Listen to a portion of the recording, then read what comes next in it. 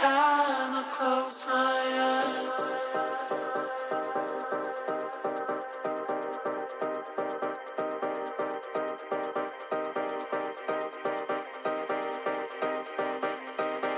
every time I close my eyes,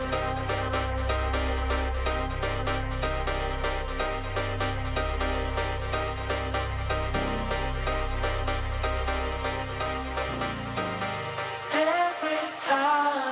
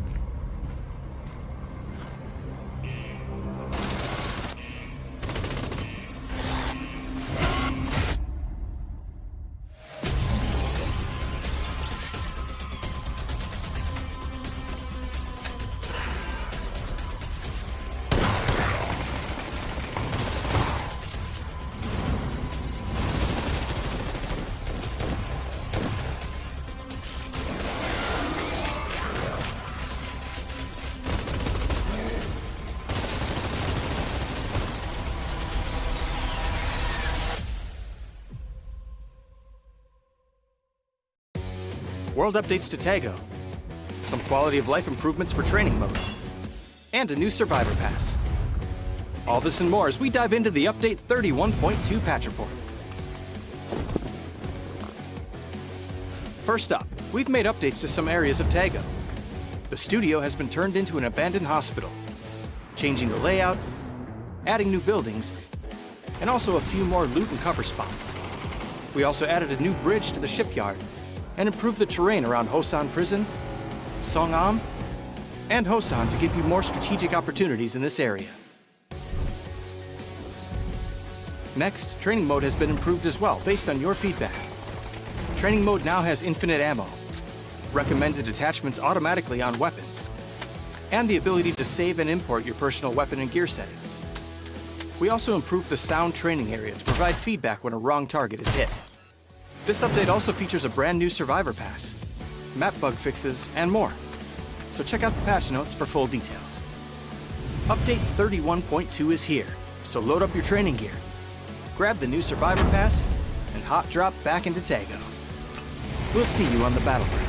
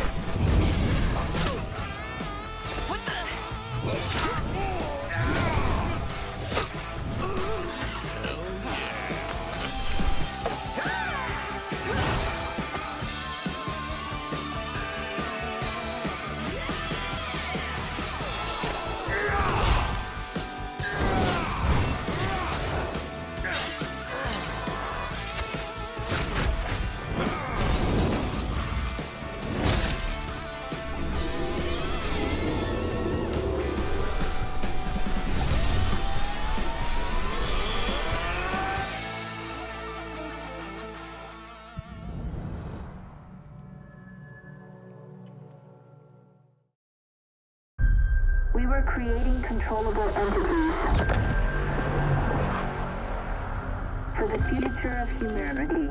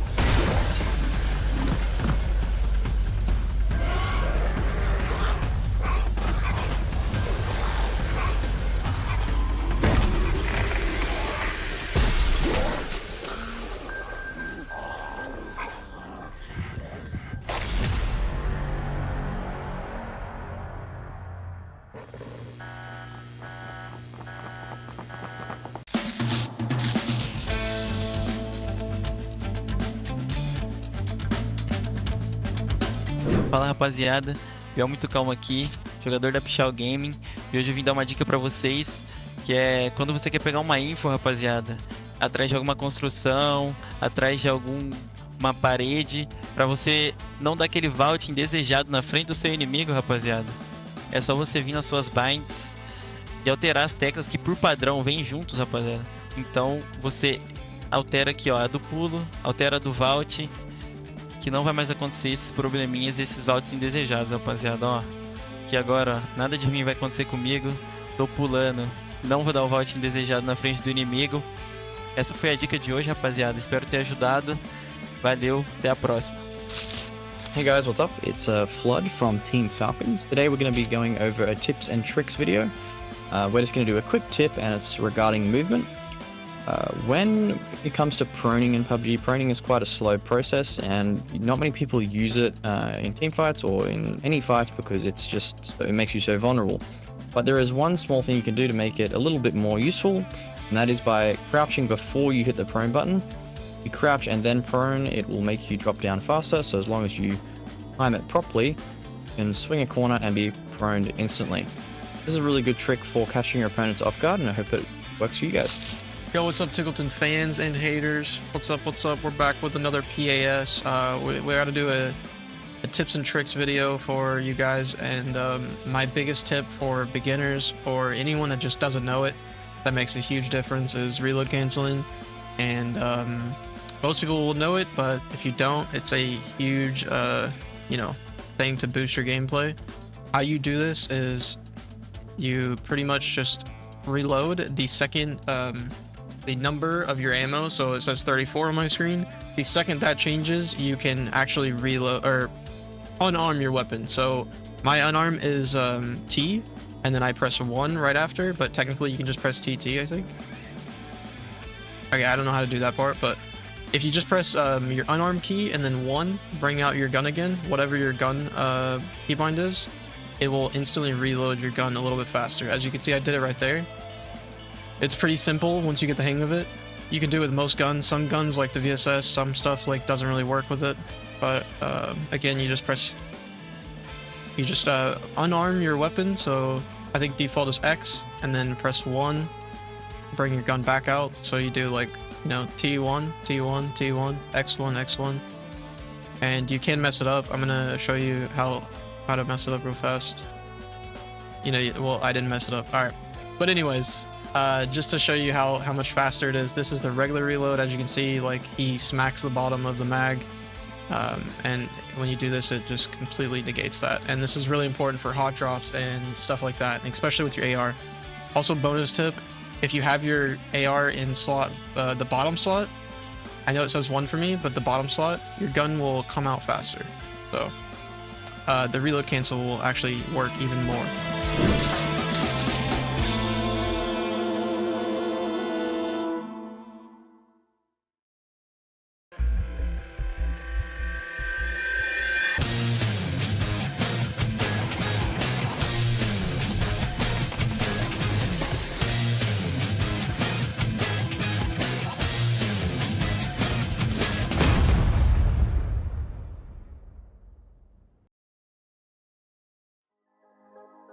Hello and welcome to the PAS group stage. My name is Matcham. You can see we had a bit of a switch out with casters. Now I'm joined by Cam and Gibson. Going to be walking you guys through all of the action today. We'll kick this off. Gibson, I caught you in chat yesterday. I know you were watching too, Cam, but we had I guess a couple of known factors whenever we're looking at what's going on with Legacy and Falcons that didn't have the best of day. What's your take on it? Yeah, I was watching the games and they never really got going, and by the end of the day I kind of thought to myself, was it because Group A was just stronger than Group B as a whole? Like, when you looked at the leaderboard at the end of the day, 6 of the 8 teams in the top 8 were from Group A, only 2 Group B teams made it in.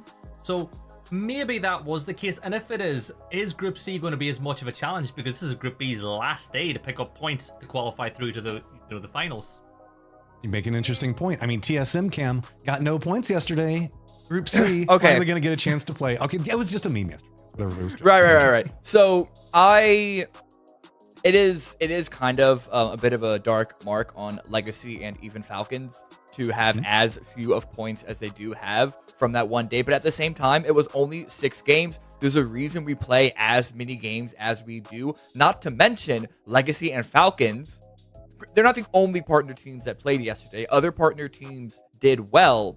But this is the first time they had played any officials since previous qualifications or previous global events that they might have performed at. So, I honestly, for a lot of the top teams, or really any of the teams, for me, as long as you make it to the grand finals, That's the important part. How you get there doesn't bother me too much. Now, if it's 2 bad days in a row and teams as good as Falcons and Legacy are go to last chance, that will be a bit of a concern. But we've seen Sonics go to last chance before, and this was still like when they've been, it's the past X number of years that they've been at the top. They've experienced a last chance before. It's not unheard of. So again, I'm not going to be raising any alarm bells just yet, as long as we see them in the grand final in 2 weeks.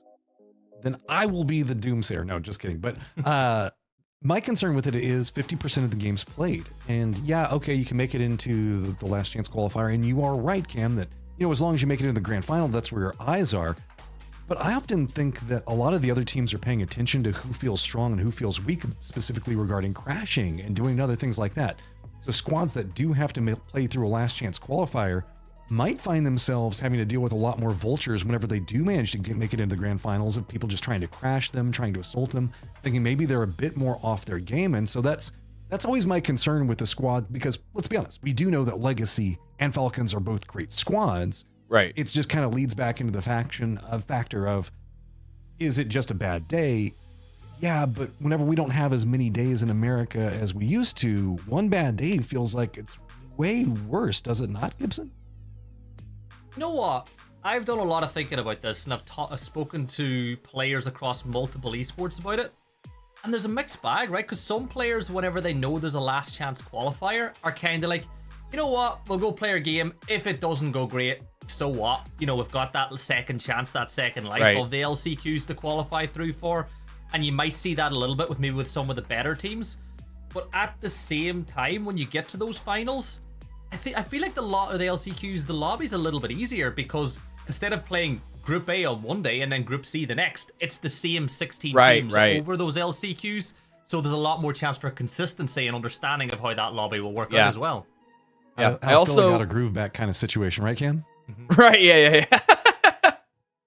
God, how data of a reference is that? So I also do want to remind both of you guys that in the qualifiers to this event, on the final round, the final best of 12, both regions, North America and South America, had a team that looked almost basically out of it after the first day, but came back and qualified, and not just like in 8th place and 7th place, in a higher position. That's Orion from North America and 55 from South America. So these comebacks can happen. Sure, you've already played half of your games, but you still have 6 more to run it back and deliver some massive damage. This isn't like a game that you have some power disadvantage if you start off poorly. You just, every game starts off from scratch at 0, and you have the same amount of chances to get points. Well, you are technically true, but we also do hear a lot of players talk about, the playing with more points, playing with a bit more freedom, and just how much more they can give you. Specifically, whenever we're looking at things like PGC, PGC standings, Falcons presently in first place. As we saw, there's 400 PGC points on the table for whoever manages to walk away with a victory here. That is going to be massive. That gives every single one of these teams a chance to really kind of step up and throw their weight back behind it. But we've done a bit of naysaying, but I do want to at least give some laurels to Toyo Esports and Sonics. Man, we're just on an absolute tear. They were ripping through a ton of squads, just an absolute great performance. Like you were talking about, Gibson, we've lost Pachow inside of this as well. We've kind of stepped it back down and provided more opportunity, but we do have Pachow on the side of this lobby, and I'm trying to think. We have TSM joining us. Mutt had some pretty big moments, but Luna is an interesting team to keep an eye on. They have had some big moments in the past, Cam. Yeah, I'm a big fan of Luna Galaxy. If you guys don't remember, that'd be weird if you didn't, but beginning of this year, they almost qualified to PGC 5 and 6. They had that final day surge where they were within only a couple of points of overtaking Legacy, and then when it came to EWC qualifiers, they ran away with it. They qualified in a really solid position to go there. So I think Luna Galaxy is a team that you should keep your eyes on the up and up, on the come up, potentially gonna solidify themselves as the strongest team from the Latin American, South American region. And so them playing today, everyone's going to be looking at TSM. Everyone's going to be curious about gas cans. Can Falcons and Legacy sort of turn it around? Can Wuju 2 continue to deliver and be that new, like, young gun, brand new squad? But, like, Luna Galaxy, my eyes are going to be on them as well. You made a bold statement with saying the fact that the best Latin American team, because I don't know, Toyo, I know it was just one day, and that's what always makes me nervous about whenever we're looking at group stages, right?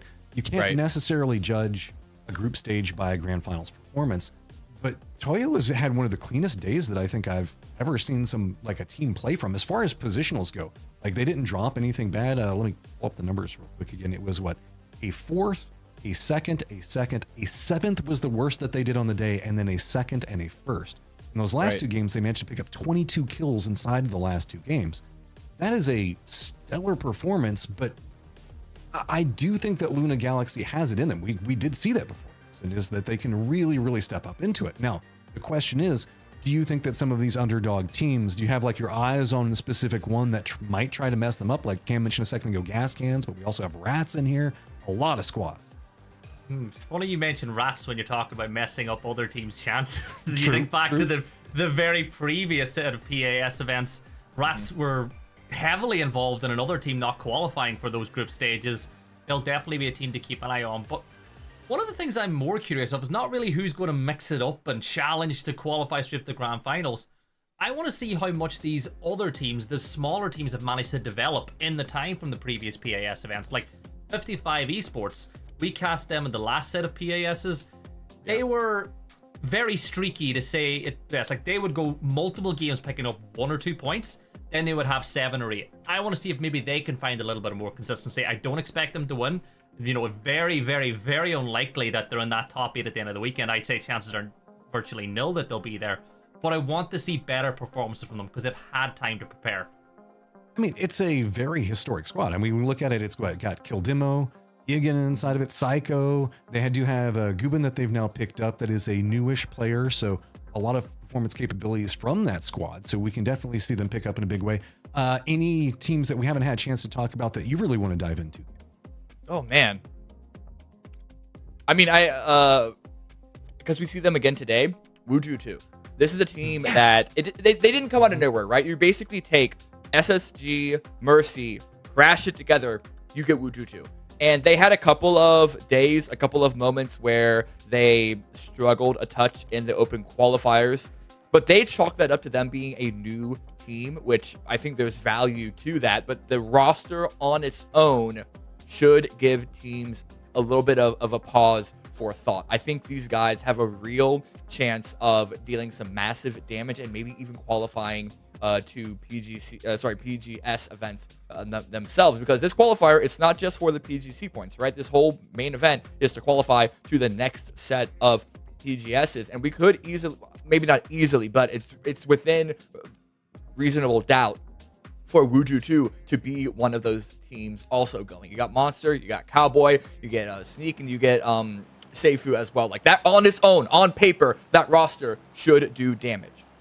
Well, here we go. We've asked a lot of questions, and now it is time to get some answers. We'll go ahead and send the airplane up. And can we see Falcons and Legacy right to ship? Or TSM going to come out dominant? Or maybe we're going to see some underdogs show up. We don't know, but you guys take it away. Well, at the end of the day, for all these teams in Group B, it is a case of getting yourself into the top 8 at the end of today, and then just sitting back and watching tomorrow. But Cammy, it feels good to be back. You and I back on the mics once more, and like when you look at this flight path, honestly, I think a lot of these teams, like Luna Galaxy, will be licking their lips. Yeah, it's a little bit towards the north, and I'm always a little nervous when I see ones that are either perfectly horizontal or vertical, because they're not as long as the more diagonal ones are. But oh, we get it again every time. I don't know what it is. This is the new hot drop position, power grid. Bocado, old news. Power grid is where it is always at. This is a great start to the action, and Hikerman and Richie B get in action straight away as Shadow and Trisk will fall. You look in the middle, FCZ is very close to Hello My Bad as well, and Hello My Bad will pick him up, and oh no, this is not looking good for MUT at all. No. It's over. It's over. Yeah, this is very, very fast, very well done for the Gas Cans. And they have a fair bit of experience, if my memory serves me correctly. T-Plents is on the retreat, probably the best decision to make. I mean, you commit to the hot drop, there's going to be the chances of going down very quickly. But with an exit and the exit path available, and with the awareness of the chances of trying to bring that one back into 1 versus 4 is very, very unlikely. Run away, try and scavenge some sort of points that you can for yourself. But looking at the map, there is Cowboy also just to the north. So I don't know if T-Plens is going to find any ground that direction. Oh, he's in a lot of discomfort, that's for sure. Look, I don't like to throw shade at EU, right? Because I am technically from there. But EU had a hot drop today on this map that lasted 9 minutes. Oh, Kenny, no. We do hot drops different here. That hot drop lasted 25 seconds. I put a timer on it. That's what I'm doing. Anytime there's a hot drop today, I'm timing it. Because in America, we actually fight. Yeah. Listen, flash, fry. That's the best way to cook. And Cowboy is looking for stragglers. Aware, clearly, of the fight that had just happened at Power Grid. Probably heard the shots, saw the info in the kill feed, knowing where those teams drop. So looking to see if he can't pick up a point or two, or also just to watch for a accidental backstab. Because if T-Plents were to find Cowboy, it wouldn't necessarily be on purpose. And you want to be aware of your surroundings from minute 1 in this game. The chances of coming across someone off random chance is pretty low.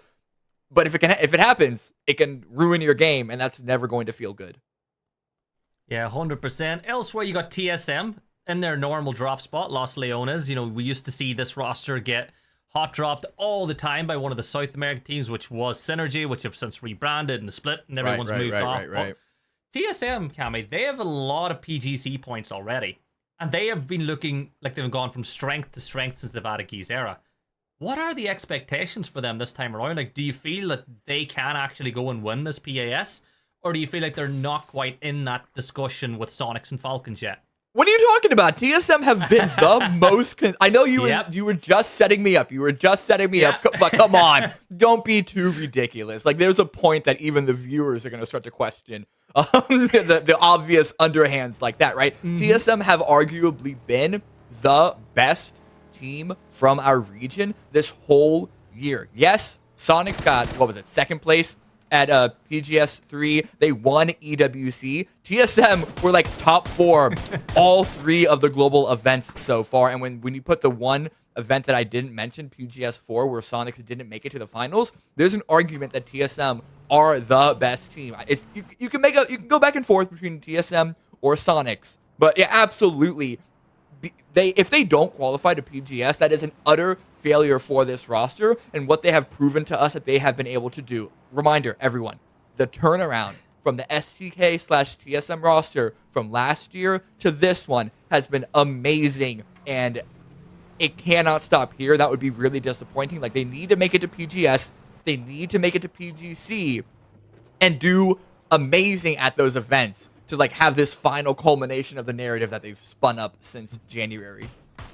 Yeah, so my take on it is, I still feel like you're only as good as your last performance, and Sonics are, international champions, so I still put them just above. But to me, TSM are the most consistent team out there. Yeah. Like you said, they're constantly in the top 4. Gizera is one of the most deadly players, and I've always backed Purdy Curdy because to me, Kurt's been doing it for years. He's one of the old, the old heads in the game. He's not afraid to speak his mind, which as a caster, sometimes we wish that we could. But it's all in all, I really like TSM. But early stages, I think for them, a nice game, top 8 finish, stay out of trouble for a little while, which they probably will do if you're looking at the map. Remember, guys at home, the map stream is up. I'd always advise if you've got a second screen or a mobile that you're not using, make sure to have the map stream up so you can get a really good idea of what the top teams do and how they rotate into the circle, Cammy. Yeah. Hazel, Orion, only playing as 3 this round. Very unfortunate because their first day, not the greatest. 6 points, 6 total points within 6 games is not a good look. And for a team that, like I said, they did have a good final day in the Opens to qualify. A lot of eyes are looking at them to see if they can follow up on that performance. Yeah, Rat's the team that we spoke about in the pregame that can definitely cause a problem. Lots of experienced players there. Bonjay de Gallo up on top of the hill here, taking some damage from Flood, who'll force Pydeem. a little further back. All of this happening just north of water treatment. You know, these two teams vied out for control on the north section of the map. PUBG de Gallo, they're a team that coming in today as well. They've certainly had their moments. Hazelton, we know that he can pop off at any moment. We know what the Pi deems a good player. But for PUBG de Gallo, what is success for them this week? And I really hope that they can fix some of the problems they had and definitely make their way into those grand finals. Yeah, one of the newer teams, a bit less proven than some others. A couple of the names should be recognizable by the more casual viewers, but still, certainly one of the more underdog teams. Pidem, as we saw, sending some long-range shots, looking to harass Ragers coming in through Oasis, and now Pichao as well, floating in outside of the zone on the east coast, outside of El Azahar, a late rotation, which doesn't surprise me considering the distance that they're having to cross. We only had what? No, we haven't had any kills outside of that hot drop. Not even any knocks by my measure. And we still have, what, almost every team making their way into phase number 1. I know it's Miramar, but this looks to be another case of the game 1 reservations to start things off. Yeah, and when you consider it's 2 new groups as well, one new group joining Group B today. Right. Everyone's being a little bit cautious and feeling each other out and kind of get an idea of how teams are going to rotate into the circle. At this point now, all of the teams bar Pichao have made their way into that phase 1 circle, so in about a minute and a half it will pop and give us a better idea of where we're going to finish. A few things that I do like, though, is the position that we have Rats playing in right now. You know, they're in a position where they can be aggressive, they can cause a lot of problems. You can see they're trying to cause some problems off in the distance, but I don't know. I think for Rats, I'm excited to see what they can do because they are a fun team. I think fun's the right word to use. Right. Also, shout out to Balefrost. You can never leave PUBG for too long. Everyone always comes back. So good to see him playing and competing again. Seek attack currently eyeing up. I believe that was Orion, if I'm not mistaken. Just downrange. A bit of a wide spread for Wuju 2 at the start of this. Nothing ridiculous, nothing outrageous, but Ragers coming across Legacy. General Lee tends to be one of the more active players for this squad, kind of looking for kind of wildcard openings, which can bite them at points, but can also give them some great openings and is able to find a great, fantastic headshot at the end there. I thought D0 was going to get out of that. Hunter is not too far for the north of General Lee either, so they might be able to capitalize on this, but RBN looking to hold. Yeah, Babler, though, Orion causing problems for General Lee, who was looking to flush the knock that he got, but as you can see, the nade's gone off, and it looks like, for this point, Legacy, they've just picked up their man. They're getting out of dodge. Circle shift does occur as PUBG de Gallo have prime position on those hills north of water treatment as that mass migration will now begin. But the question now is, look at Pichao making their way north. They should know it's reasonably clear. Yeah. And they could cause a lot of problems for PUBG de Gallo. It depends on how aggressive they want to be towards the center. But yeah, they should know that it's pretty wide open. The concern, though, is that they should also expect a number of other teams coming in from the south. So we have like TSM and a couple of other squads. They're not going through water treatment, but some teams have no other choice. And Rats versus Donkey Destroyers. Oh, the two most griefing teams of all are running into each other in the early game, and Donkey Destroyers comes out on top with 2. Oldest does have to stall inside this shack. The smoke already deployed to get back into that vehicle without getting griefed himself. The funny thing is, I spoke to so many players in NA when I started, and I asked them who their least favorite player to play was. It didn't have anything to do with skill. They said the player they hated playing against most was Oldless. Because he just runs at you. He just runs at you, and he just ran at hello, my bad. Welcome to North America. Welcome to North America, baby. Oldless is, honestly, it's the branding of Donkey Destroyers. Them as a squad. The joke that I make is they're not there to win. They're there to make sure that you lose. Oh, what a mindset. That's a true winner's mindset right there. As Haven from Luna Galaxy spots out the last member of Mutt as they make their way into the circle. Donkey Destroyers trying to regroup up on top of the hill, get some of those players back on their feet and back on the road again. as Ragers look to do a little bit of damage. They've got no kills, but they did manage to pick up a knock earlier. But this is a bit of a problem. A few more shots on an Navarado will go boom. And yeah, it's about to go boom. Cerberus falls. This explosion might take him down. No. I'm surprised Sumas is alive. He was right next to that thing. He's not alive anymore, is he? He's been taken down from Vinny at range. Pack Caps will get the res onto Cerberus in the midst of the smoke. There's enough smoke there that, oh no, Posa gets Cerberus. But as soon as he was brought back on his feet, Pack Caps will try to stay alive now as more damage is being dealt. But for the Donkey Destroyers, this is pretty much worst case scenario for them in map 1 of the day. They're eliminated as Luna Galaxy pick up a lot of those points. Yeah, pick up all of them. A full annihilation. I mean, this is the worry about that send, the phase 2 shift to the north, pulling so many teams through water treatment as their only option. We do see Orion who were able to, well, they were, I think Orion were already in this position. In fact, it's Wuju 2 that are slowly sneaking up. Cowboy, I mean, if you want to talk about baby oldless himself, Cowboy does a lot of those similar sort of wild card pushes. And this time it looks like he's being backed up by the team, being a distraction at range, slow walking forward. If you micro tap your forward key like that, you won't make a footstep sound. It's going to take a while, but it is completely dead silent. It's great game sense as well. The fact they know that nobody is nearby or close enough to get any shots on the Cowboy, allowing him to step up slower and slower. TSM, they called an emergency pickup into the sky to see if they need it for this next zone shift, which continues to move north as Bonje de Gallo continue to keep the high ground in what is essentially the center of the zone. But I've got my eyes locked. I was gonna say my eyes locked in the southwest, but in reality I should have my eyes locked in this fight as Cowboy will catch Hazel and pick up that point. But Cammy, look how many teams are rotating from the southwest. Well, yeah, that's the only place to go. It was a field to the southeast, and TSM was already taking control of that. This was a pretty direct.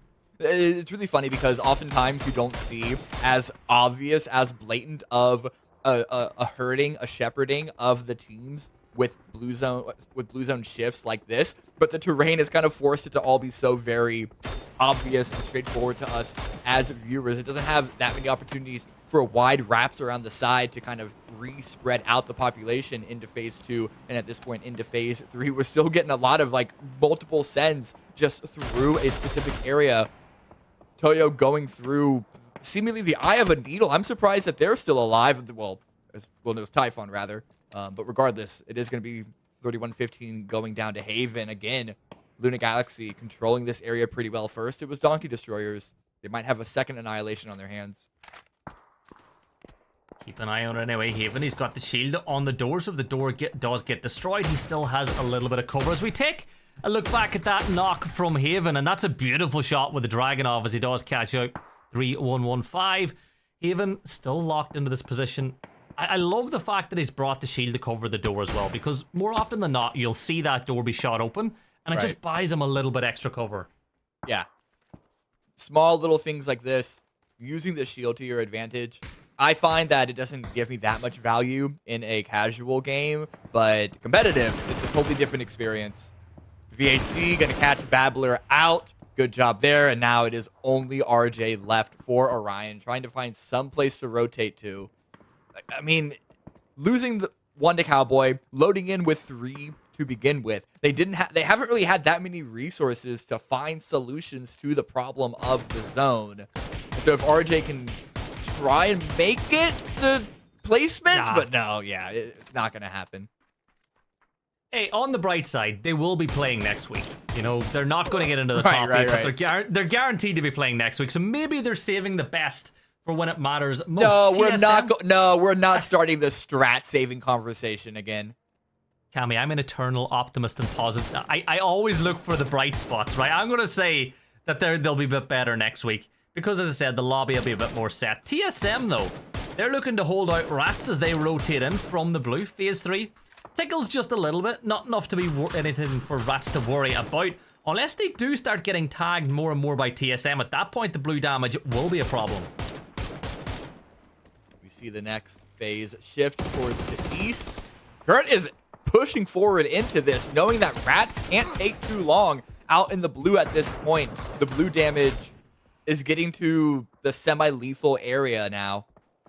And so expecting that vehicle to have really no choice but to push in, catching that kill out.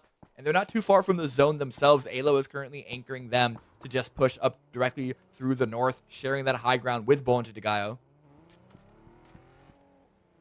Sparking peeks over heel here. Gats on the way. Oh, yeah. One tap. Okay. Yeah, Sparking, we get it. You're good. Down go the rats. Roth gets picked up by Luke as well. And I don't think it was TSM that got that initial knock on the Luke, but they'll certainly pick up the points. Posa down here for Luna Galaxy. They've got a lot of points on the board already in this map, but they're under a ton of pressure as Falcons look to lock them out. Posa. BBNO. The blue zone should finish for him, unless Rello can get there first. Rello will get that kill off the board. 1 point for Falcons, and isn't it weird that 1 point for Falcons increases their points tally for the whole tournament so far by a decent percentage? Woo! Hold that thought. Fakeson holding in the bar. Ragers crashing in. P-Chow have to pull the backup. Majestics tried to go for the drop shot. General Lee's looking to fight back and answer himself, but it's not looking good for Ragers. Dixon dancing around inside, using the bar for a little bit of cover, but Ragers will get eliminated as Fakeson did have plenty of cover coming in from up on high. Now Fakeson will smoke out, get himself back to a high HP total, and try get some of his teammates back in the fight. Falcons still creeping their way in, but they're in a horrible spot because you move one way, you're heading towards Luna and Bonje de Gallo. You move the other way, you're going into the waiting arms of TSM. And Kraken, well, he went into the waiting arms of Falcons. They get another point, 3 for them as we're into our top 10. Yeah, Falcons looking to try and take this fight. The rotation options for them weren't looking particularly hot. They still aren't. And so instead, going for engagements, clearing out the space themselves. Oh, no. And Sparking catches them on the mortar. Oh, but the item stays alive. Sparking is not want for further targets, however. It's not like Sparking to not get an opportunity like that, considering the shot that he hit just a few seconds ago. But Bonje de Gallo, they've got more pressing issues. Falcons have more pressing issues. Luke will get the knock on to Flood, leaving it down to Rello and Snakers, and they're running straight at Bonje. Bielmont Calmo gets a knock elsewhere onto 55, but Rello, you're inside the blue, you're running right towards Bonje de Gallo, and Pydeem, he will get Snakers. Rello, it's all down to you. Sparking gets knocked by it's from Bonje de Gallo, but Kurt's there to trade that one back.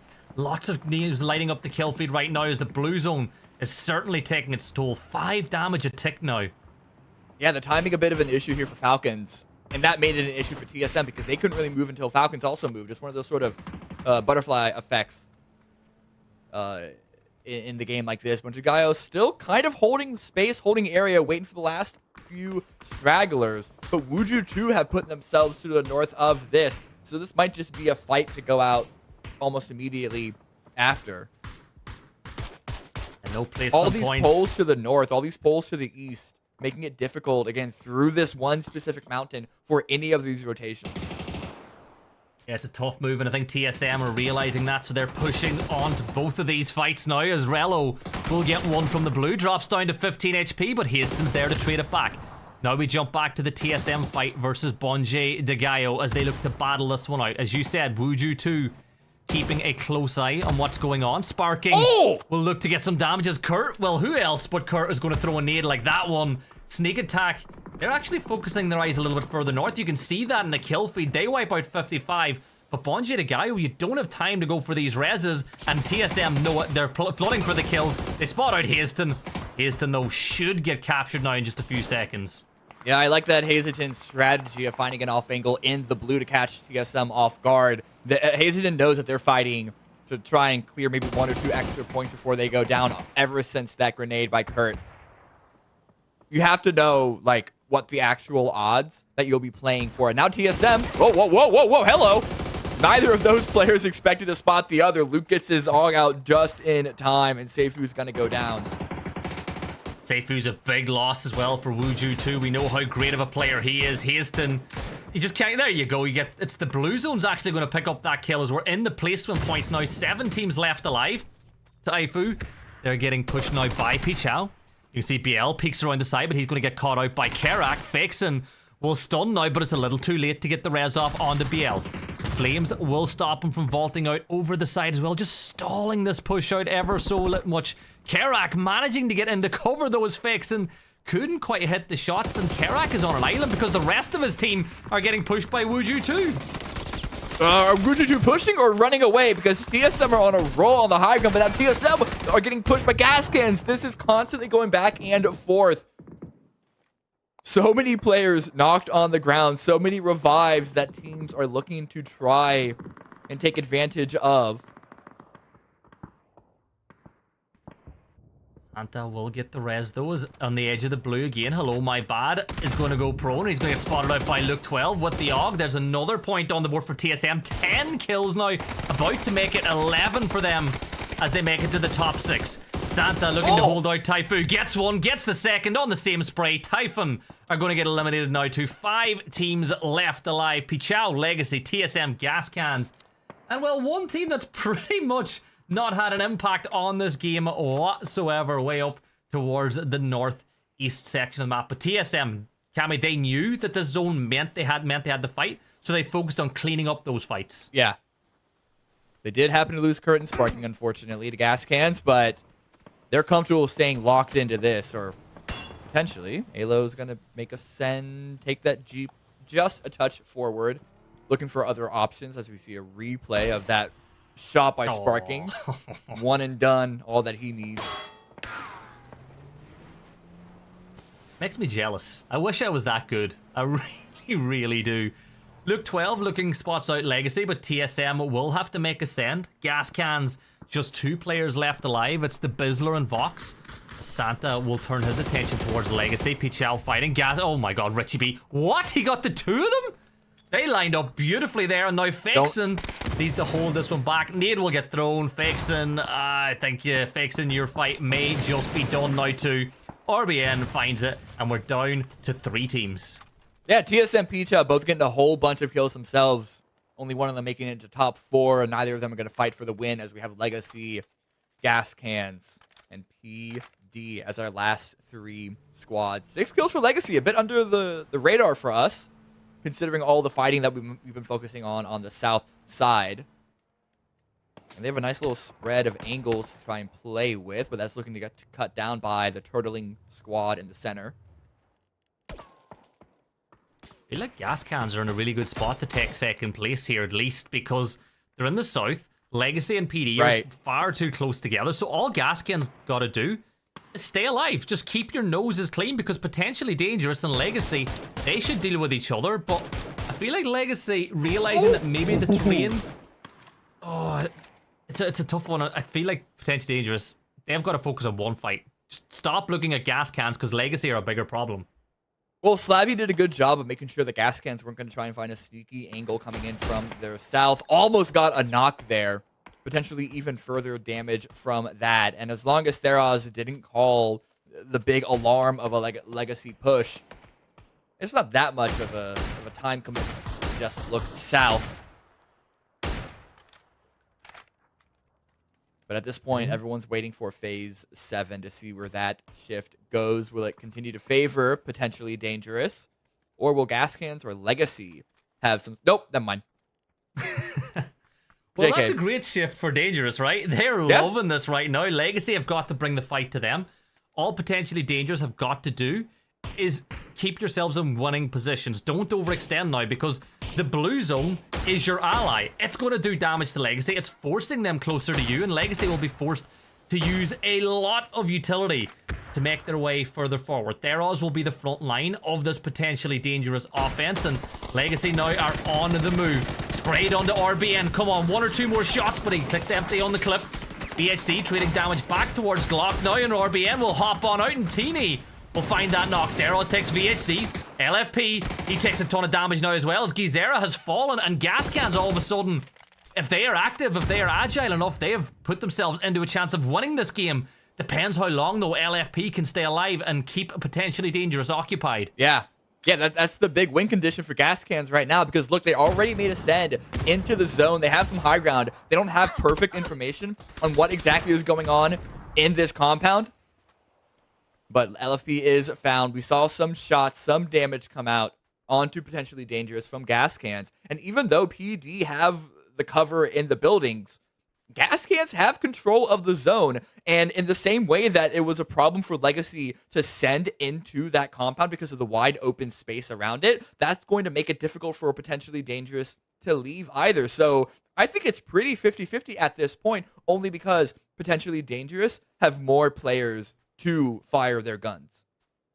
And big thing for gas cans, especially with these head peaks that they're doing, is both of them have got their level 2 helmets. They have a ton of utility as well, both offensive and defensive, so they can afford the peak, because you look at potentially dangerous, they don't really have the DMRs that are going to get those instant headshot knocks. Now, Richie B, he's getting pushed by 2 members on that side. Slabby and Glock working as a 2, working their way up towards the ridge. And what Vox needs to do is let his position be known. And oh my god, nice. Richie B will get that knock, and it's a 2v2. Oh, great shot. And a great headshot. As well. This high ground is really good. Potentially dangerous, have a lot of angles to play with on this hillside.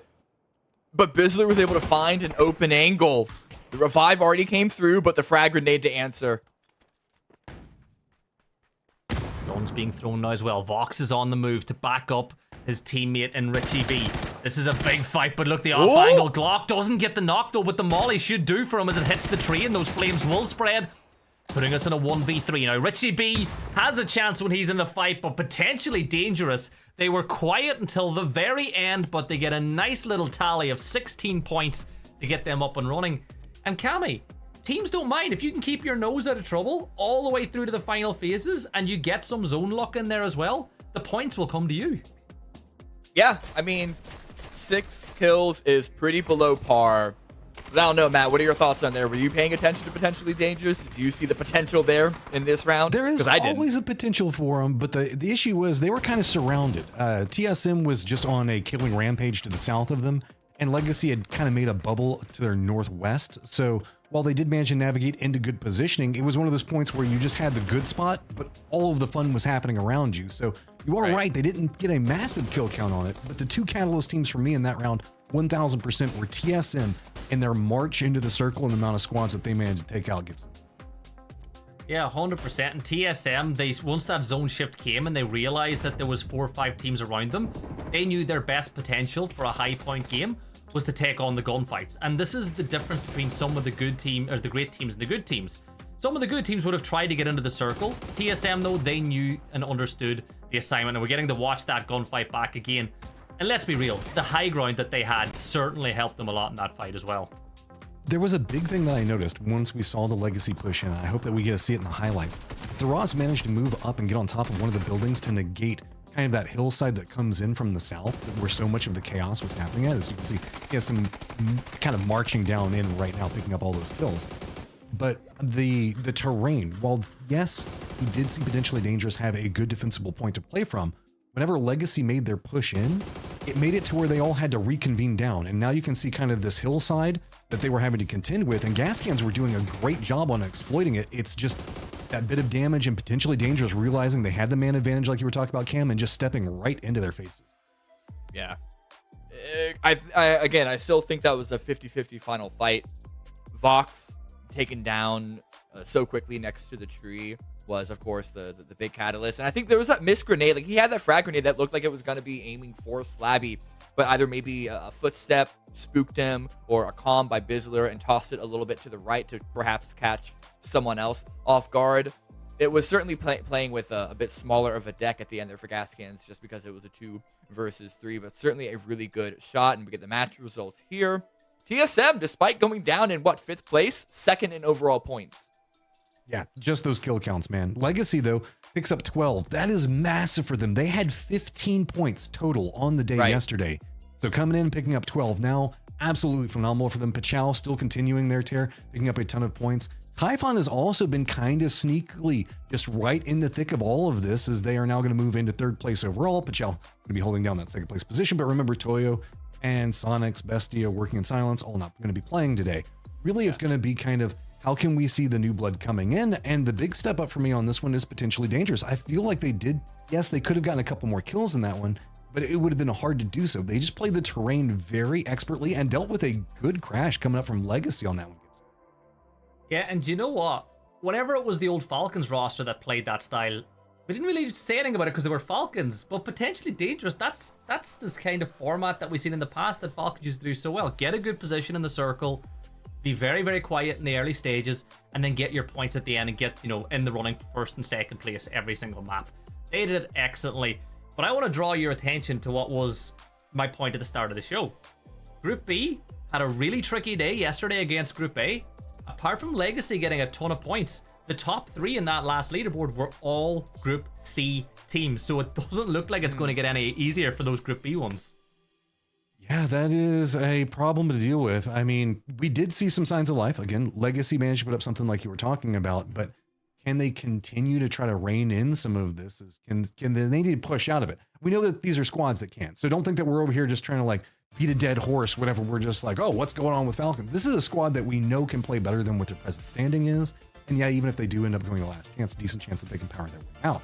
Question comes into play is we've been seeing a lot of mid-game chaos that's been happening. And I don't want to say necessarily chaos. It is planned execution, most notably by teams like TSM, denying angles, a lot of very strong edge defense coming into play. And for squads like Falcons that do like to kind of move into center, make that second circle rotate in, sometimes, Cam, I feel like they're kind of getting caught by all of these firefights and completely, it's costing them so much. There's the infamous Rillo getting shot out of a vehicle, but I mean, it's because of those firefights on edges, huh? Yeah, I mean, I think this particular game, the circle shift pulling through that water treatment hillside is, again, I said this during the broadcast, very, very difficult for backup rotations. We saw a number of teams.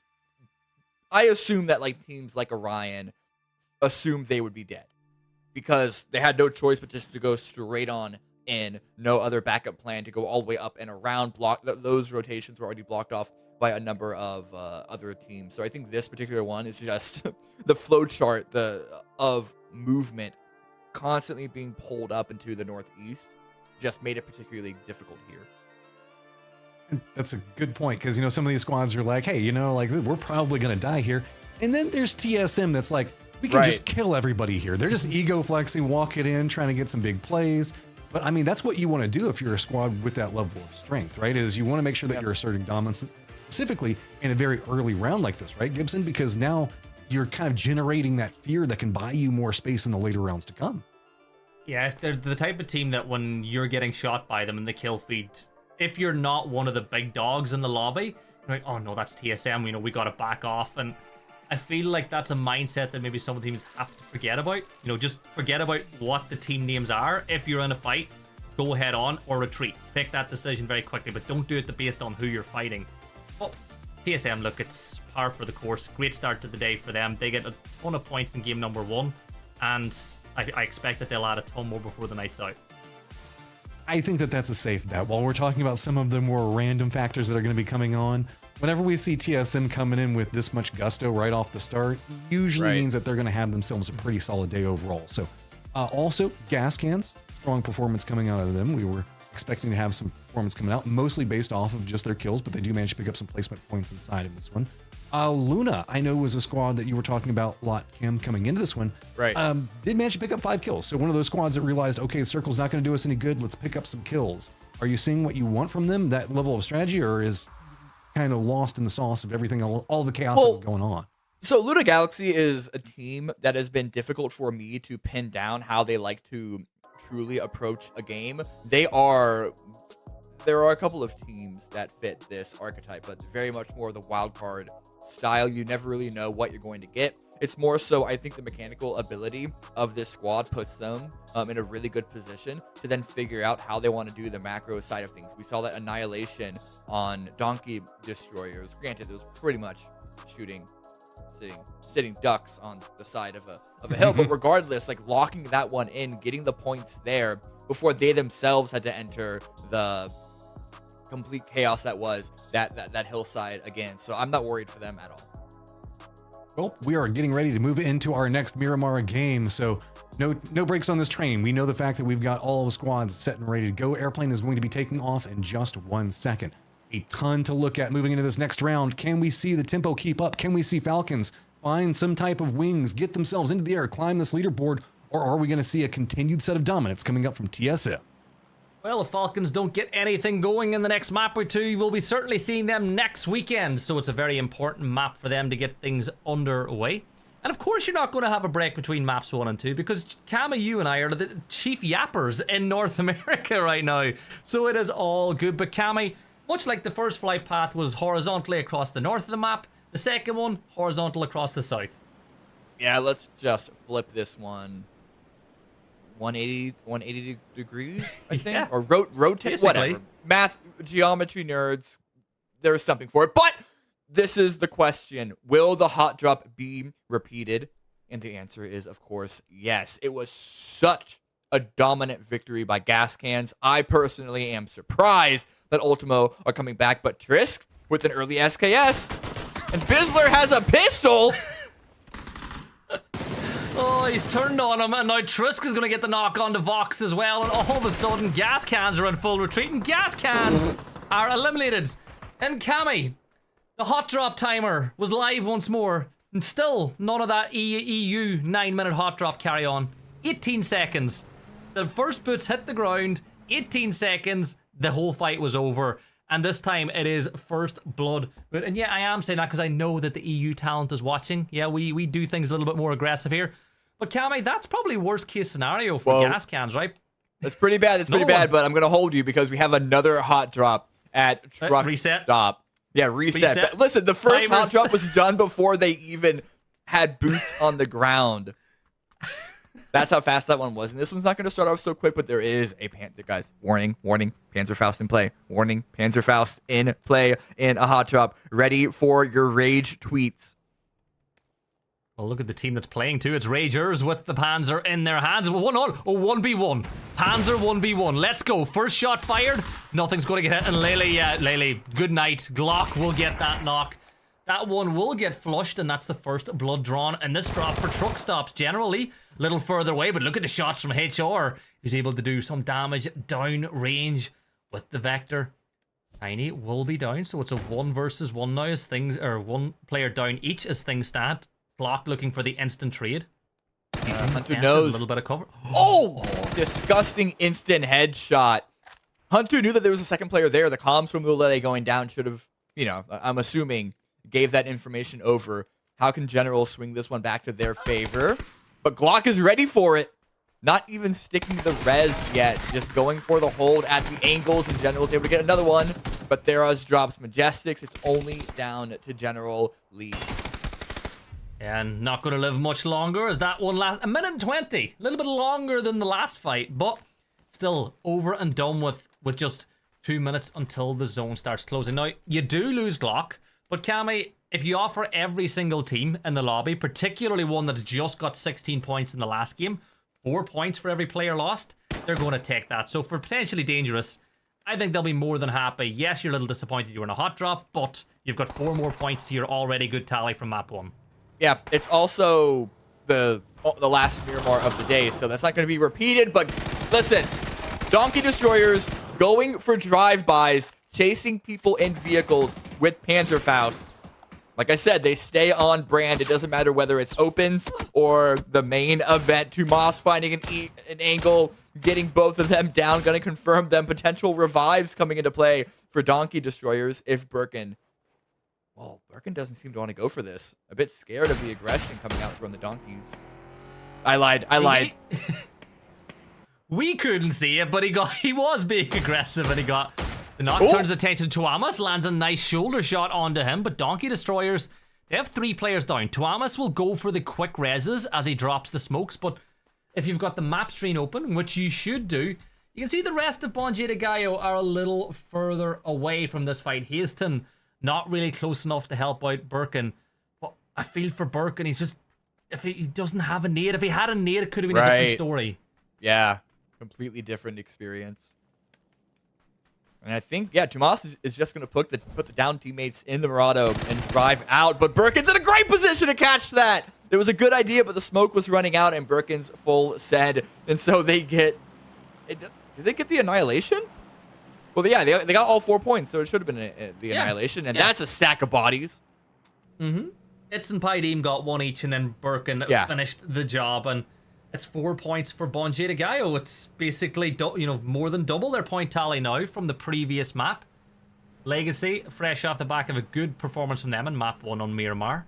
They're making their way into the zone, which did shift just a little south of Chumacera for that center point.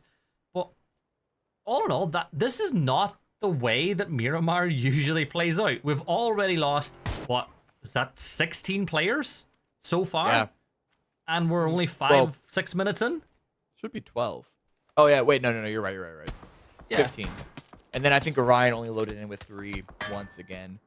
So we started with 63. But yes, to your point, yes, we have lost a lot of players early on. Sparking got a nice Groza, but unable to get out of there because 55 killed Demo. Took those tires. Good job, mate. Appreciate that. Pop all tires you can see. I love it though. That's like the ultimate ranked troll move as well, isn't it? You're like, yeah, there's a car. I'm going to pop the tires. And if you see people near the car, pop them even quicker. Yeah. 55 Esports, they didn't have the impact though in map 1 that they would have wanted, sitting on 0 points as things stand. 2-2 split right now. Oh my god, we're going to turn our attention to RBN. Posa is going to get obliterated with a mini from off angle. And LFP is close enough now to really put the pressure on. Now, Vinny is on his way here, but I think he might just be a little too slow. But oh no, Kerak's got an off angle onto Rats. Some good shots there, unable to get the knock, unfortunately. But I think the revive would have been pretty straightforward. Yes! Yes! Pop the tires! Pop them! Like he's in a thrift store popping tags the way he's popping those tires. Now Legacy making the push onto that was Haven. Awful. Yeah, no, it was great, and I will hear no slander on my puns. Gizera, the front line, looking for the final player from Luna Galaxy in this compound. Vinny too far away, but Haven doesn't have a shotgun. That's the problem. He's got the barrel. He doesn't have time to reload. He might get one, but he shouldn't be able to get the second and the third. But as long as the smoke stays fully... what's the opposite? Dissipate? Dissipate's the word for when it goes away. What's the word for when it's still spreading or still there? I don't know. Spreads? Remains? Chat will tell us. There's bound to be a scientific word for it. Vinny. The point is, yeah, look at this, though. Haven, that smoke saved enough time. Legacy popped out because they expected the arrival of Luna Galaxy, probably called out by LFP on the high ground. And so now Haven has a lot more room to play with. Looks like he's going to re-smoke himself off. A nice knock against Vinny for Legacy. But this is still a bit complicated of a push through this building as rather than what Legacy were probably expecting of one. Haven dropped it, got himself some loot off of that crate, but VHZ will spot him. That'll be that. That should be confirmed in a few seconds. The pan may be saving him for just a few seconds, but Legacy have Luna Galaxy down to 2. Vinny on the other side, along with Kraken. Now, this compound can be difficult to push at times if you do not do it correctly, but Legacy know the longer that you let this fight go on, the more likely that a team that pushes towards Chumacera, if any do, will be tempted to third party in on the action. So for Legacy, it's a matter of being swift as possible. We already have some third parties coming in from 55. It's one of those moments that you kind of regret getting involved with. You kind of regret committing so aggressively towards, because even if Legacy are able to come out with all 4, like, how much control would they really have? And then in 40 seconds, when we see phase 2, their options might be significantly limited with teams like 55 overlooking them. We have other squads like Wuju 2 coming in from the west, and if this continues to take longer, they could look to capitalize on a fight that is pretty scrappy. RJ's got to get himself a move on now as TSM let Orion know that the spot is taken, so Orion will have to go hunting a little bit further away. You can see that Luna Galaxy are taking up the favored weapons for these close quarters combat encounters, where you've got the shotgun at the ready. Legacy making their way through the barn now, Cammy, but realistically, this is just making sure that none of them are hiding in the barn. They want to clear it section by section. Yeah. Bit by bit. Don't want to get caught with your pants down. Grenades coming through. Pretty confident where they are. Checking the longhouse can be difficult. Well-placed grenade, but a hip fire from Gizero is going to find the first. Trying to avoid the blue zone, but it's fine. It's fine. Everyone from Luna Galaxy has been taken care of. So even if Gizera did go down, the revive should have been in short order as we pop over to another fight, this time on the edge of phase 2, because it was a medium shift, shall we say, southeast. Falcons versus Bonja de Gallo. Yeah, and Snaker's the one pretty close to that, as you can see on the map. As you can see, that shift keeps a little bit of water in towards the south, but TSM pretty happy. Orion got to be careful now with Pichao making their way a little bit further south, but all in all, most of the teams, if not all the teams apart from Rats, are inside this circle. And I've just gotten informed, blooming was the word I should have used, Cammy. Right. There was more scientific words thrown out there, like proliferate and coalescing. I'm going to stick with blooming. I'm going to stick with blooming because it sounds good as an Irish person. That is one of the tropey phrases, isn't it? I'm blooming because when we can't curse, we usually say the words like that instead. Yeah. For me as an American, it just reminds me of fast food and like fried onions. Oh, blooming onions are great, aren't they? Yeah. I don't know. I don't think I've had them. They're good. It's good. It's deep fried onions. Like how they can't be that great. They can't be that bad either. It's deep fried onions, but you know. If the food is Kurt's beige, gone down. Oh no. Kurt will get back up again though. Yeah. There's Alo. He's in position to do it. Yeah, I'm just trying to redirect us back to the. I'm trying to redirect us back to the game and not talk about food here. Well, we are on a beige map too. Like the food we were talking about is beige, but yeah, it looks like fried chicken. No, stop. There's nowhere open for me to get food here at this time of night. So, I guess we'll have to use the action. We'll have to use the action to satiate our appetites. You like that word, Cammy? Satiate? Yeah. Yeah, it's all right. Damn it. Will I ever impress you? Nah, not really. Oh, damn. Right, yeah, so. Legacy. yeah. Okay, the game. Yeah. After you, kind sir. No, just Ultimo. They're on a rotate. We have 30 seconds left. It's been pretty.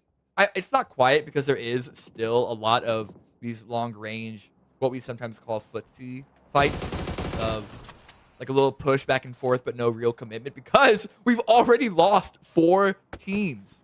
And it's 13 minutes into the game. That was very, very fast elimination of a couple of squads. So we might have a marginally slower mid-game. I say that, Wuju 2, Cowboys getting caught out. Very, very low. That grenade might hit. Oh, quite close. Yeah, Cowboy. I think he's locked into this position for now, though, as things stand. It's very difficult for a team to push him when he's here. He'll get a lot of information. The rest of Wuju 2 are waiting for Seifu to finish his rotate. He's a little further, as you can see, towards that western side. But for me, keep your eyes locked on the west-northwest of this circle because you've got pretty dangerous making, or potentially dangerous making their way in, as are Typhon and... Code drop. Get the code. Yes. Code drop. I'm yelling it because if anyone's like looking away from their screen at the moment, we got codes. Get it. How many codes? We don't know, but type it in. Get your code, see what you can get. Yep. Ooh, another knock against the Falcons. Typhon are pushing. Roth with a grenade to try and stall for the revive. Snaker's also looking for an angle, and there it is. The crossfire is going to take Carrick down. Oh, Roth's down now as well. Snaker's the last Falcon standing, and it does not look like it's going to be their weekend here in PAS. Now, RN will take a lot of damage off that, but stays on his feet. Snaker's, though, last player standing. For Typhon, they've kind of, like, I know we know these players, but they've been a surprise package, but Snaker's realizing that they're weak, and this is the chance now to make the push. Sparking will do some damage from behind, but Snaker's is gonna... Oh, surely. He eventually gets it.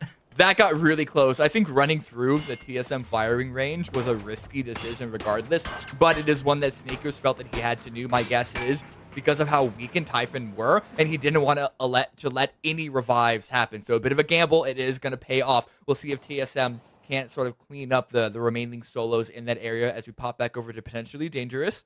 The winners of the previous match slowly crawling up to Orion's east side. Oh, it's like a pantomime, RJ. He's behind you. He's behind you. Theros is just waiting. Now, those footsteps should give his position away. But he's holding RJ out. RJ can't really go anywhere. Stun. But he can't put... RJ's going to swing and peek. It does a ton of damage, but he will fall. Theros gets caught out. He waited a little too long. And Orion, well, they're about to pick up another point, but no! Slabby is there. Down goes RJ. I think RJ was blind when he got the knock, pre-fired based off of the audio, but then got a little too ahead of himself to clean that knock up. And now Tiny with another knock. That's a grenade. Gets out of there in time. Battler's gone down. It's, well, was all down to Hazel. Slabby takes care of that. So potentially dangerous. 7 kills.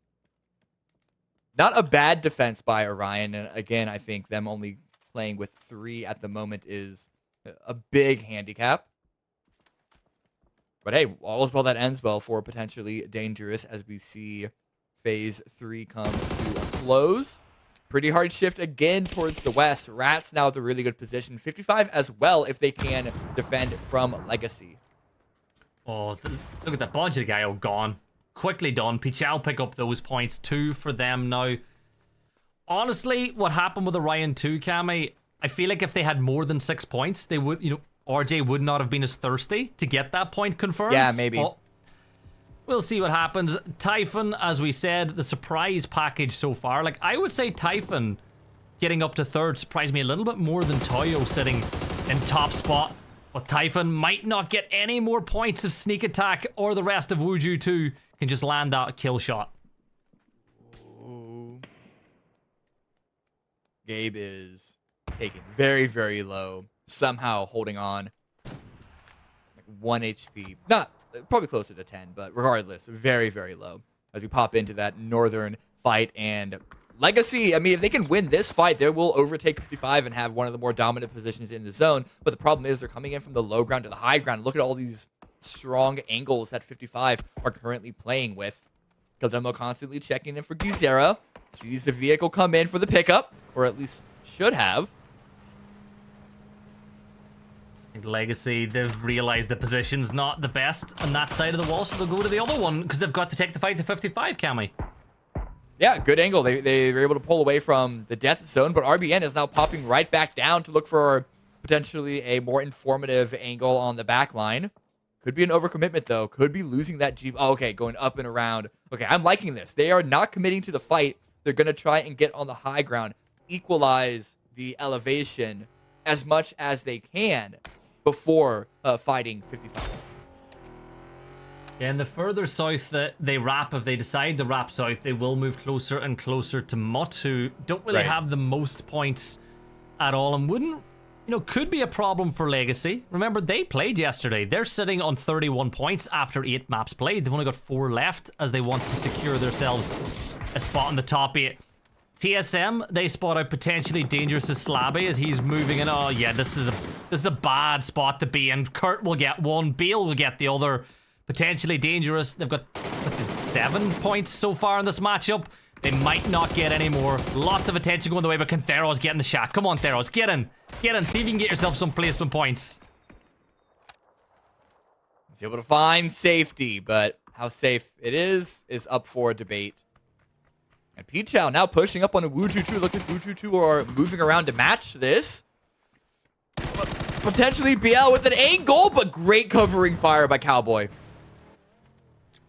That's what Cowboy can do. BL is down. Pichao now looking to buy themselves a little bit of time to go for the res. On the other hand, Wuju 2 know this is their opportunity to strike. Sneak attack and Seifu working as a 1-2 punch as Cowboy will try to get the angle on the side. Santa in that battle. Nade tossed over the ridgeline. Santa will get the knock on the sneak, but that bounce goes a little too far. Santa not taking the damage at this point, but he will now buy himself just enough time to go for that first aid kit. Cowboy knows that he's roughly in that angle, but time is becoming a bit of a problem for both of these sides with the blue zone. Get ready to close in. Seifu will find it Fakeson now. Numbers getting back a little bit closer to being level. Smoke about to dissipate now too, Cammy, and all of a sudden, Pichao back on the back foot once more. yeah, really good covering by Seifu, watching the potential blind side of Cowboy. Fakeson looked to exploit that, but this hold by Wuju 2 is looking really, really good. Getting the revive on sneak attack. Revives being traded on the back end as well. At least for everyone but Fakeson, because again, Seifu had the perfect angle to finish that one out.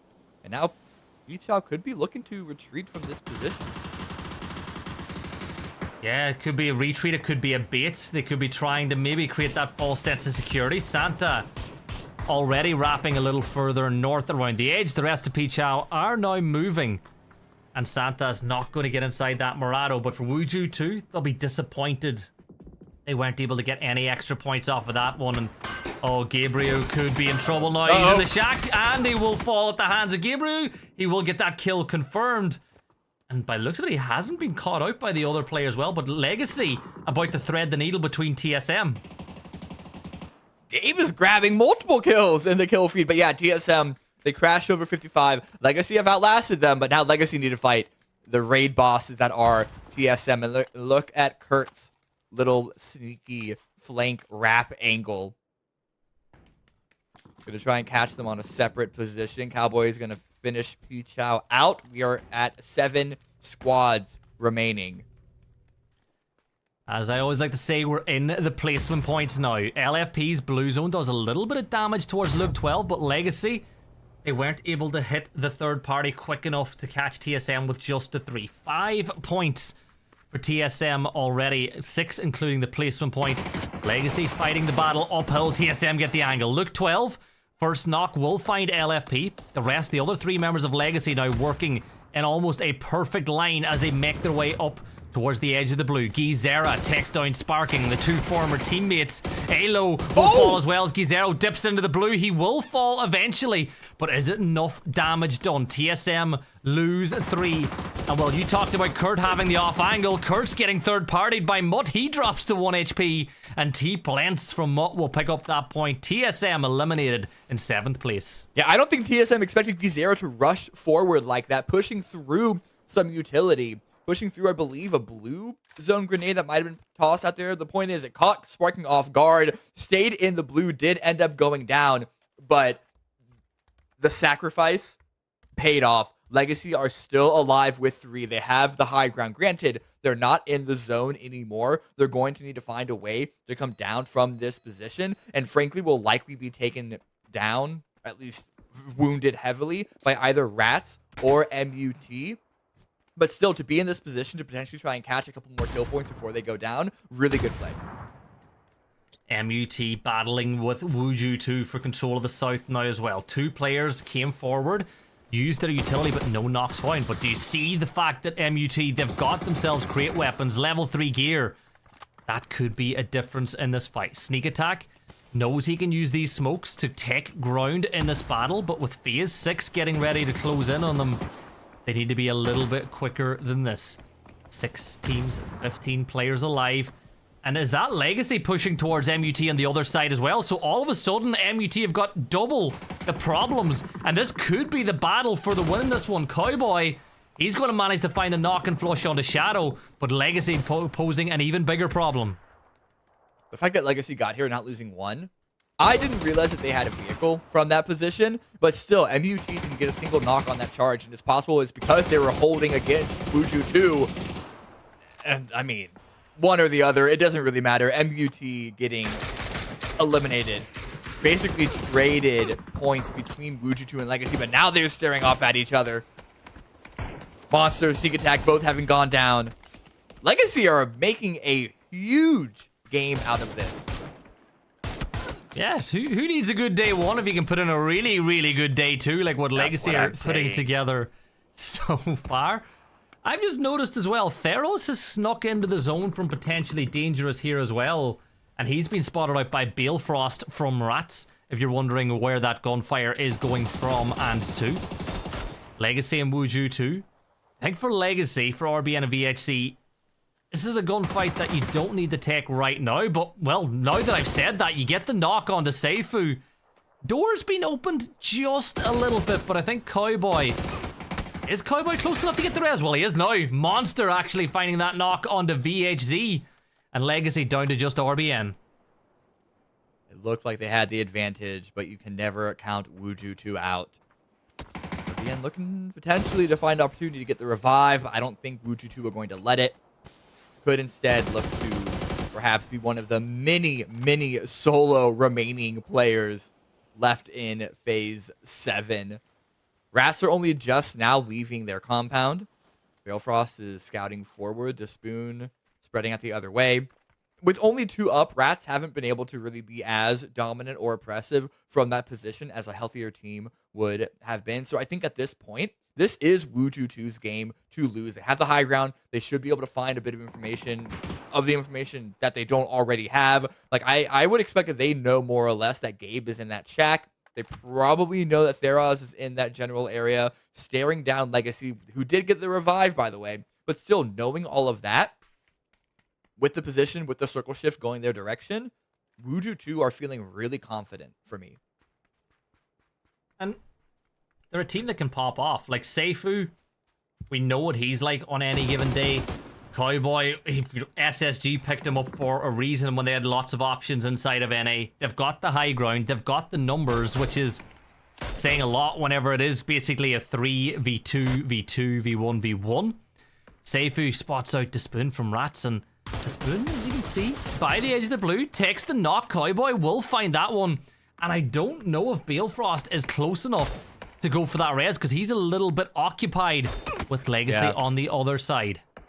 Yeah, it's not even just about being close enough. It's also about trying to keep the potentially wrapping teams from collapsing on you while you try and go for the res. So Balefrost is currently preoccupied with that. In fact, going to drop a smoke to then try and go for the revive with some level of safety, but with a couple of shots that we just saw, I believe, from Wuju 2 on the Spoon, it's not looking particularly comfortable. RBL will be disappointed he didn't land any shots on that, and it took too long. That Balefrost will go for the res now, and Legacy have to focus north once more. Sorry, south. I always think of the high ground as north for some reason, but they have to focus south once more towards Wuju 2. Just focus up. Yeah, look up. One team that's certainly looking up, though, potentially dangerous. 2, a hot drop early on, and they won a second gunfight. Theros getting themselves some nice placement points on this map as well. Legacy or... Oh, no. Yeah, he got out of the car. Oh, he got out of the car. Oh, VHZ. No. That's not good, and Wuju 2 are taking full advantage of that. Phase 8 circle shift, marginally north, but still, it's mostly center. It's Phase 8. It's always going to be predominantly center. And a 2 versus 1, Rats are trying to clean this one up. Guaranteed top 4. We still have 5 teams in Phase 8, which is unprecedented, but RBN, massive damage on the Balefrost, down to 3 HP. Yeah, but the Spoon looking to buy some time. He'll throw the molly in through the smoke, but be careful. Here comes Monster. What's that coming over the hill? It is a Monster as RBN will get wiped out. We're down to our final 4. 3v2, v1, v1. Oh no, Theros, get down. Theros, get duck and cover. Get another placement point out of this if you can. Seifu can't get the toes either. And Theros will just about get into some cover. As it stands now, Rats need to make their way into the circle. Wuju 2, they've got a bit of a ground in it. Theros not in the circle. Gabe can get back in his shack for now, and I think that's what he might just do. The Spoon, that creates...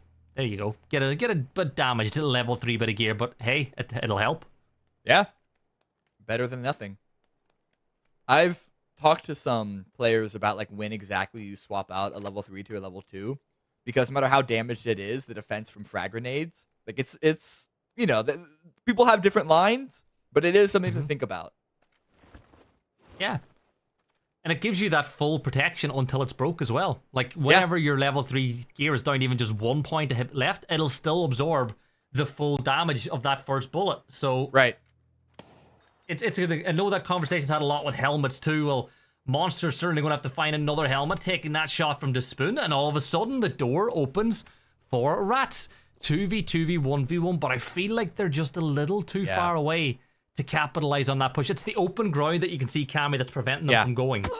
And Seifu holding the high ground, but turning back. Wait a second, that door wasn't open 2 seconds ago. Gabe almost getting another knock onto Rats. Immediately flips back to make sure that Theros isn't pushing that position. And this constant back and forth, this information game, Balefrost is sick of it. Wants to push through. The spray finds 2. Will he expect the 3rd behind the shield? Not going to happen. Monster able to save Wuju2's trials. And now the 1 versus 1 for 2nd place happening on the east of the zone. This is playing out perfectly for Wuju2 with the 2 solos fighting each other, allowing them to consolidate. Theros gets an extra point, so potentially dangerous. They've got 8 kills and a 2nd place. Theros will not be... Go on, Seifu, step inside. Don't take that extra tick of blue damage. But Wuju2, they know exactly where Theros is. Seifu will pop the first aid. But can Theros do anything? Divide and conquer. It's going to be difficult whenever you have 3 angry guns, 3 angry dragons looking your way. Theros, oh, I feel like... You know what, your number's up. But what a game that was from potentially dangerous as well. They get a lot of points on the board, and Wuju2 picking up 18. 18 point win for Wuju2. Only 8 kills, a little on the lower end, but they were able to clean up a fair bit towards the end game. And that fight against MUT and Legacy basically clinched it for them. But again, oh my god, this hot drop at the start. I mean, it was as fast, just in the opposite direction. Yeah, and I think for MUT, they'll be happy that they're able to win that one, because at the end of the day, they were the one that were confidently beaten the last time around, Matt. Yeah, I mean, this was, let's be honest, this is going to be a hard game to analyze because this was a lot of just very early skirmishing and then modifications based off the circle. I mean, we saw multiple hot drops coming into play. We saw Donkey's destroyers that were kind of running around. A big kill counts and kind of asserting your authority and moving into aggressive positioning. Even, I mean, like, think back on the Snickers play, realizing the fact that, okay, there's only 2 there, the 3rd can come in support, don't allow the res. It's a lot of good, small, micro movements to kind of push fights in your directions, but it also kind of created a cascading kill count for a lot of these squads to really just pick up points, but not make it in the later stages of the game. Man, Legacy, sorry, Gizera's little clutch play there, allowing Legacy to get, granted, only, what, 5th place? But still, there are a lot of things that Legacy did well. First up against 55 and then against TSM to have the game that they did. But then Wuju2, like I said, it was basically all them from this point on. That high ground, the numbers advantage, can't really... it's difficult to try and swerve it back into your favor, but Balefrost almost did. Yeah, I love that play coming out from Balefrost, opting into playing aggressive into a outnumbered position, realizing, okay, they're going to have to drop down for a second. There was a lot of big valiant attempts coming here at the end. Theros maybe had an opportunity if he had pushed in and tried to be a bit more aggressive, but I mean, nobody wants to try to do that. But big game coming up for Wuju2 is they're going to walk away with 18 points. Potentially dangerous is definitely dangerous, picking up another 8 kills, so 14 points. Great start on the day for them. Legacy going to have themselves another big game. Typhon also staying consistent inside of this, but also going to pick up a couple points. TSM being aggressive. We have a couple of question marks on the right side of the board that we'll kind of dally as we go through this one, but looking into this match, I know that most people are going to be curious about the overall. How does this really situate Wuju2 for their position, given the fact that they were playing yesterday? I think it's not the worst in the world for Wuju2, right? They get themselves up into 5th. They're on 50 points. They're still not safe. Like, they'll still need a few, plenty more today to secure themselves a spot inside that top 8. But I feel like Falcons on 23, they're starting to get a little too far away. But I want you to look a little bit closer to Falcons and look at potentially dangerous. 2 maps, 30 points. They've gotten more points in 2 maps today than Falcons have gotten in the previous 8. Yeah, that's I mean, they're making phenomenal plays, and this is just a well-playing squad right now. I mean, salvaging inside the last game, strong performance coming out inside the first one. I did notice kind of in the midsection, so I've got a question for you guys. If you name yourself Donkey Destroyers, and you're regularly getting destroyed inside of team fights, does that make you a donkey? I'm not going to throw any Donkey Destroyer slander out there. No, I love what they're doing, dude. I love those guys. I love what they're doing. They're having fun.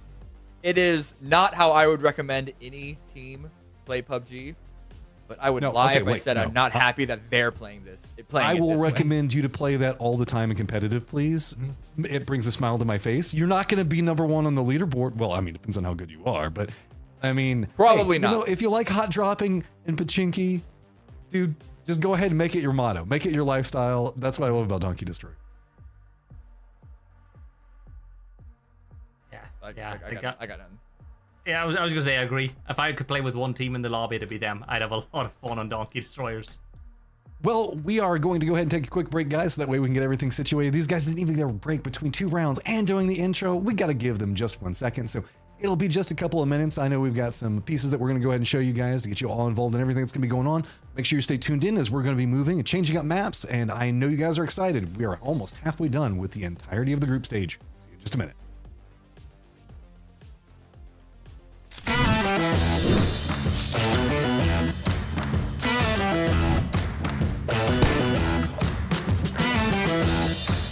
Welcome back to the PAS game show. As you can see, all of our players are presently sitting at 0 points. First round, a little complicated. Second round, not so hard. Most of our players should be familiar with these questions, and this time, instead of getting several hints, it's just going to be a one-off question, one-off answer. So let's just go ahead and kick it off. Really simple. You guys should be able to get this one pretty quick. As which motorcycle brand launched a PUBG collaboration this year?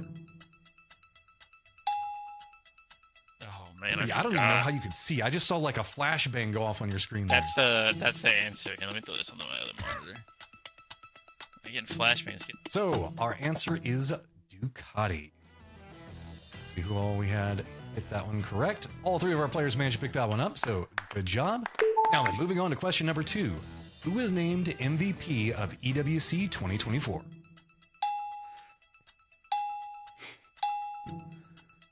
That's a freebie. I remember the controversy, but I don't remember who actually got it. Oh no. Yeah, okay. this one's not fair. I like this one. This one's good.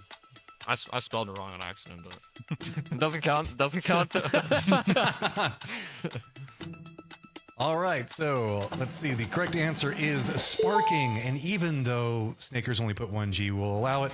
With 2 Gs, it's going to be, of course, Purdy that gets that one right, and Soul Justice is incorrect. Oh, So, God, I was thinking of PNC. I mean, I think every I America's wasn't looking at fan, EWC.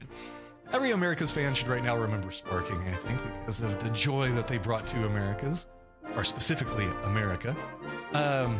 Which PUBG map was first introduced zip lines?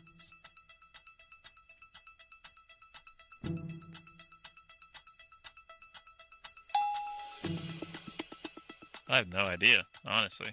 It must be Miramar, no? Wasn't the zipline connection between the different mountains the first implementation? Or do we have Rondo first? Are we making this a group project now? Yeah, we can make it a group project. I'm down. I can use the I'll help. give it a Miramar. I can't think of the map that I'm actually thinking of. Rondo might have had them first, but Miramar had them first in comp, I think. So that's where I'm at. I'm throwing a curveball in there, but I can't think of the small map, which is what I think it actually is. I was thinking that too, but I can't think of the name of it. All right, well, we've got 2 Miramars, which is the incorrect answer, and Purdy got it right with Destin. Hey, we take those. All right, so you guys should all be able to get the next one then. Which weapon was introduced with Rondo? That's gross. Anyone like typing this out? Oh God, know, yeah. Nobody likes this one. I hope I got it right. If not, that's embarrassing. Well, I can say pleasantly, everybody got this one right because that would be minorly embarrassing. It is the JS9, so everybody's going to be able to pick up some points for that one. Now then, which 2 teams have scored 4 winner-winner chicken dinners in a PGC Grand Final? 2 teams. In a singular grand final, not combined Right. from all. So across Okay. all of the games in a singular grand final, they have managed to win 4. 2 different teams have managed to do it. I'm gonna be honest. I'm petty and barely watched last year because I wasn't there. Hey, dude, it's allowed. You're allowed to have feelings like that. It's a tough one.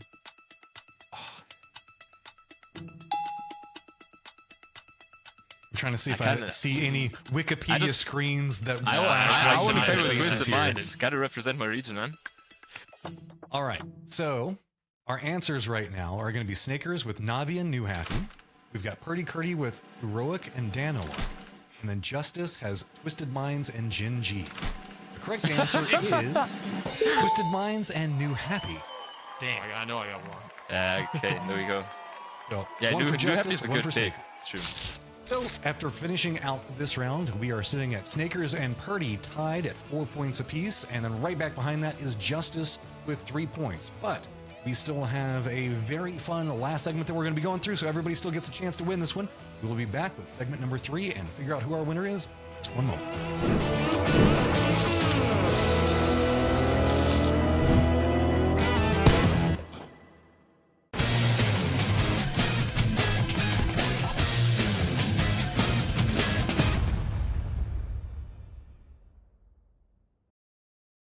And we are back as we're going to do a bit of a mix up here. And I believe that we're going to be moving over to Tego. We got a very simple question for you because we got about, 30 seconds or so before we get into game. So Gibson, at what point do you switch your name to actually dangerous from potentially dangerous? How many kills do you need to get per round? I'd say I've already done it. In my head, they're already just dangerous now. If they keep going the way it is, they'll be sitting comfortably in the finals. I think if you want to say the kills per round, they keep getting like 8 to 10 points plus a game, 100%. 8 to 10 kills. That would be pretty dangerous. I mean, that'd be holding up at least 12 points per game, somewhere in that range. But we've got Tego set and ready to go, so we're gonna go ahead, start getting everything prepped for this one. I mean, Miramar has already been kind of, I would say, wheels off in that last game. A lot of kills, Panzerfaust out early, big crashes. So I cannot wait to see what Tego's gonna bring. Yeah, Tego tends to be, it really depends on where the circle is, right? On how aggressive it gets in the early game. It can have some real pop-off crashes because the nature of scouting on this map is a lot more difficult than Miramar. So, teams will talk about how sometimes they roll up on a hill and bam, another squad is already there. And they didn't intend to fight, but hey, that's what's in front of them. Yeah, I think you're bang on with that one. But the thing about this map that I think that has improved over time as well is teams are getting the idea of the rotations. Like when this first came into the map pool, you'd have a lot of phase 1 kills, a lot of phase 2 kills, because teams didn't really fully understand how everybody was going to rotate into the circle. They've learned to understand that now, so it's not as big an issue. The thing that always puts the cat amongst the pigeons on this map, though, Cammy, is those Northwest Island circles. Whenever it goes to that island, when everyone has to cross that bridge, that's when the problems can arise. Watch another hot drop. Timer. And looking at that whole south of the mini map, we might have another double hot drop map in the early game here. Oh, RJ left with the K2, objectively the worst weapon in the game, and even with their 4th member having joined them, it doesn't look like they're going to be able to play too much of their game. Babbler, Red Rider, both still standing here in the hot drop. We'll see what they can do, if they can sort of turn the tides back into their favor. But they're locked in.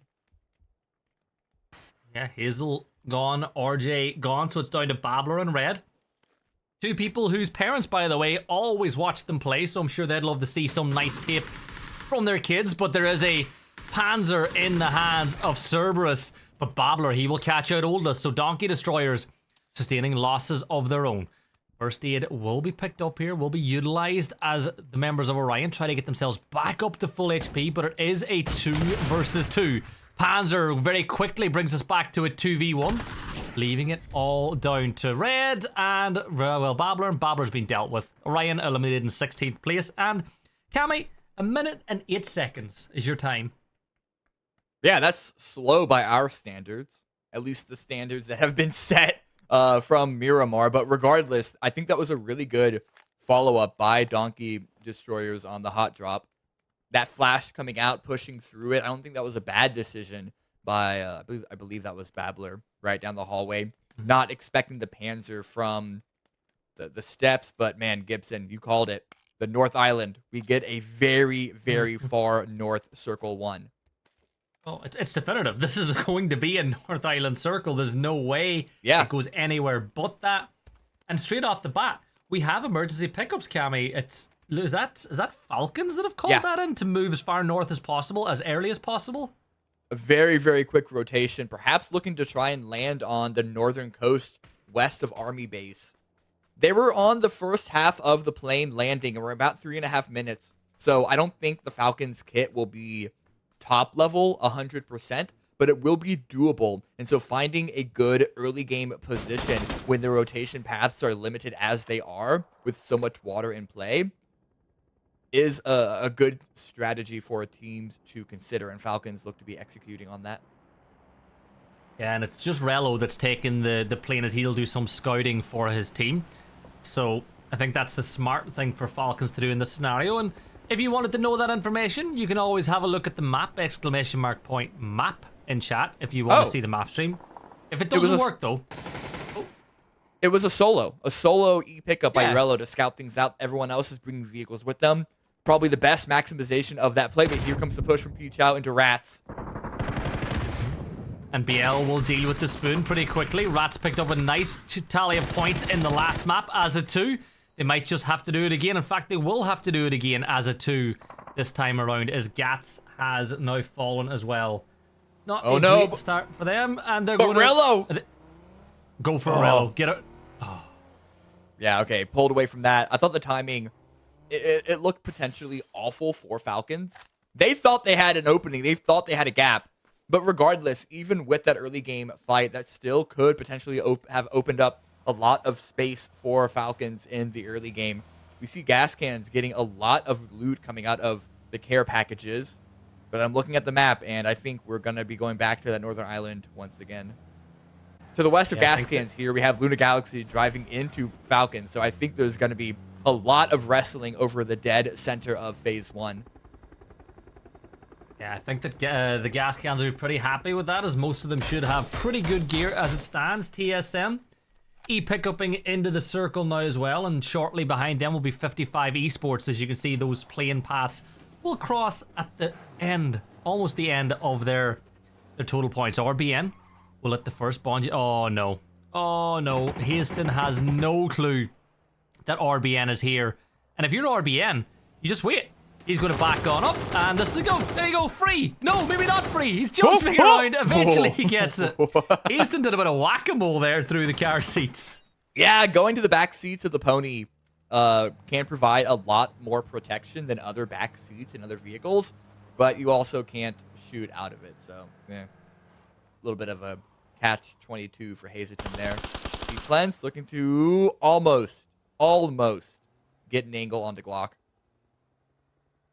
Yeah, it's potentially dangerous rotating in one of the stars of today so far. They've put up plenty of points. Ragers rotating past MUT now as well, as Trusk will not quite get to empty on the AUG, but decides that he's not going to get the knock on that fight, so he will get on his merry way now too. All these teams looking to utilize the western bridge as they make their way in.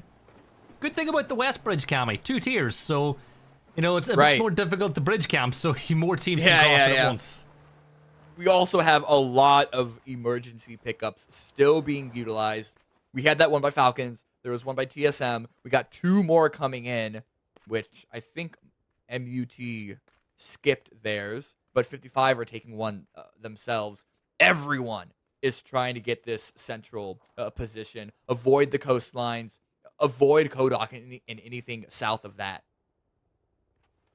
I'm curious because I'm looking at the map stream. 2 of these pickups, even the ones not used, the helicopters are going on the path to actually touch. Do they just glide through each other? Like, is there any... Sure, I'd love to... I've never seen that animation happen before. You see what I see right in the map feed? It does look like they're going... Yeah! The observer's going to switch away because, like, we're not ready for that. Of course. You don't want to know. Boo, observer. Sorry, we love the observers. They do a great job. I feel bad now after saying that. Don't worry. Don't worry. We got more action ahead of us to distract us from that. Bone to Tagayo, Wuju 2. This isn't in the zone, so I don't know why either of these teams would be looking for a fight here. Okay, no, I think Bone to Tagayo were being... okay. That looked a bit weird for a second. Okay, they wanted Sexy Ed's pony to come back. After losing Hazelton, they wanted to all be separated in different vehicles. They were just fronting to make sure Wuju 2 didn't stop and fight them, but there it is. Hell, my bad. With the FAMAS, able to find Gagwin. Oh, 55. No points for them so far through 2 maps, and they're going to lose Hyagwin in the early stages as gas cans clear a little bit more space for them on the north. TSM are hugging the coastline to the extreme north of this point, in case anyone's wondering. Cowboy pops the tire on that UAZ, but I don't think that he's close enough to really do any damage onto Pydeem as this battle for the blue will continue. And would you two, what do you make of their day so far, Cammy? Because they've got plenty of points. They're on 50, but you feel like they need a few more just to be safe. Yeah, so in a best of 12, even though we're playing 18 games, each team is only playing 12 of them. The qualifiers have been pretty all over the place where that cutoff should imply where it's going to be. It's been as high as 78, but as low as like 61 as well. So I think you want to shoot for the mid to high 70s to even feel somewhat safe. It could be lower than that depending on how much the top teams all kind of soak up themselves.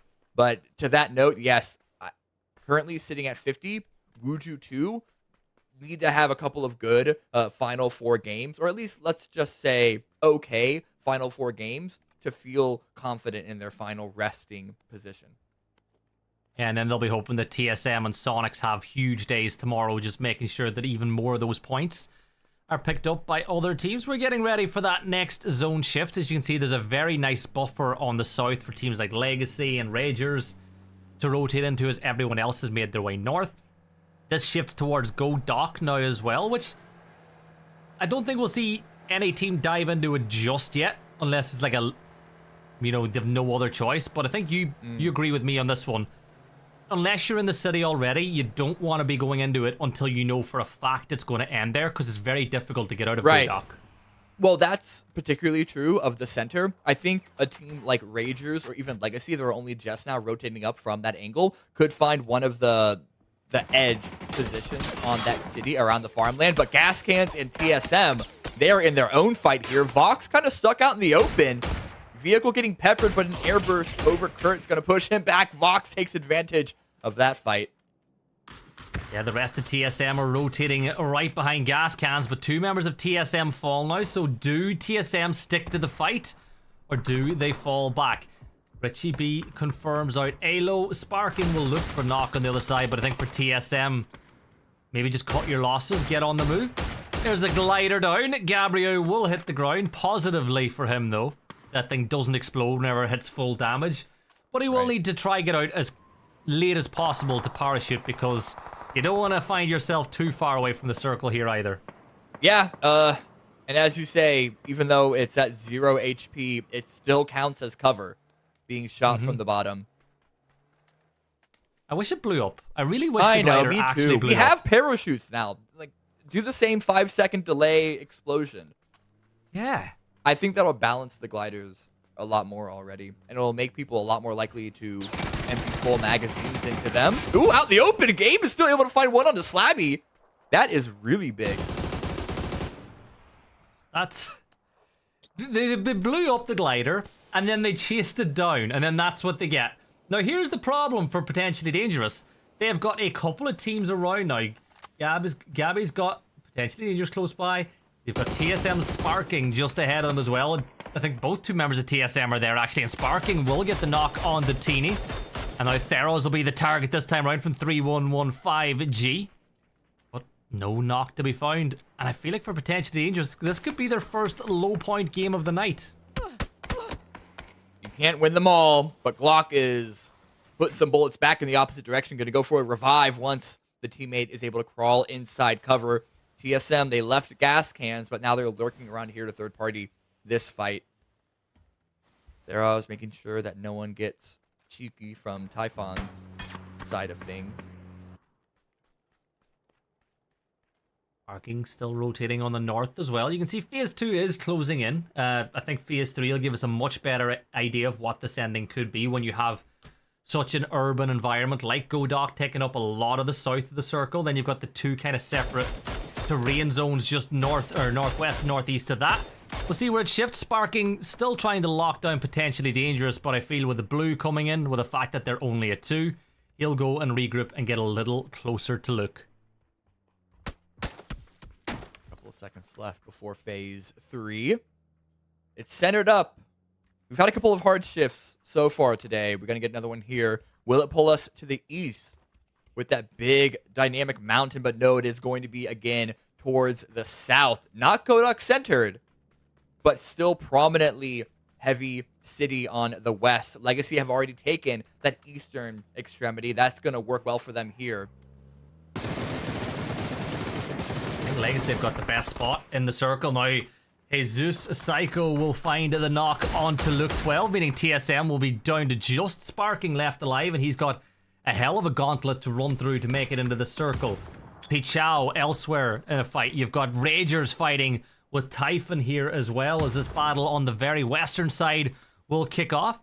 3115G throwing nades off into the ether, but will anybody be drawn by it? No, it just doesn't land far enough away. Lely, though, he's the target of Kerak. Ooh, surprise, none of that hit. Really important shots for Typhon to try and land to make some headway through into Kodak. We have potentially dangerous rotating to the north as well. Aranzera not going to shoot at it, but at least calling that information out. And now Typhon need to find some other avenue through to get into the zone. But if you're not in Kodak, all of the other positions in that valley have already been taken. So I don't know if Typhon is going to have any real options that won't require a big aggressive crash. Yeah, and this is the thing. Once you commit to Godok, it's all well and good. You'll be safe when you're in there. The problem will be if this shifts away from Godok, particularly if it shifts towards the east. You gotta get through Pichao, you gotta get through Legacy, potentially dangerous are there. Bielmont Calmo finds Tiny, and just one of those teams I said you need to worry about. Well, they're lost another player. And that, oh god, that pony ain't going anywhere anytime soon either. No, it's done for. It's cover.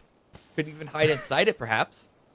But no, smoke's coming out. They want to make it to that shack. But And1 is already prepared with a frag grenade. Throwing that one out. Bit of, what do we call it? Call it again? Redneck fishing. Throwing dynamite. Yeah, I've never been before. Have you? You ever tried it? No, I don't think it happens. I don't think people really do that. It maybe happened like once or twice, but And1 is going to pull away. Theros finds an opportunity to get inside, and they are able to get the hard cover. Picha with the good decision, or rather, I don't know if it's good or bad, but the safe decision to pull their resources back, to not try and overextend, because with the arrival of Ragers, and then still Legacy to the east, if they get caught out in the open, they could lose all control, and at least from this position, they have 4 up, and they have something to play out of. But Gaia with another send on to Donkey Destroyers. Oh, the nade was perfect. It was absolutely perfect. Bonjay to Gaio, they are gone. Donkey Destroyers. You know what? It's explosive from them, but by their own standards, this has been a very tame map so far. I say it's tame. They've still got 7 kills, but it just doesn't feel like they're throwing hell to leather the way they did. But Cammy, that zone shift has held on to Godok, and Typhon are the big losers. And again, Rats with 2 up have one of the more central compounds. Maybe they can squeeze another top placement out of it here. They got 4th place, right? 4th place last game? Yeah. From a similar position, so looking to replicate that. But there is 55 to their west and gas cans to their north. But as you say, pulls away from Kodok. A lot of squads are still playing from the south end. They could be basically what we call running next to each other, shoulder to shoulder, as they escape from the blue, from the city. Yeah, gas cans, they've got their eyes locked on the Luna, though, the team that you feel definitely are in the midst to be named the best team inside of South America. I think it's actually a really good question that I'm sure we'll touch on a lot more over the broadcast, but with the zone shift, with the fact that Luda Galaxy are pushing, gas cans will make the call to fall back to hello, my bad. Live to fight another day. Don't get caught out in the open. Typhon, they got to move now as well, having lost ground with that zone shift. 3-1. Oh no. His vehicle's popped upside down. RNZ and the rest of Typhon, they're sending it in through the fields, but as you can see, that Uaz's days are pretty much spent. They're going to hop out, and Gizera will find one. RNZ, it just goes from bad to worse. He manages to dive and dodge his way back into cover, though, but LFP will look to send a first-class delivery of a fragmentation grenade right on top of him. Let's see how good his aim is. Pretty good. Pretty good. Oh, but Aranzera running around the vehicle, trying to find cover, using every single piece of terrain possible. LFP has gone down. Aranzera picks that one up. And yeah, the teammate is still left in the back of that pony, waiting for everyone to forget about their existence. Don't try that at home, folks. It's not good for you to sit upside down for that long. Really good seatbelts inside the pony, though, as he's able to hang on. But RNZ, you know what? He's done an excellent job of just staying alive, because he should have been a goner a long time ago. Right. DD Donkey are Destroyers, finally eliminated. no! Yeah, they're finally out. They were getting picked apart by Luna Galaxy and Falcons. But Luna still have a lot of work that they need to do here. Haven has been dropped. Potential angles from Falcons to the south, but gas cans as their most immediate threat. Uju2 off the back of their victory in the last map, making their way towards Legacy now. There are no kills for them just yet, but they're not too far away from the placement points at this point. You see Luna Galaxy on that battle for the north will take a loss as the Bizzler is able to do that damage, but you can just see Wuju2 just can't quite get the angle without overexposing themselves. They want to fight, but if you go too far up, you've got other teams that will have a perfect line of sight. But still thirsty for it. I can tell what Monster is thinking, wanting it. Here's the vehicle. Could be the opportunity to overpeak or even throw a frag grenade. But Legacy aren't moving too fast. Trying to ramp up some speed through the farmland, and they're able to make it up that hill. They've made it to their dooms potentially, because FCZ actually from MUT gets the first knock. Monster attempting to steal that one away as Wuju2 get the off angle, but he's not going to be able to. Lands a nice shot there onto RBN. Monster will get that knock, so for Legacy, things ain't looking good. Kill will get confirmed out, but Pichao will catch MU2, who were looking to continue piling on pressure to Legacy. But if you're VHC, where do you go from here? You got level 3 gear, but you have no vehicle. Your spoke's about to dissipate, and well, Seifu gets the angle. Legacy are eliminated, and we got 10 teams left. That's a bit. I will say disappointing for Legacy, because they were in that area first. The fact that they didn't have any positions that allowed them to move out of it shows either a failure of holding to those spots or a lack of foresight if they needed to move to the north, because any exit out of that spot was going to get torn down in the way that we just witnessed. Well, you can see Utility being tossed towards Luna Galaxy by Wuju2 as well. This fight will kick off. Blue's only had thrown, but the first real bit of damage is going to get dealt on the Luna Galaxy. Vinny will fall to 12 HP. Dips back into cover now, using the pony for a little bit of cover. And Seifu's just too far away to help the rest of the team as we go picture in picture with that fight between Ragers and Rats up on the north side of the circle. And Ragers taking a bit of a beating there as well. Wuju2 looking for the opportunity. Looking to find the opening. Beats out again. Still just sticking inside the hard cover. Looking to find an angle, some sort of opening. Perhaps this fight would be the next step, what they would springboard off of. Monster gets the knock against Kraken. The continuation of the spray finds it. I don't know if he is aware that Posa is right below. He's gotta know. Yeah, he knows now. He knows now. There's that kill. Luna Galaxy confirmed. Wuju2. 6 more points for them as they move up to 57, getting closer and closer to those 7, that magical 70 mark that you spoke about earlier. And they might want to add a little bit more. Falcons now inside the smoke. Flood down. Roth. You just know that there's a big conversation going on with them right now about whether or not to go for this res when you hear their team comms. Well, Wuju2 don't have the utility. No, but at least Snakers and Rello are able to cover if Wuju2 did want to go for the flood, the wildebeest flood over the hillside, but no, tried to pull it away in the vehicle, but gas cans are going to be the ones to stop that extraction from succeeding. 3 minutes gone now. 55 making their way into the circle now. Past Ragers. Nice spray. Gets a double there. Majestics gets Gubin and Psycho. Glock now sprinting up from potentially dangerous, but he's going to get taken down by Pichao. 7 kills for them now as Falcons will get eliminated by gas cans. Vexen falls at the hands of Seifu as Wuju 2 keep getting more and more points to their tally. Let's not forget about Theros. Still inside that shack, which is just about hanging on into the circle, but here comes reinforcements for Pichao now. They want to get another player there so they can safely go for the res. The gas can spreading out. Halamabad is going out of the zone to try and find an angle and upset Wuju 2's position to reinforce their hold on the northeast further. But Ragers, Majestics, the last one up, throwing all of their utility into that smoke. But it's going to be potentially dangerous going down to Seifu. And now they have their eyes set on Majestics. I love the way that gas cans are trying to play out this circle too, though. Santa will find the knock on to Seifu as all of a sudden Wuju 2 in a spot of bother. 8 kills on the board. Blue zone on its way. And hello, my bad. Will get taken down for the gas cans now. So even though I was admitting that I loved how they were playing the circle, they will sustain a loss. And having sustained that loss, they're going to regroup and play a little bit closer to this big rock that'll be the focal point of their defense going forward.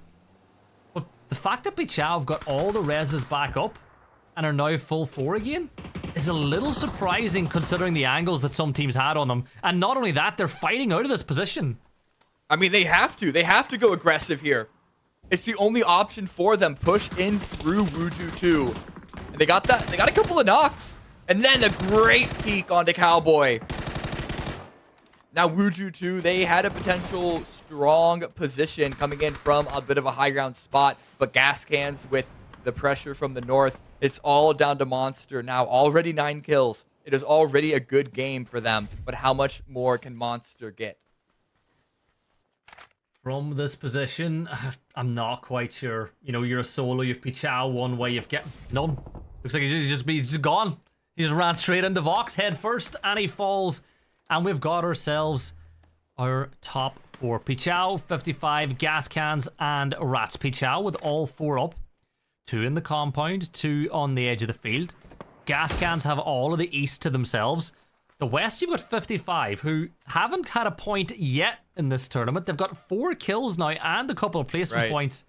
Much better showing from them on map 3. I'm looking at the gas cans position here. And Wuju 2 just got eliminated from the spot that gas are trying to backfill. So it makes me curious on what their approach is going to be coming into this end game. But Rats and 55, they are focused on each other. This could be the opening that gas cans need to get a pretty isolated send on to Pichao. Like the move from 55 though. Use the little bit of time that you have to get closer to the circle. Rats, we talked about them getting into the top 4 last time as a duo. They managed to repeat the feat once more, but look at this, the kill feed lights up as everybody has a go at everybody. 55, the team that suffer the most, but it's a 4v3 v2. Rats, can they get the res off? I think they do have enough time and enough cover to do so. Pichao, they're probably wondering how the hell they've found themselves as the favorites to take this win when you look at the position they were in just 2 to 3 minutes ago on the edge of this field with a knock sustained, loads of teams shooting at them. But thankfully, they got a little bit of luck. Everyone else started fighting around them and it bought them just enough time to get themselves in a great position to go for this win. Rats shoved in the corner.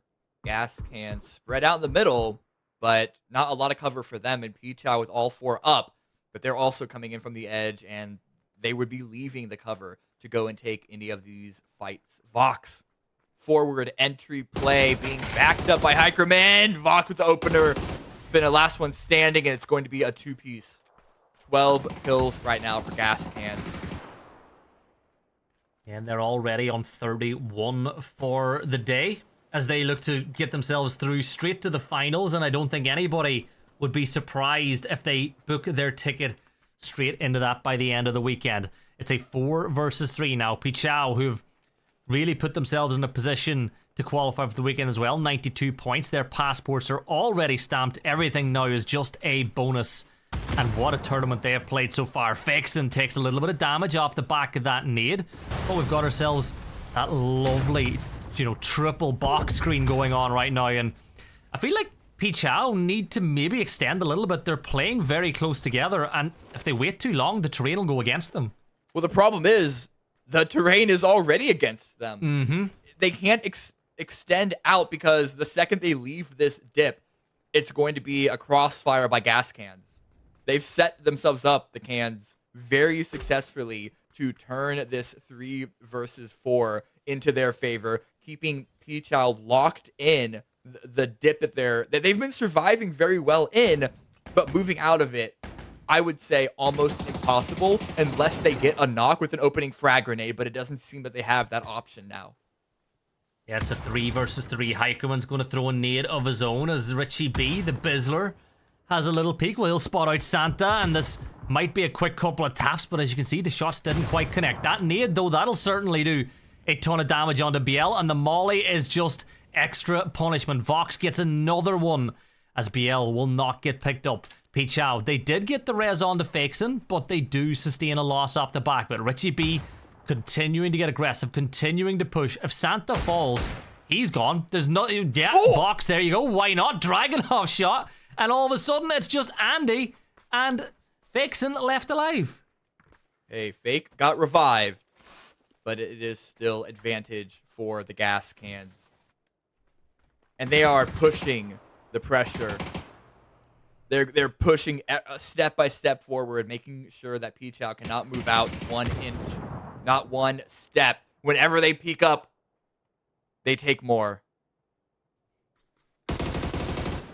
Oh, it's gas cans just understanding the fight in the terrain perfectly in this one. Fakeson, he's got no meds left, so he's on 42. He has a bandage, but what good would that do at this point? So for Heikeman, Richie B and Vox, this win is all but confirmed. But we've seen teams lose from better positions, but it ain't going to happen this time. Richie B steps on up, and the Bizzler will do it. 26 points for gas cans.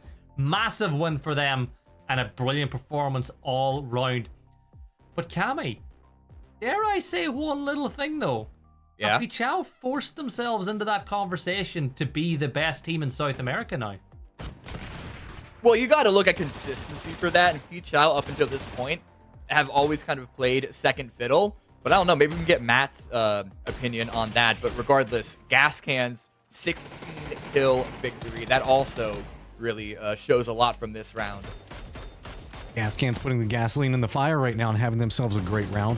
Interesting point to bring up with Pichao, so I wanted to remind everybody that is going to be watching. Remember that we have a full nother group that isn't playing right now.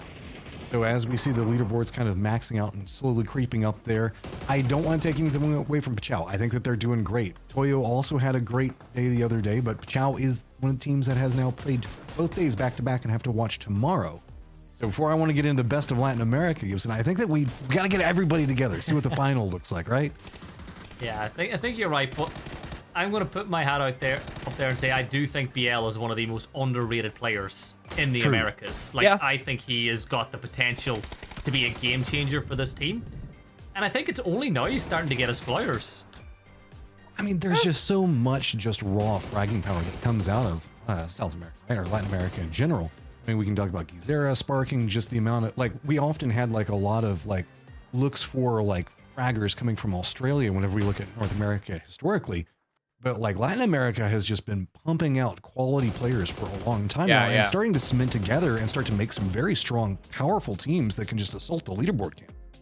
Yeah, I think that we are going to continue to have Sparking and Gizera as like the top two, but certainly the rest of the field below them that you would still consider tier 1 individual players is quite deep for Latin America.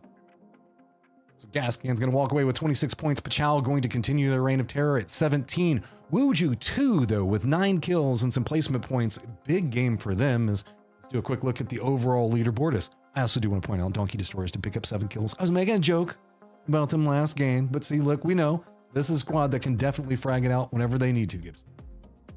Yeah, look, they got 7 points. No placement points, though. think they're the sort of team that all their points are going to be kills. Like, the way they play, they're Yeah, not going to make it into probably. too many top 8s, but that's all well and good. Pichao, though, I think, yeah, they're going to be watching tomorrow. They're going to be eating popcorn, having a great time, knowing that they're already playing the following weekend.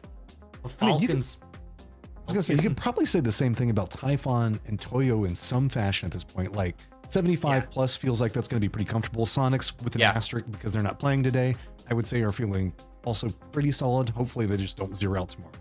So Latin America, like we were just talking about with the strength that they have, kind of feels like they're the ones that are in the lead in the qualification process. Yeah, at the moment they certainly are. There are a couple of surprise performances. Pichao being in first place is a shock to me. I don't think that they're a bad team, but they're not number one. I wouldn't have put them in that position. Typhon coming out of nowhere. We recognize some of those players, but this is, as far as I'm aware, a pretty new team. So to be in second place at the moment, again, 2 days played for them, but still a great performance out of them. Toyo, I'm not as shocked by. We love those players. But it seems that it's more so North America. A lot of those squads are perhaps underperforming. Yeah, I mean, just well, it's hard to say because we also have had some pretty big point sponges coming in. Most notably yesterday, there was a notorious 5 that were just kind of eating up everything, kind of making it difficult for everybody else to kind of work around. We talk about Latin America and their strength that they have coming out here. And yes, I know that they're not playing, but just due to the nature of the conversation that we're having right now, they'll be coming in tomorrow, and that is Bestia. Bestia is a kind of a split roster right now. And so do you consider them to be the Latin American squad? Because that's kind of where they herald from, but they're kind of a hybrid squad now. Yeah. I'll throw it to you, Cam. You were the one making the faces. What's your take on it? Yeah, that is a curious one. Like, I don't want to get into geopolitics and like personal identity, so maybe let's not, but I will say, yeah, I don't know. So recipes for success that we have been seeing, we do need to actually kind of hit on Typhon. Typhon, well, yes, they did play yesterday and they're playing today. They've managed to put up a very strong showing. Looks like they're probably already qualified. We don't know for certain, but a couple more points should definitely get them in the bag for that one. The cut lines I've seen being ranged anywhere from about 65 to 75 points. So making a run for that one seems, if you're plus 75, you're feeling pretty good. So Gibson, what's your take with the squad right now? Is it the fact that they're just kind of benefiting from the weaker group today? But they were also pretty competitive yesterday. They were holding up in the top 6 on a regular basis. I think that they're just adapting well to the fact that the groups aren't going to be the same. You know, they're playing the lobby as opposed to playing the game, and it's working out well for them. And I think that they put themselves in a great position to play in the grand finals. And, you know, as one of those South American teams, I'm going to say American teams now, because at the end of the day, we are one region. And I know that there's still some... I know for years there was that, you know, us and them mindset, and I know that it can be hard to remove, but we need to be backing the whole group of the Americas now at this point, and we have got a hell of a lot of talent, and they're just another team showing that there's a ton of talent. And since we've become one group, I do think that as a whole, the regions have gotten more, and I know it mightn't happen, but I feel like we do deserve more spots in international events because we're competing and winning them. Yeah, great performance coming up from some of the squads. 2 of our up-and-comings right now. It's always weird to talk about Gas Cans as up-and-coming squad because it's such a old team. Right. Like, quotation marks on that, because the team is never really ever the same, right, Cam? I mean, we got Richie B, Hello My Bad this time, Vox, and Hikerman. Yeah. But also, we've got Wuju too. Both of these are having very good showings today. They are. For Gas Cans, to your point, it is a legacy brand, and the members have been around. Well, you know what I mean. The members have been around for a while, but it is a bit of a reshuffling. We get the return of the Bizzler, which is always exciting. And the Gas Cans, they're like always at that level of like, when will they break into the top level of not just, to your point, North America, but Americas as a whole. But I think when you throw a bunch of other up-and-comers into the mix, Wuju 2 being one of them, I'm kind of keep my eye on Elevate for, I guess, perhaps the more extended future, maybe into 2025 on that narrative. But yeah, I think Gas Cans, they've always had that potential to give the top dogs a run for the money. They're just like, They're always right below the cutoff qualification for the global. I mean, isn't that just gas can? Like they live right there, just 1 point away from managing to qualify for an international more times than I can conceivably count. Wuju too, though. This is a strong squad. I mean, what sneak attack? We've seen him have some crazy stuff that he's managed to do. Seifu is notoriously well known, has tons of fans coming through. Cowboy, kind of some new blood that's managed to generate a lot of capabilities for himself. And Monster. So as now we're making our way over onto yet again another new map that everybody's going to kind of have their eyes on, where we've been seeing a lot of hot drops on. Do you think squads like Gascan, Wuju 2, this is where they can kind of strive and pick up a lot of points? I think they definitely can. We're in this weird world now where I feel like the young gunners are starting to get closer and closer. They're closing the gap to the old guard.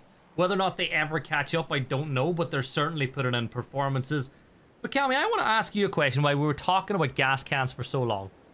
Did you ever watch like a British TV show or ever hear of a British TV show called Only Fools and Horses? Nope. So there was a character in that who had this brush, and he said it was his favorite brush, and he'd had it for 20 years, and he put on 4 new shafts, 3 new brush heads, and 5 new sets of bristles. So basically it was a brand new brush, but it was still his brush. That's what gas cans are, right? That was a long way of referencing the ship of Theseus. Like, come on. Everything new is old. Everything old is blah, blah, blah, blah, blah. The classics, whatever real truth is, if you want to really go down that. Whatever, it doesn't matter. Point is, look at the map. Hot drops again. We are getting a hot drop on every single map tonight. Timer. And it's amazing. Yep, roll it. Donkey Destroyers, can they beat their record that we saw against Orion last map? Well, it was 1 minute and 20 last time. Tuama still will get caught out as 2 players trade themselves goalless with a great nade. Will capture one as Birkin will sit prone with the Tommy gun. Hasten catches Pat Caps as he looked to vault his way in to join the rest of his teammates. So all of a sudden, all these teams taking massive losses. Remember, Bungie de Gaia were dealt with in the last map by Donkey Destroyers as they pushed into the compound. So this could be a little bit of revenge here for Bungie de Gaia, but they have sustained losses already. So you are saying this is revenge. They weren't originally going to drop here, but they know Donkey Destroyers were, so they're committed to it. We'll run that narrative. We'll pretend that's what it is. Yeah. We're going to TMC this. Yeah, solely out of spite. We'll even get the players' reaction cams and everything afterwards at some point and like make up a, well, this is like a get paid actors to pretend to be the players and have the conversation before it happened.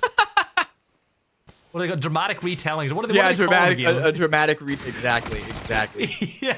Oh, okay. Oldness goes down. It's only who is that?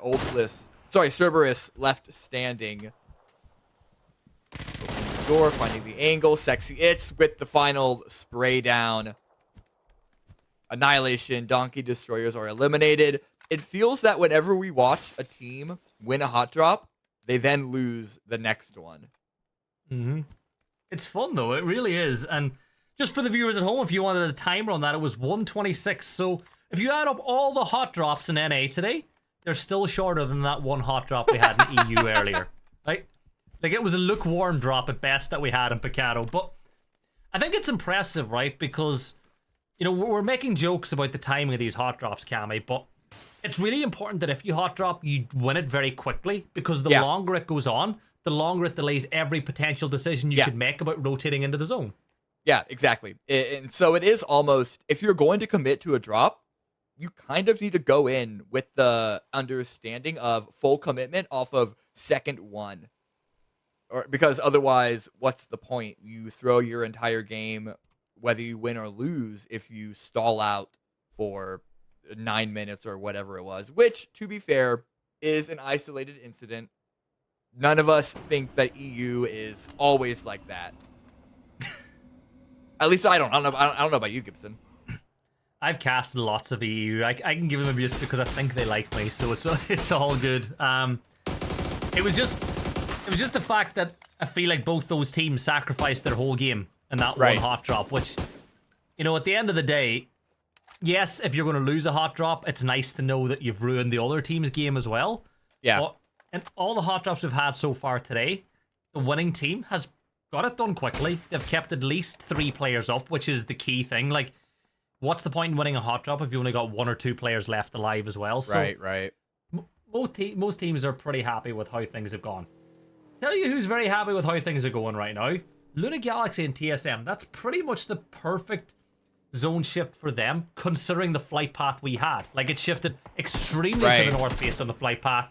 And these teams that thought they might have had long rotations ahead find themselves pretty central. Yeah, but a lot of other teams are already in the area to contest their positioning here around the center, to the north of Test Track, to the east of Stadium, around Bamboo. A lot of teams are focusing up on the center, and the reason why is because the way that the circles tend to move around the terrain, if Circle 1 is in this area, more often than not, it's going to end around the area of Luna Galaxy or Typhon are. So that's why we see this aggressive, almost hyper-aggressive focus, obsession with this super centralized positioning by a number of these squads. Potential of a bridge camp, but hello, my bad. I think electing to stay quiet, considering the rest of the gas cans are a little further behind, and hello, my bad understands the fact that if he shoots there, never mind. He was waiting for the straggler. What do I know? I'm just a caster. Hello, my bad knows a lot more than me, and he picks up that point onto FCZ, and it's a freebie for the team that won the last map. Gas cans move up to 40. Well, to your point, you are correct. If you take a shot as a solo on a rotating team, you are inviting them to then turn on you and surround you, which is why you want to wait for the final person to arrive, because it means that the response, especially considering how delayed that player was, is going to be very, very diminished by MUT. But ooh, a bit of a take by Typhon, taking Bamboo away from Luna Galaxy. This place is awful to drop at because there is almost no loot, but to hold can be very, very strong. Oh, there's some great spots to hold in this section of the map as a whole. You know what? I think that we've actually gotten probably one of the better circles that we can get here on this map, because I feel like there's a lot of open terrain. Some sections are really bad.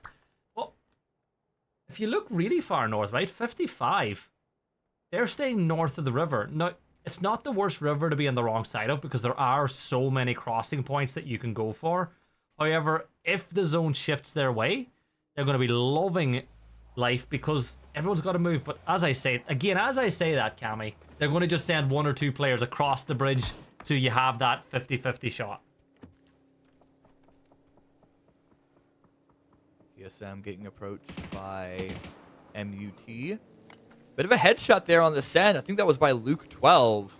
But MUT are full committed. Alo's being pulled back in. Kurt pushing ahead. Heard the crash. Ratting in a corner. Yep, knows someone jumped into his building. Yeah, and Kurt will just stay quiet for as long as possible. Remember, MUT, they did sustain a loss a little earlier. Kurt's got support now, so he can get aggressive. He hears T-Plants. T-Plants will hear Kurt. Steps around the corner, and well, for Kurt, that's as easy as they come. A man of his age will say thank you very much for not having to flick crazily for that one. Luke 12 comes under a little bit of fire, but Alo was able to get the knock onto Shadow, so it's all going wrong for MUT. Just Trusk left alive. Trusk dealt with. TSM pick up 3 points, and they'll also pick up Kurt. Yeah, really, really good hold there. Kurt being in a rat position to catch them out, to start things rolling for TSM. Very good heads-up play, good game sense by Kurt to know when to push into the corner to catch that first player off guard. 3 kills. Very happy with that hold. And unfortunately, it did give an opening with Alo's approach for 55 to all move across and then take sort of backfill their position, but still well worth it for the points and to keep all 4 of them left standing. Now here's a question for you, Cammy, that's really going to impact my opinion of you. What do you think of the E-Bus in this map? Overpowered. Good, we can be friends. I love having it, but anyone with eyeballs knows that it's overpowered. I hate it. It is the quietest vehicle there is. It's more quiet than the pedal bike. It is the best cover in the game. It is really, really fast. The only downside is that the impact from losing 1 tire is arguably more impactful than any other vehicle, but like it's still overpowered. Oh, I hate it. I really do. You'll just be minding your own business, and all of a sudden there's a full squad that silently rolled up behind you. You're like, how did you get there? And as you said, even the windows are that high up that you're perfectly covered when you're behind it. It's nuts. But look, we'll rant about that more and more and more another day. Potentially dangerous on our screens. I'm going to say it. I think that Theros and Glock have really impressed me for this team so far today. This was their first day, their first bit of action. I wasn't quite sure what to expect from them. Like, I knew the players, but I didn't know, I didn't know their game. They've certainly brought their game so far and definitely shown themselves to be a real problem for a lot of teams. Yeah, for Glock specifically, he has been already one of the big impact players for the previous 55 roster. So to see him do it on another team now is keep your eye on this player. Could become a future great of the region. The next circle we have seen, it's a bit of a medium shift towards the west. Goes closer to Stadium, but still Bamboo quite prominent. And Bone Tagaya versus Falcons. Again, I was going to say, again, Falcons losing someone early on, but the covering fire is there. Maybe they can still get Flood picked back up. Yeah, he's got enough time because it's his first knock to get close enough to go for the res, but I feel like for Bonje de Gallo, you've maybe missed the opportunity. I feel for Falcons, they're probably just wishing that today was kind of over already. They're a long ways off qualification. Right. I say that, but they're the sort of team, Cammy, that, in 2 maps time, they could have doubled their points tally. Like, they have double-digit victories in abundance in their locker. Right. They're just not shown it yet. Right. I mean, for them to qualify with the remaining 3 games we have, they would need double-digit points all 3 games, which, as you say, they could do, but it would have to start here. And so, again, feeling that they're on the back foot doesn't give me a lot of confidence for a team that feels like they need to be firing from second number 1. But Pichal versus Orion. Orion trying to answer back, but again, they just cannot win a fight. Pichal heavily wounded, heavily damaged, but regardless, they're still standing. Oh, I feel so bad for Orion because they're one of the teams, maybe not so much lately because I've not seen them in as many of the scrims broadcasts and scrim lobbies as I used to, but they were always there. They were one of those, like, they were guaranteed to be there, and they were one of the reasons why scrims would happen every single night. But 9 points now. They've not had a good go of it. We've loaded into a lot of lobbies with 3 players.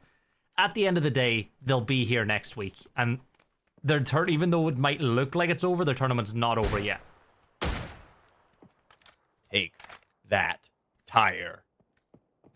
Come on. So we need a tire counter for you tonight. Like, just like every time a tire gets popped, it's another one for Cammy. I have always wanted that.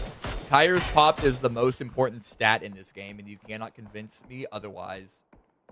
Come on, give us another one. Go on. There we go. Oh. He missed, Cammy. He missed. I know. Listen, he's baiting. He's threatening the tire, and he knows that Pichal should be valuing those tires more than their own life. Mm-hmm. Yeah. Look what he has. He has a car with all 4 tires. You know what that does? It allows him to rotate quicker. I know. There's a reason why I argue for popping tires. Like, it's not just a bit. It is partly a bit, but it is not only a bit. Mm-hmm. Legacy, though, Gizera in the sky. 3 players up for them.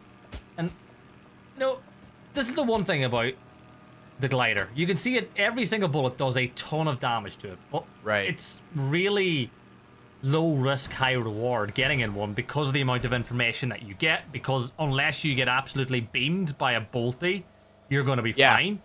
That zone, you were involved in one of those once, if I'm not wrong. But as that's going on, Cammy, Gizera now can get to the zone a lot quicker than the rest of his team, and he can tell them exactly what the safest path is. Yeah, it's figuring out the path ahead of time, which makes these glider plays very, very valuable. We do have phase 3 hard shift to the east, looking good for gas cans. Rats trying to just feed it through, not even to the center, through the center, but Luke goes down to 31-15. It is a wide open field, a lot of elements of this circle. This is what I was saying, the zone really likes to centralize on this area. Rats gets eliminated, down to 12 teams, still a few squads away from hitting placements. Speaking of Aussie imports in the NA, it was one of the topics that was brought up earlier today by Matt Hikerman, who we've seen on rosters like Dodge, and he was a guy in the past. Yeah. I think Hikerman's just a great player all around. I think he's a great addition to the gas cans, and I think more than just being a great player, I think he's got the right play style to complement that team as well. I mean, kind of. Hikerman is a player that I can also be one of the wild card sort of approaches, which I think in gas cans they have quite a lot of them, as they have. Yeah, so it complements it. Yeah. At some point though, you kind of got to question maybe too much. But Luna Galaxy, Wuju 2, video. Oh, what? The covering fire by Monster. Haven does still take sneak attack down, but Wuju 2 are making pretty light work of this push. Yeah, Haven and Kraken, the last two standing, they've got to push towards the rest of Wuju 2. Monster managing to avoid taking any damage from that M4 spray, as Monster will begin shooting around the Dacia. More damage dealt onto Haven, but he's still alive and in the fight, as we're down to a 2 versus 2 for now, because that'll be Cowboy swinging around, leaving it all down to Kraken. Kraken does a ton of damage onto Cowboy. He's on 1 HP. Seifu needs to put in the work, and it's Seifu. Of course he does. Wuju 2 should get the res on the Monster, but they have put up another bunch of points here, and that puts them up to 66. Yeah, it ended up being a lot scarier for Wuju 2 than it perhaps looked like at the start, but they're not far from the zone. The problem is, even when they get the res, they're going to have to push through the Falcons to make it into the safe zone, into Phase 3, and that's even before we spot where Phase 4 is going to bring us. But Ragers, Majestics, could be shooting Flood in the behind. He's not shooting because that's all he can see is the booty. He needs more than the booty. There's a bit more. Ooh. Wait a second. I think Flood might have... He's mesmerized. Sorry, Rello. Yeah.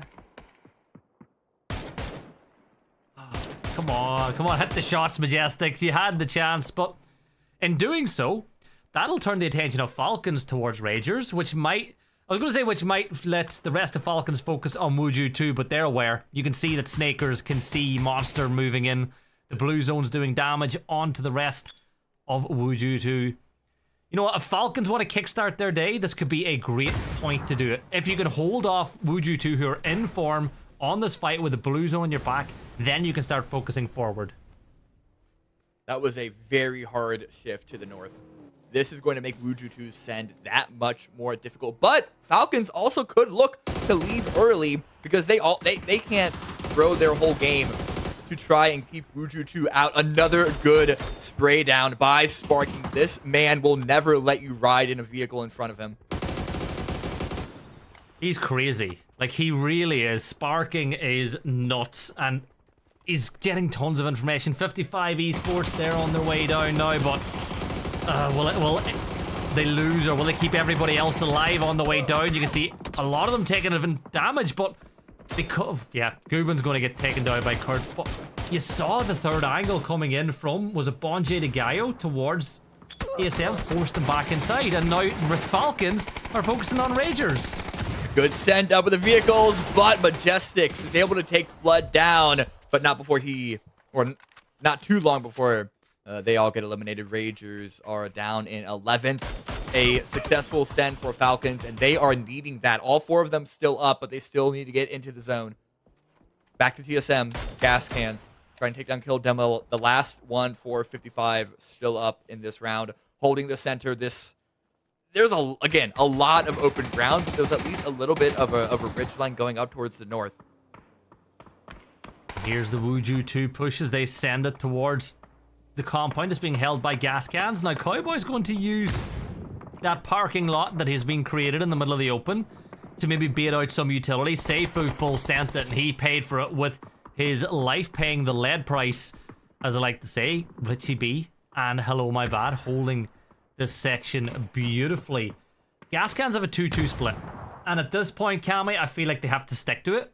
You know, they've got 2 great spots, and the terrain between the two is too open. Pichao, they're in the fight with Gabri here from Typhon. Typhon will get that kill. Pichao eliminated, and Typhon get their 3rd kill, and we're almost in the placement points now. We'll see if Legacy are aware. Okay, they should be potentially dangerous, making their way to the north side. Slabby crawling forward. trying to really pit up close. Below Legacy, the rest of their team is trying to like be a bit of a distraction. But that's another hard shift again towards the east. The eastern split of gas cans dead center, but Cowboy now trying to answer back from the lost teammate. But that's going to be them going down. Sparking takes quick work of that. Now we are in placements. Now we can see how TSM need to move out of this position. They are not in the zone anymore. They are just on the edge. But Legacy also retreating away. They don't want anything to do with potentially dangerous anymore. Yeah. And I think that's the one shift that came through that would make gas cans need to rethink the 2-2 split, and that's exactly what's going to happen. So TSM will happily backfill in that position as it gives them some cover. They'll add some more cars to the car park. I hope that Crafton's getting paid for all the parking in this part of the map. Falcons, they've got some players up on the south side, but Bonje the guy have been wiped out by Gizera. They fall in 8th. 7 teams left alive. Legacy, 1 point, but they've only got 44. Will they add more? Luke takes down 3115G. Another point for TSM. 9 kills now. If you thought game 1 was a fluke for TSM, you are sorely mistaken. These guys are absolute fraggers. And their macro ability to expand, contract is probably one of the best that we have of really controlling space in a really good manner. Look, Clear is only now joining up with the rest of the team after they've sort of confirmed that they wouldn't get backfilled or backstabbed by someone else. And Sparking to get down RN, and Luke 12 cleans that up, so it's 10 kills. So you were saying if you thought game 1 was the fluke, I think game 3 was the fluke, Cammy. It's not often you see them go out with no points on the board, right, as they're back up to double digits and then some. Kildemo still alive for 55, tucked into a corner. You've got potentially Dangerous and Legacy up on the north, which is being kept an eye on by the gas cans here as well, as they've got one of the nicer compounds on this map, actually, I'd say, because you've got plenty of angles out. Yeah, here's that Sparking shot again. But is that the third one tonight we've caught of Sparking taking someone out of a moving car? That we've seen. Who knows how many have gone under the radar that we've missed. Mm-hmm. There's been 2 in this map alone. Yeah. So trust, I wouldn't be C4. surprised if it was like 10, 12, you know, a higher number. Yeah. Was that a mortar strike I hear? Or I hear it too. I hear it as well. Stop! Get out of Sparking's way! Let the man shoot. That's all he wants. Kurt gets the knock on the Theros. And potentially Dangerous now in a spot of bother out in the open. Slabby still keeping an eye on what's going on with Legacy. We're getting ready for that next zone shift. Who's going to get lucky? Well, gas cans, of course they are. They get center of the zone. You make your own luck. And TSM have to get on the move once more. Ooh, Slabby. He has not let Legacy go. Crawling after them. The boogeyman in the closet. The monster hiding under their bed. But of course, Tiny going down to Rello. And then VHZ as well going down. Ooh, Falcons finding an opening that Slabby is going to take advantage of. Frag grenade follow-up. But Luke going to deny that. Slabby now pulling away. Can't full commit to the completion of this squad wipe. And needs being thrown, but this is all bad news for Legacy because the blue zone is on its way. Hello, my bads, holding out Sparking as TSM need to get to their vehicles on the other side of this compound and make a decision on what the best play of action is. Rello is a good eye on TSM now as well. TSM actually could be in a lot of trouble because Falcons have an angle, gas cans have an angle. If you go north, surely Glock will be able to feed that information as well, but the TSM move will come, Cammy. Are they going south? Looks like they're going to go south. And they have the OP bust to give them some cover, but it's flipping. And it's going to slow down. The smokes are already there. VHC panic exited. At least they're spreading their units around.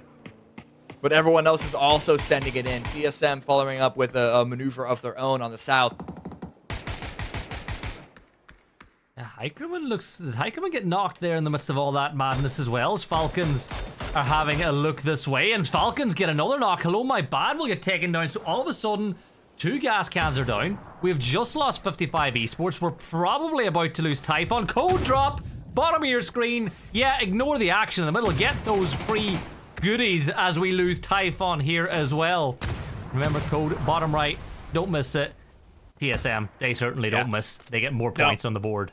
A really, really good aggressive stand. They saw the opening. They knew that they were covered from the east as long as they stuck to that ridge line. And so they made sure to clean up the only other team that was to their west. Now, how they extend from there, that's the next step. But Flood with another knock on to VHZ. Gizera, last one standing. All the smokes that Legacy have had, I'm pretty sure, have been wiped out at this point. All their cover, this is what you see. I feel like Falcons, though, this is what they needed. 12 kills into the top 4. A win here would be the cherry on the icing of the cake of what could be a party for them in the final few maps to try qualify. Gas cans are the meat filling in what could be a horrible sandwich for them. Zone will pop. Snakers is an off angle and it goes north. So Snakers has a long way to go, and TSM, they can relax just a little bit more because that zone shift's best case scenario for them. It certainly gives them value because they can stay under that ridge line, but like how to expand their presence, their influence out of this, it's going to be difficult, and it would be difficult no matter which way it would have sent. Even if it went towards the west, towards them, they still, you know, could potentially get overflooded by the surviving squad of Falcons versus gas cans. So honestly, for all three of these teams, it's all going to be based off of like who can get the knock. Snakers opens up on the Vox. How do the other teams respond from here? Do TSM go hyper aggressive into the gas cans compound? I don't think that's a good idea because the Falcons have such a powerful crossfire across this entire map. Yeah, and you can see that with the off angle being held by Snakers on the edge of the zone, the TSM can't go that way. So they have to either go to the compound or go north, which, as you said, neither option is really something that you'd want. Snakers now, blue zone doing a lot of damage onto him as he will go down. So that's one less problem now for TSM. And you know that they knew that was Snakers because they moved as soon as they saw the kill feed. Hello, my bad extends out. He'll catch Luke 12. Gas cans, you know, I think that they're pretty happy with the moves that Falcons have made because there was a stage when they could have crashed. How is Luke alive? Should Hero. not be standing there, I know, by the skin of his teeth. And now Falcons, though, they're still looking for every single moment, every single opportunity. They are not giving up here. They're up to 9th at this point, up to 44 total points. If they can confirm this win, they will be back into the conversation of qualifying into the grand finals. They heard what we were saying, Cammy. We heard us talking about maybe ruling them out, and they've decided that they want to prove us wrong. Sparking, as you can see, calling in some cover from the skies, which is exactly what TSM need. You can hear it coming in just about now. Relo will... You know what? This is actually a really nice angle that Relo has just gotten himself because he's got the blown up van, and then he's on its side, and he's using the car to get a pixel head peek over the top. Those things are not done rolling. Nah, they keep on going. Rolling. Shout out to Poro. Biggest Limp Bizkit fan in the world. Oh, Halo spotted Roth out. Again, just how powerful high ground can be. Falcons are, I mean, they lost a player, but I still think that they're showing pretty good presence here because I don't think there's a world that gas cans and TSM don't fight each other, and that's going to give Falcons the opportunity to third party that fight, steal some kills, and then with their crossfire, just clean up the rest. Yeah, Roth's got the kind of go call on the team with this position as well. He's feeding all the information on where anyone's moving, if it's going to happen that way. And I feel like Falcons, they might feel like TSM could be the easier fight, but as I say that, Kurt gets the knock onto Ross, so that's another point for them. Good nade, though, thrown back as a rebuttal. Luke 12 will take a bit of damage, but gas cans, are they now making their rap? Looks like Hello My Bad is starting to push out of the compound and move towards Halo. Yeah, that was the problem. Roth didn't have a real way to exit. I assumed that there would have been a vehicle in play, but regardless, still cut down. And gas cans only now pushing onto TSM, avoiding Falcons. But the blue doesn't really give them the timing, doesn't really give them the space to find the opening that they were hoping for. See how gas cans are like humming and hawing is what my parents would have called it when you don't quite know what you want to do. They're like, do we fight Falcons? Do we fight TSM? They're poking and prodding. They're looking for the weak spot. Once they find the weak spot, gas cans are the sort of team that will try to expose it straight away. But TSM with 4 players up, gas cans with 4, Falcons at this point have kind of gone into a more defensive mode. Center still controlled, more or less, by Falcons, but only down to 2. It's going to be a numbers game, and depending, again, if gas cans do commit onto TSM or not, could overwhelm them. The win condition for Falcons is TSM and gas cans hitting each other on the way in, which, based on trajectory, is very, very likely, and them weakening each other enough for Falcons to clean up the rest. And don't get me wrong, Falcons are the team that need this win more than the other 2 when you look at their points tally overall and the games played. Yeah. But gas, look at the amount of smoke that has just been thrown to enable this push out, Camby. It is like a fog has descended upon Rondo. Allo might want to push through it, but Bizzler with the self-knock with the frag grenade. That is an unforced error that could lose them the game, but Falcons, Rello, he was playing with that frag grenade for a while. Timing it in with another AR spray. Everyone is getting wounded walking into this final engagement. And Falcons have the high ground. They've got the only team that really have a line of sight onto the whole center of the circle here as well, but Flood went for a big play. Sparking will take him down, leaving Rello as the last man standing.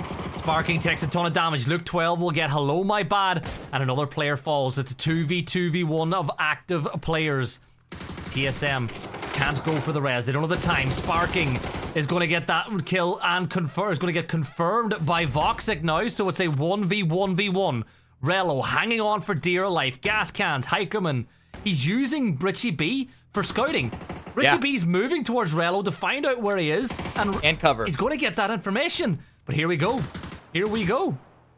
Trying to stay low. The wraparound is going to get caught. TSM eliminated, but they got 15 kills. Or rather, Falcons did. It's all chaos at the end, but it's a final 1 versus 1, and Rello is going to secure it. High kill game for Falcons. 17 kills. This is just what the doctor ordered. 27 points. That is more points that they got this whole, basically most of this event so far. And any worries you had for Falcons may have just been eased a little bit, but the job's not done.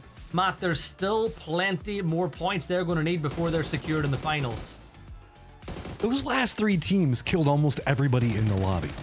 Think about that for a second. Gas cans had a ridiculous high kill count. TSM, as well as what we can finally see the Falcons finding out. Yes, okay, we can still frag people out. We can still win the firefights, finding some confidence and getting themselves a victory. I also do want to shout out, though, TSM and gas cans are having a phenomenal first day. They're kicking up a ton of points. Gas cans being kind of the point leader on the day, I think are pretty close to like 55, 60 points on the day so far. That is an absolutely wild start for them. Yeah, this gas cans are coming out hot. They are really trying to take over this. I'm looking at the overall leaderboard now, and I'm not going to spoil it for anyone, but they are, it's looking really, really strong for them.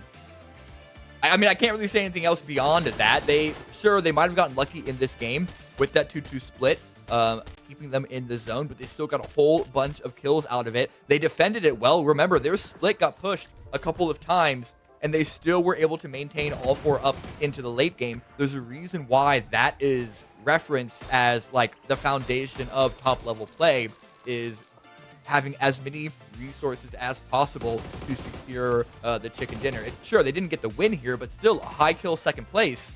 Gas cans are looking fantastic.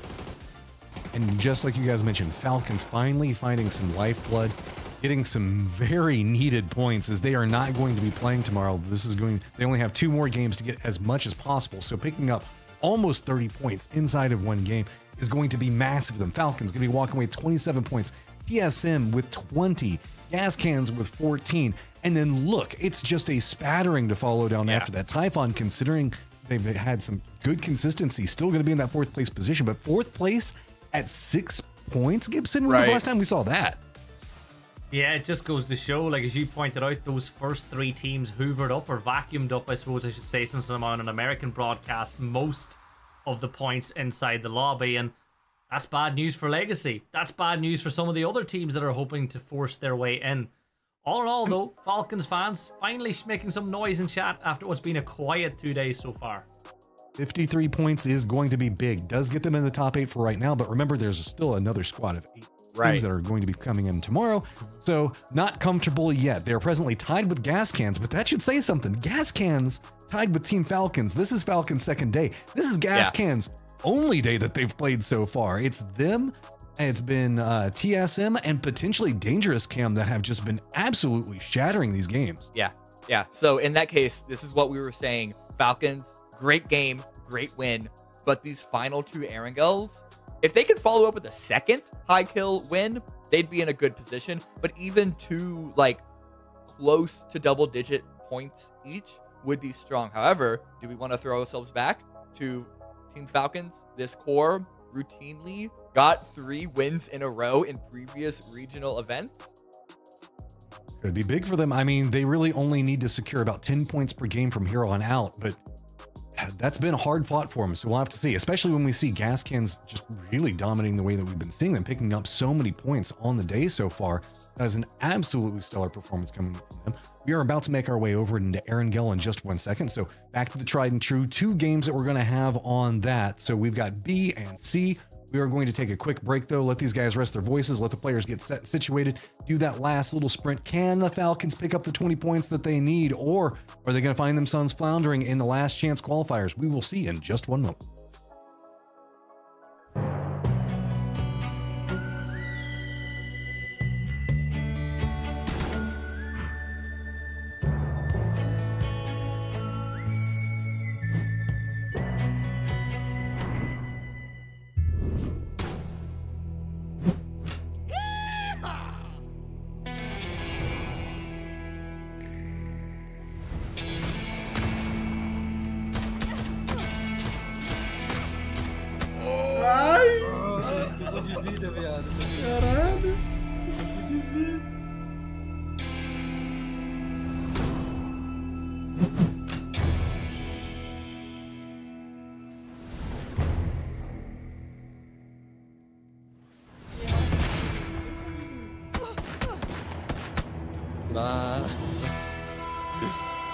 Também não vai ser fácil assim, né? Tomou capa?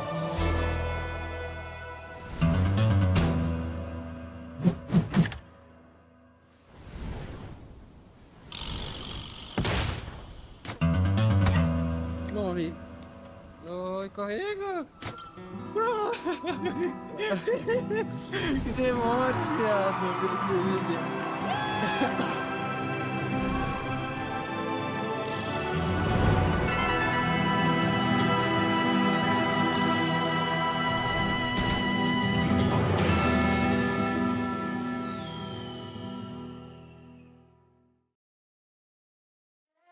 Time I close my eyes.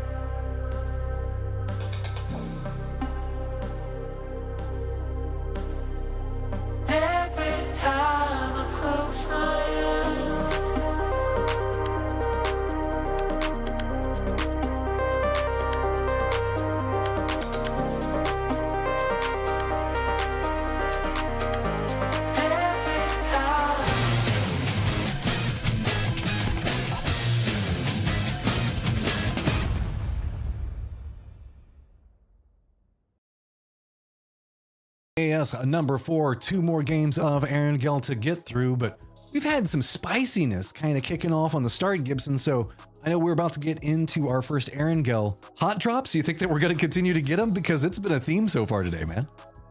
Do I think we're going to continue to get hot drops?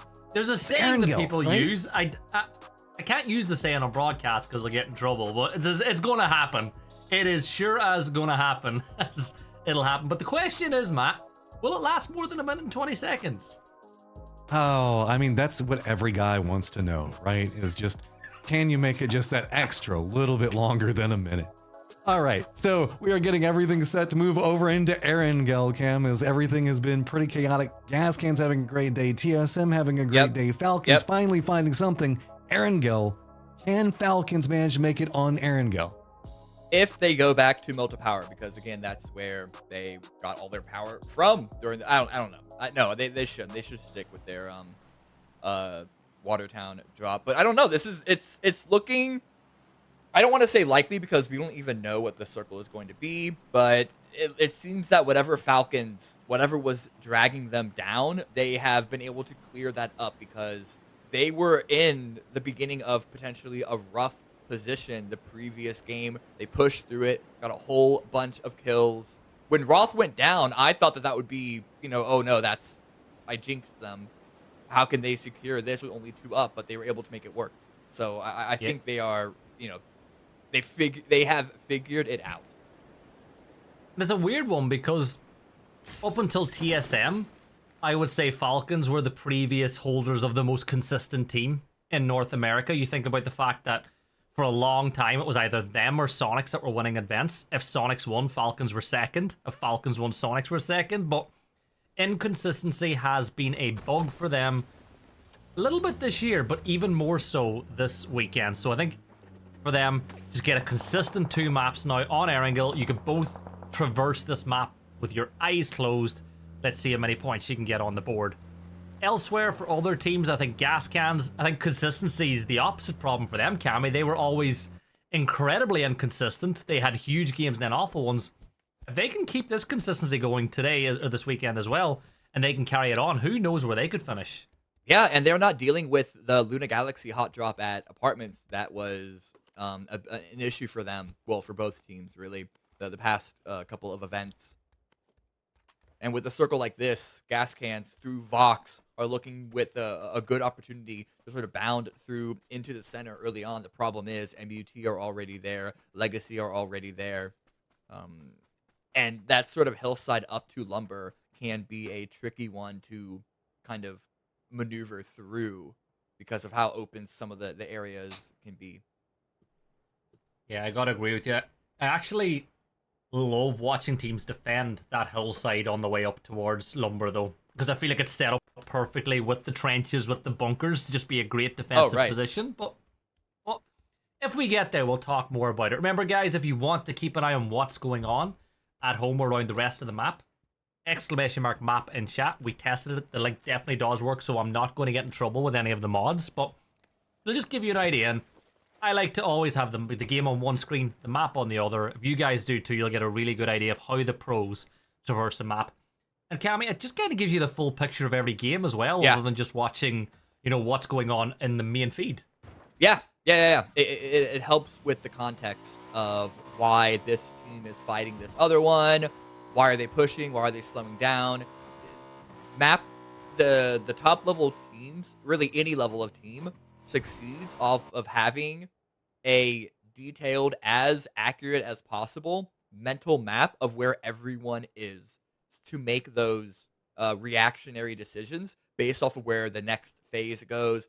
You see a kill, you see something in the kill feed. If you know what all the other pieces on the board, what they're playing from, it'll be more successful for you to make a better decision. And so we don't need to do that work. We have the map in front of us. But it's the same idea of adding that context for all the plays. To put it into perspective as to how difficult it is to be a pro player, and I know, Cammy, that you've touched on this many a time in the past, these teams, as you spoke about, A, they have to learn the drops of every other team inside the lobby. B, they have to look at the map shift and understand, based on that circle, where all these teams are going to rotate to naturally. And then C, they keep an eye on the kill feed to know what teams are weak, what teams are strong. At events, these players don't have pens and papers, Cammy, so they have to mentally remember how many players are up for every team. Right. I will say most teams that I've talked to, they talk about understanding the 4 or 5 teams that are immediately around them on the drop. Because let's use this game for example. CSM South George, they don't really care about Falcons. On the opposite side of the map, and the E pickup. Theros finds one. Oh, they pull off. They really want to go for that revive. Posa is that valuable for them. Yeah, they're going for the revive, but that opens the door now for potentially dangerous to get even more kills off the board. But the first opportunity has been missed. The rest of potentially dangerous now in a spot of trouble. Kraken. Well, Kraken usually comes up from the depths, but he came down from the sky this time to strike Slabby down. And Luna Galaxy, well, they could be about to be the winners of this button. But Teeny, you call him Teeny or Tiny, by the way, gets the knock on the Kraken. I call him Tiny, but I am down to be corrected. Is it because he's teeny tiny? I don't know. Sure. I'm sorry. Let's go with yes, but another fight. Listen, we don't have a hot drop, but we have early game committed engagements regardless. Pat Caps pushes into that angle. The Donkey Destroyers, that was too quiet. They hadn't been in a fight for the first 5 minutes of the map, so they had to get into one now as they're fighting against MUT. FCZ and T-Plants, the last two standing. Donkey Destroyers with 4 up, 1 kill confirmed, but Tuamas will fall at the hands of FCZ, but there's T-Plants getting knocked the other way. Spinner from the Rats, he'll get the angle on the FCZ. You feel like this is a losing battle for him. Yeah. We'll have time to pop the first aid, but where do you go? Legacy. Yeah, why not? Gizera's having some fun here too. Down goes T-Plants, and surely FCZ will follow, and he does. There it is. One headshot by Gizera, finished up by Despoon. Because Rats are, I think, south of this. But yeah, that is an open compound. The inability to get inside cover meant that there were about, I think, 3 other squads third-partying them, and Donkey Destroyers hold with all 4. What's going on? Donkey Destroyers with 4 up, and they've won a crash. It's like I said, it was too quiet for them. They had to get some chaos going, and they're the victors. And at the end of the day, yes, we're having a lot of laughs at their expense, but this playstyle qualified them to get here in the first place. Yeah. Just finding opportunities for kill points everywhere and cutting other squads down. It's high variance, high chaos. And I don't really ever expect Donkey Destroyers to win an event, but you never know. Sometimes it can work out in their favor. Mm-hmm. Adrenaline shot being injected by VHC as he wants to get back up to full health as soon as possible. Luna Galaxy have not had the impact on the leaderboard today that we would have thought, Cammy. 8 points so far today. 1 kill in this match so far. They're kind of suffering from the same sort of issues that Legacy and Falcons both had yesterday. Yeah, again, I think there is something to the consideration of partner teams having not played until yesterday, or in some cases today. So perhaps they might have scrimmed a couple of times, but not as warm as the teams that came through the opens. Yeah, will be something to that kill demo. Getting Red Rider, and he'll get flushed out. It really hasn't been a great day for Orion. 22nd place out of 24 with 5 maps played on the second day. They have 1 map left to go for them. As I said, I don't like seeing this team not doing well. Like, I don't expect this team to be winning events. I don't expect this team to be qualifying for, the PAS final itself, that Grand Finals weekend, because, they don't play as often as they used to. But it's always sad to see a team not put some positive tape out there. Right. Donkey Destroyers, they're still maneuvering around. They're still looking for opportunities. Oldless with the bolt action. A couple of shots from Rats still down south of them, coming out from Farm. So it's got to make sure you're not holding an angle for too long. and Wuju 2 crossing the bridge. There was a bit of a back and forth between them and Ragers earlier. And it looks like they let most of Ragers go ahead. Hunter is outside of Novo. So one single straggler from Ragers having to get their own way back in, while the rest of the squad is indeed here at the Milta gas station. Or a little bit to the north of that, but general area. And sparking and driving in vehicles. Never do it. Never do it. There you go.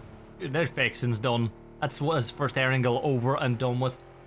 Do you notice, by the way, that... Oh, let's pick up at that point. Orion, don't lose another one. Kraken spots out RJ. RJ takes a little bit of damage, but I think did he just land that bolty shot? I don't know.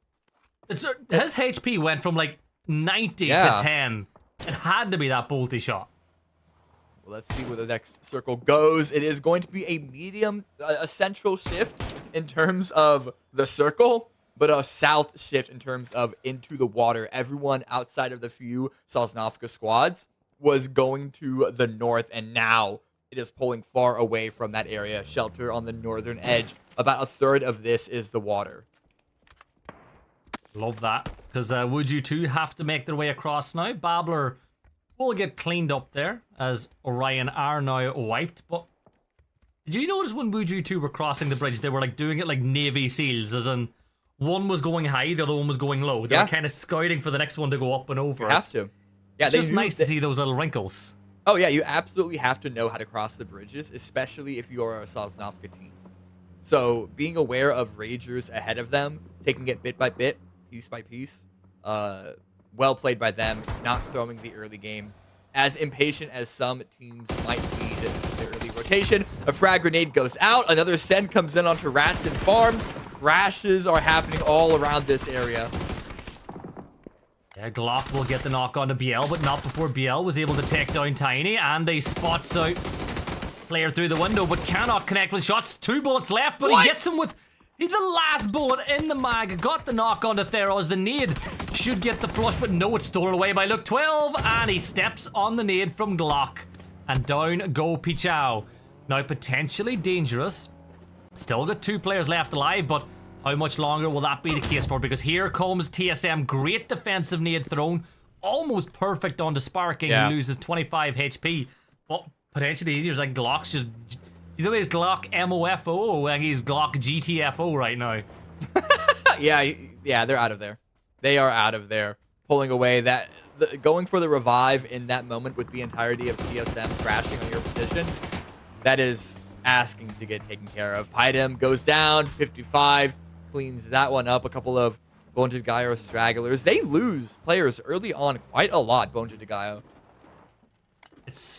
It's not a good sign going forward for them, really, because when we see them as a 4 in a team fight, they're usually pretty good. The problem is, we don't see them as a 4 because, as you said, they always lose players, whether it be hot drops, whether it be just losing players on rotation.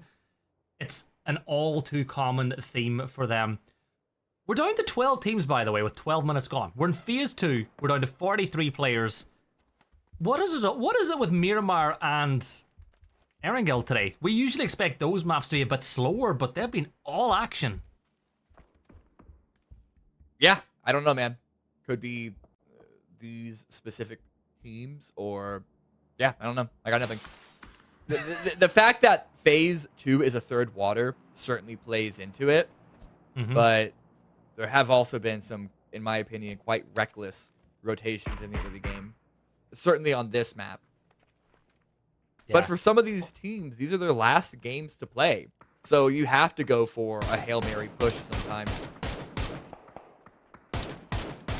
And one of the teams that don't necessarily need a Hail Mary, but a few more points certainly would help, is Wuju 2, getting fired upon by one of the teams a few spots ahead of them who are in a much more comfortable position. Typhon, not to be confused with Taifu, playing over inside of Asia. But again, players that we know coming from other places, like Kerak is a player who's been around for years now, and we all know what he's like. But it's another team with some new Brazilian blood coming up. And I gotta say it, the Brazilian talent pipeline in the last 2.5 years has been really strong. Yeah, it's been looking impressive. The problem is whenever we send Latin American squads overseas, at least this year, it hasn't been particularly impressive. But that experience is only going to compound on itself. I mean, how long did it take for North America to start to perform well in globals? Well, here's the question, Cam. Is that because the LATAM teams are playing they're playing the lobby inside of a PAS the way that Sonics used to, as opposed to doing what Sonics do now and play the international style the whole year round? Nah. It's experience. Yeah. Okay, wait, Donkey Destroyers maneuvering up. They're pushing to the east a bit further. They're going to be on the edge still in phase 3, which we didn't really discuss it too much, but it's a fair bit of water. We know it's going to go to the north. So Falcons and Legacy just south of this position are going to be looking really, really good. But Luna Galaxy, they need to keep pushing in. They got spoiled on that E-pickup approach earlier on, and so they're taking a very, very slow advancement. But at some point, they're going to have to look for some sort of opening. If they can't do it with pure macro, which at this point they might not be able to considering all the open ground between them and the center of the zone, they're going to have to look for an opening knock against a team like Rats or, in this case, Gas Cans. Yeah, nice headshot from Zoom, but I think it's just a pit stop for Luna, but as you said, every position they'd want to go to has already been taken because there's so much water, because they're late rotating in. Like, what even is this game? Donkey Destroyers still have everybody up. They're playing positional macro PUBG. I'm not having it. I'm not having it. Frauds. I don't know if holding a compound on the edge is positional macro PUBG rather than it is for them. PUBG. It is for them, Cammy. This is the Donkey Destroyers we're talking about. Yeah, true. Kurt calls in the pickup. Where's it going to land? The wrong side of the wall. That is literally the one spot that Kurt didn't want a wall. to land on. It is a wall itself. Mm-hmm. It's got some nice toys in it, right? Oh yeah, big fan. Okay, You know what? It's for Kurt good measure, but Kurt really, really wants it. Yeah, Kurt would love some nades in that. We all know he's the best nade player in NA. Zone's about to pop, and it goes the only place that it really could have gone towards the north. And remember what we said about Falcons needing another big point game? They've certainly got the position to do it. Could be it. This 2-2 split. If they can hold on to it and not get okay, so the worst thing that could happen is if Snakers or Roth gets knocked by 55, it gets sent on and they lose those two in an instant. As long as they can avoid that from happening, then I think they have a really good game on their hands. But now Rats pushing in through the gas cans. Hello, my bad. Holding takes Gats down. And that is a Panzerfaust on the back of Hikerman. Love it. That was a solo push by Gats. What are Rats doing? I don't know. I don't know, but I think they were trying to maybe take ground, catch them cold, but it didn't work their way. TSM, full sending it now. Luna Galaxy did find themselves a spot in the circle, but that spot may just be contested now by TSM that you can see on your mini-map. Richie B keeping an eye for where the rest of the Rats are going to push from, but you know what? I don't think that this Luna Galaxy TSM fight's going to happen in the next 30-40 seconds because Luna have got bigger problems. Yeah, that ridge is keeping them from each other, but Donkey Destroyers have an angle, Falcons have an angle, Gascans have an angle onto TSM. Wait, are TSM pushing? TSM are trying to upset them. No, they're forcing this. They don't want anyone next to them. I love it. I love it. Flood will do a little bit of help as well as Falcon's third party. Sparking's Molly is perfect, and that leaves Haven now all alone, playing behind a shield. Kraken is on flame, but there's Look 12 posted. Did have an off angle, but Luna Galaxy wiped. But here's the problem. You make that push, Falcons now getting involved in the third party. They're going to blow up these vehicles. The explosions could be even more of a problem. Vehicle flips, and thankfully does not land on top of TSM. But hey, you know what? It's aggressive. I love it. And they have 8 kills, so this is already a good game. And us talking about the drought of places to play from, the housing shortage has hit us here in PUBG. This is probably the best game plan that TSM could have, coming from that that beachside position here. Gas cans, having taken care of rats, are now pushing in through over to TSM. Grenades coming out. Alo sparking spotted. This could be the beginning of the end. Sparking, the last player you want to lose if you're TSM, and hello my bad with a beautiful nade. That'll be TSM down to 1, and as it looks like it, they may be down to none soon as Luke 12 gets close and closer to Legacy. Well, you know what? TSM, really good first day for them. They're up to 49 points. It'd be... Oh, yeah. An absolute shock if they don't make it through to the grand finals straight off of this these 2 play days. But just want to give one player credit. You got to give Sparking credit. You spoke about the ship of Theseus earlier. Sparking really has been the fountain of youth for this team as well. Pushed by Donkey Destroyers onto the same hillside that both TSM and Luna Galaxy have been upset from. But they were the team that was providing the most pressure onto that position. So now that they're gone, they don't have to worry about it unless we see, say, 55 overtake their spot to the west. It's all about holding against gas cans. Likerman's still out right next to the blue.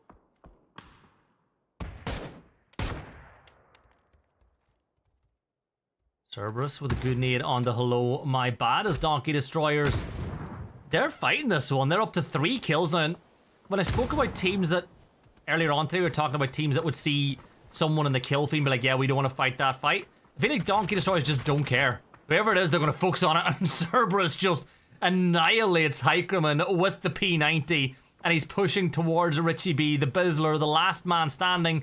And Little Laylee's looking to get an angle here too. And he's found the angle. And he's found a couple of the shots. But not enough. But is he going for the res? Is he going to try to get the res? Even though the blue is here. Even though Little Laylee is here. Even though Cerberus is there. It looks like he might just be going for it. He was anyway. Got to go for a play at some point. And Little Laylee spot out by Cerberus. Cannot hit the shots with the P90. And this is very chaotic on the west side, but Donkey Destroyers have not let up at all. Anyone has gotten into their area, their zone of control, have almost been eliminated. There it is, gas cans. They go out. Little Laylee is going to get spotted. Should be taken care of by Cerberus. Doesn't want to waste that many. Okay, has to waste the P90 bullets. Looking pretty low on that, with still about 10 minutes left into the game. But we're in placements now, and now Donkey Destroyers need to look into Legacy and Wuju 2, getting closer to the center of the zone.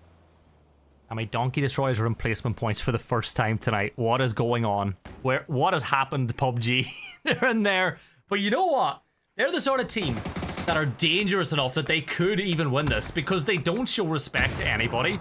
Luke 12's not getting any respect whatsoever right now as Cowboy from Wuju 2 is able to wipe him out. 3 kills for them. They're now up to 71 as they've probably crossed that safety threshold. But here come Legacy with the utility dump.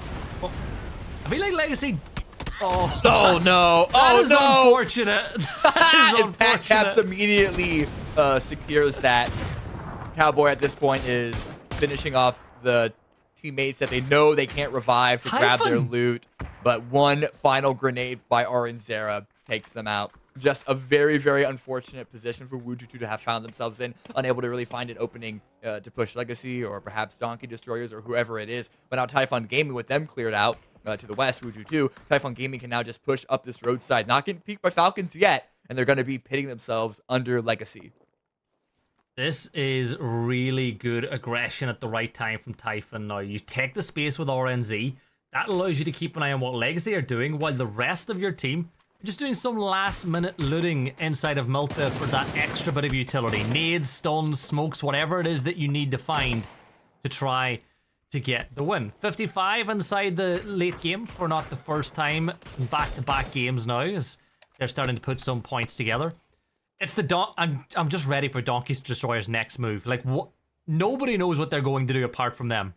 Well, okay, let's look at it reasonably. In this zone, their only 2 options are to hard push Legacy, which is a really bad decision, or wrap up to the north to go into 55, and it looks like they are doing the DD classic of all hopping in one vehicle and going for a drive-by entry. Well, they've actually pulled up. What is this? They've not even crashed it. They're playing it slow. Donkey Destroyers focusing. You know what? They're in the top 5 now. They feel like they can 100% get the win, but they're playing it a little bit smarter. 8 kills on the board for them. Smoke off Falcons so you can focus on Legacy. They're setting this up beautifully, and Typhon might just be the real winners of this fight that's about to happen next. So Thomas will throw the first nade inside. Is it a good one? It doesn't quite look like it is, but Typhon are pushing at the exact same time, but Snakers is the covering fire. Not that Legacy wanted, but the cover that they needed. Yeah, I mean, Falcons are going to be looking at this very, very happily, picking up a couple of kill points. They know that no matter what happens here, Falcons are going to have the best position in the zone, at least when it comes to the center, outside of 55 to the north. Donkey Destroyers trying to push on, and Legacy taking a lot of casualties. Gizera looking for some opening, swinging back around the side. Gets a knock and a flush against Oldless, but has to wrap back through the blue, circumvents Cerberus's potential counterplay. The thing is, though, Donkey Destroyers get the res off onto Pat Caps. They know Gizera's on the other side. Cerberus has the P90, but runs out of ammo, so he's only got the drag off with 10 bullets. He will get the kill onto Gizera, but Cerberus needs to get up and get some of this ammo that's on the ground, but I don't know if they've got the time to do it. So they're going to go for it. Yeah, pick him up, get him inside, get him in the building, then you might be able to get the res, but then you got to give him some ammo because that guy is spent.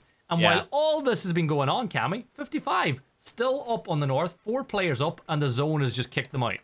Yeah, I mean, they haven't had to do much at all. It's a pretty low kill count game so far for them, but they're not going to throw their game to try and chase kills here in the south.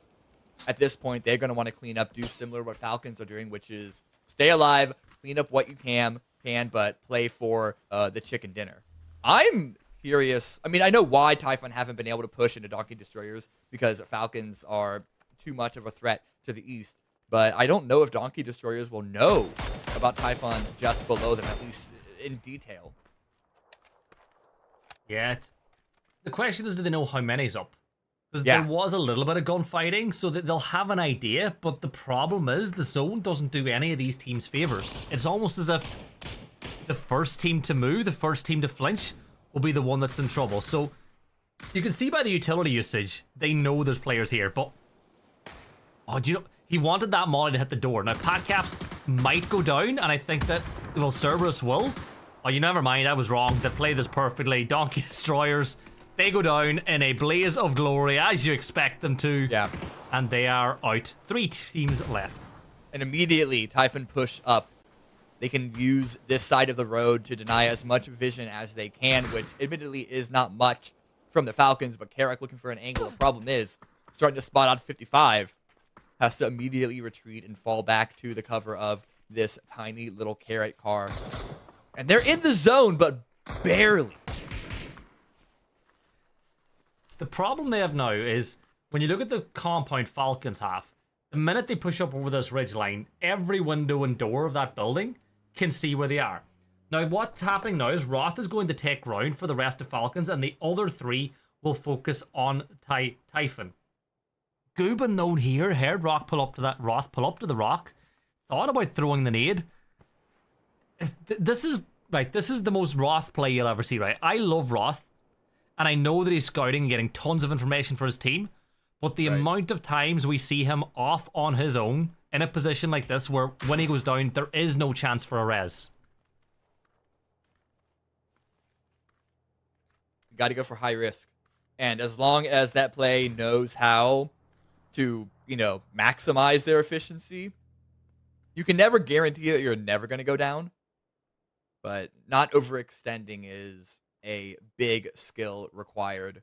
Grenade at the ready for Gubin. Psycho also paying attention. I'm not quite sure what the angle is going to be for Roth if he were to jump on that rock. But they were waiting for phase 8. Centered up. Roth has the access point. If he goes down, then Falcons could still, they still have 3 other people remaining. But they're not going to have as easy of a time to break into 55 territory, even after Typhon are taken care of. Yeah, the thing is, though, Falcons will know the teams that are left alive, and they'll feel like just mechanically alone that they should be able to wrap up this win. But the problem is, you can never adjust for that little bit of mayhem that PUBG can bring to the table, because we're at that point where the next knock cam is so important in determining who wins this match. Okay, stray headshot, but Sneakers is ready for the I didn't realize there was an in play. So I think Snakers might have been keeping it under the radar past couple of minutes. There it is. Here, first knock. Yeah, there's the knock. There's the move too, Cammy, as Kerak looks to take ground and just can't get the angle underneath the car. Kildemo can. Roth will smoke out that angle because he knows he's going to have to fight this fight a little further towards his north. Kildemo does get knocked by 3115G. Kerak getting pushed by Higuin. I think this is a clever move by Higuin to deal with the player who is closest, but the longer you leave it, the more noise you make, the more at risk that Kerak could get the kill. Well, the other problem is Higuin wasn't in the zone, had to push into the circle to get away from the blue. At this point, it's lethal almost instantaneously. But I think Kerak heard the footsteps and playing around the smoke. 55 are fighting like two teams on two different angles. They weren't able to get that opening knock on either side. And so because of that, the lack of cover, despite good spacing, they're kind of falling apart themselves.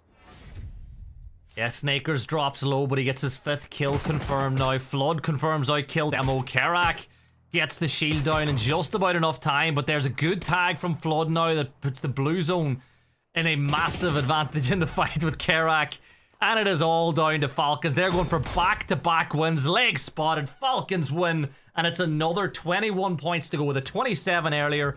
And they're qualified for the grand finals at this point on 74 points. Who was I? Who were you? Who were we to doubt that Falcons were going to do this? Ridiculous, honestly. 2 wins in a row. At this point, I was actually 100% joking about the 3 wins in a row, but at this point, I have to see it, Matt. Like, talk about old PCS era tendencies by this roster. Well, also the fact the circle was kind of nice to them at the start, not making them have to do the longest rotations. All skill. But I will say that the end of that game was so cleanly played. With Roth moving over to that rock, he essentially cut off a huge section of the map, had full reinforcements back behind him in the squad, and forced the other 2 teams to have to play along that ridgeline, right along the road. And that is exactly what Falcons used for the recipe for success. I mean, that was just great map knowledge, great awareness. Roth realizing his job is just to not die, be a distraction, and force everybody in a position. This firefight around the farm, though, was absolutely wild. It was just going absolutely crazy over here, and Donkey Destroyers were just feeding off of it, picking up kill after kill. And you know, sometimes you live by the sword, you die by the sword, sometimes you just die by the fire, also a couple of nades. But man, I love Donkey Destroyers and how they play. They're just fun. They make me smile. Yeah. The way they play makes me happy, and the lobby would be a much worse place without them. Like, honestly, purists will hate it. You know, it'll be like one of those things, people who love real macro-focused, intensive, strategy-focused PUBG would hate it. But I love action, I love chaos, and I love the way they play. And look, the best thing is, we see them next week too, guaranteed. It's not always the most consistent play style, but 15 points, when it works, it works. Falcons picking up 21, like you're talking about, probably feeling pretty close to qualified, if not already. Typhon consistent, man. Typhon is just so freaking consistent, picking up 9 points yet again. Legacy going to get 9 as well, with TSM also rounding out the 3 stack of 9s. 55 Esports finding some points at 8. That's good to see. So we'll kind of shift over to the overall leaderboard, as don't forget Wuju 2 also picking up another 5, and Gascans picking up 6 is big for Gascans' run that they've been having. And Wuju 2, this is going to be their last day of play, so anything that they can manage to pick up Cam is going to be massive.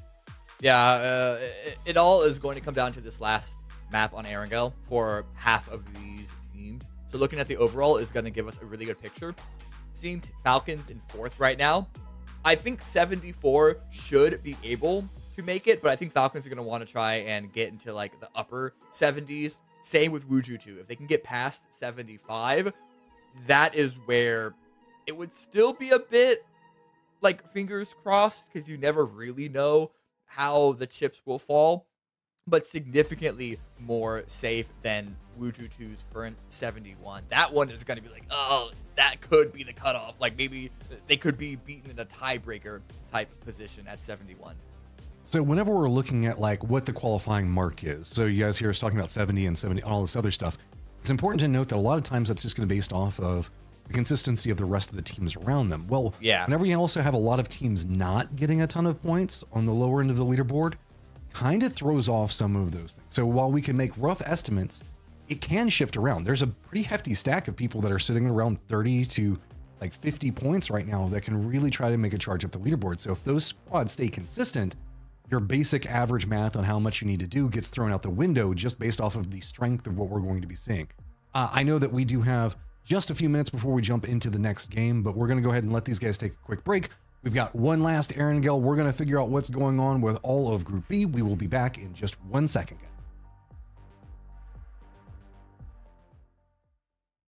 Follow my lead! Shut up! You can't even run properly!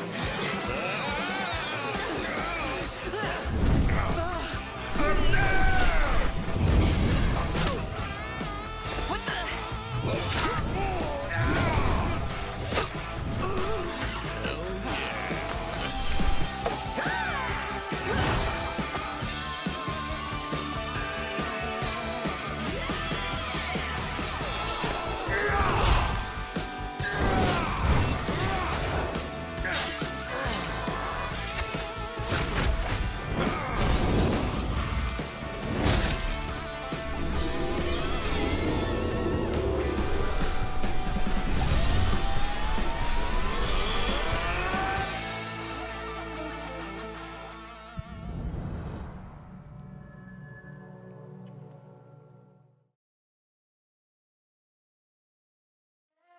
Time I close my eyes.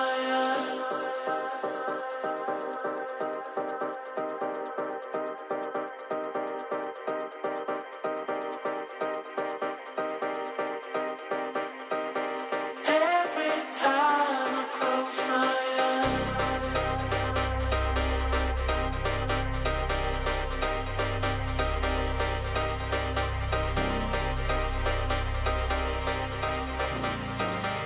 time I close my eyes. Every time I close my eyes.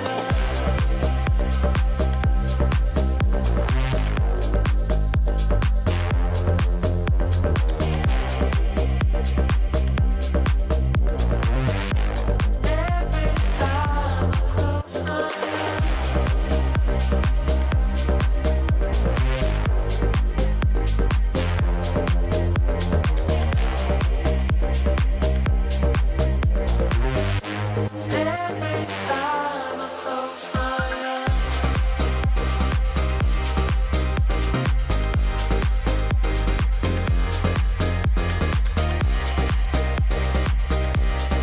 I want to, but like Liquipedia is.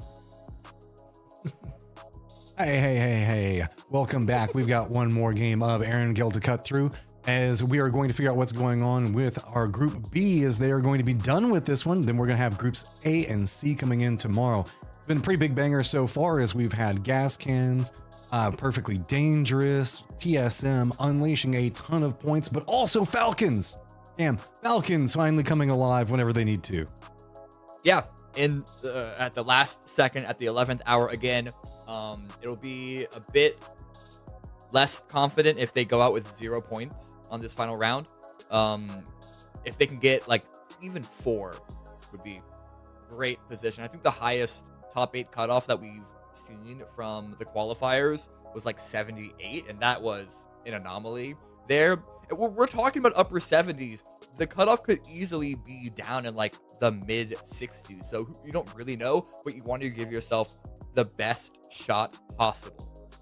Look, I'll just say it, if there's ever going to be an anomaly, it's going to happen whenever Gas Cans are having a phenomenal run because they just feel cursed to always be like just a couple of points of managing to make it where they need to. But we've got our final Erangel of the night cooked, ready to go. We're going to jump right into it.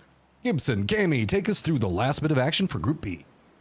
This is it, the finish off the group stages for Group B, and the flight path will be from northeast all the way to southwest. almost through the center of the map, but not quite. But Cammy, this is the last question I have for you of this sort of nature. You're Group B. You're done today. Okay.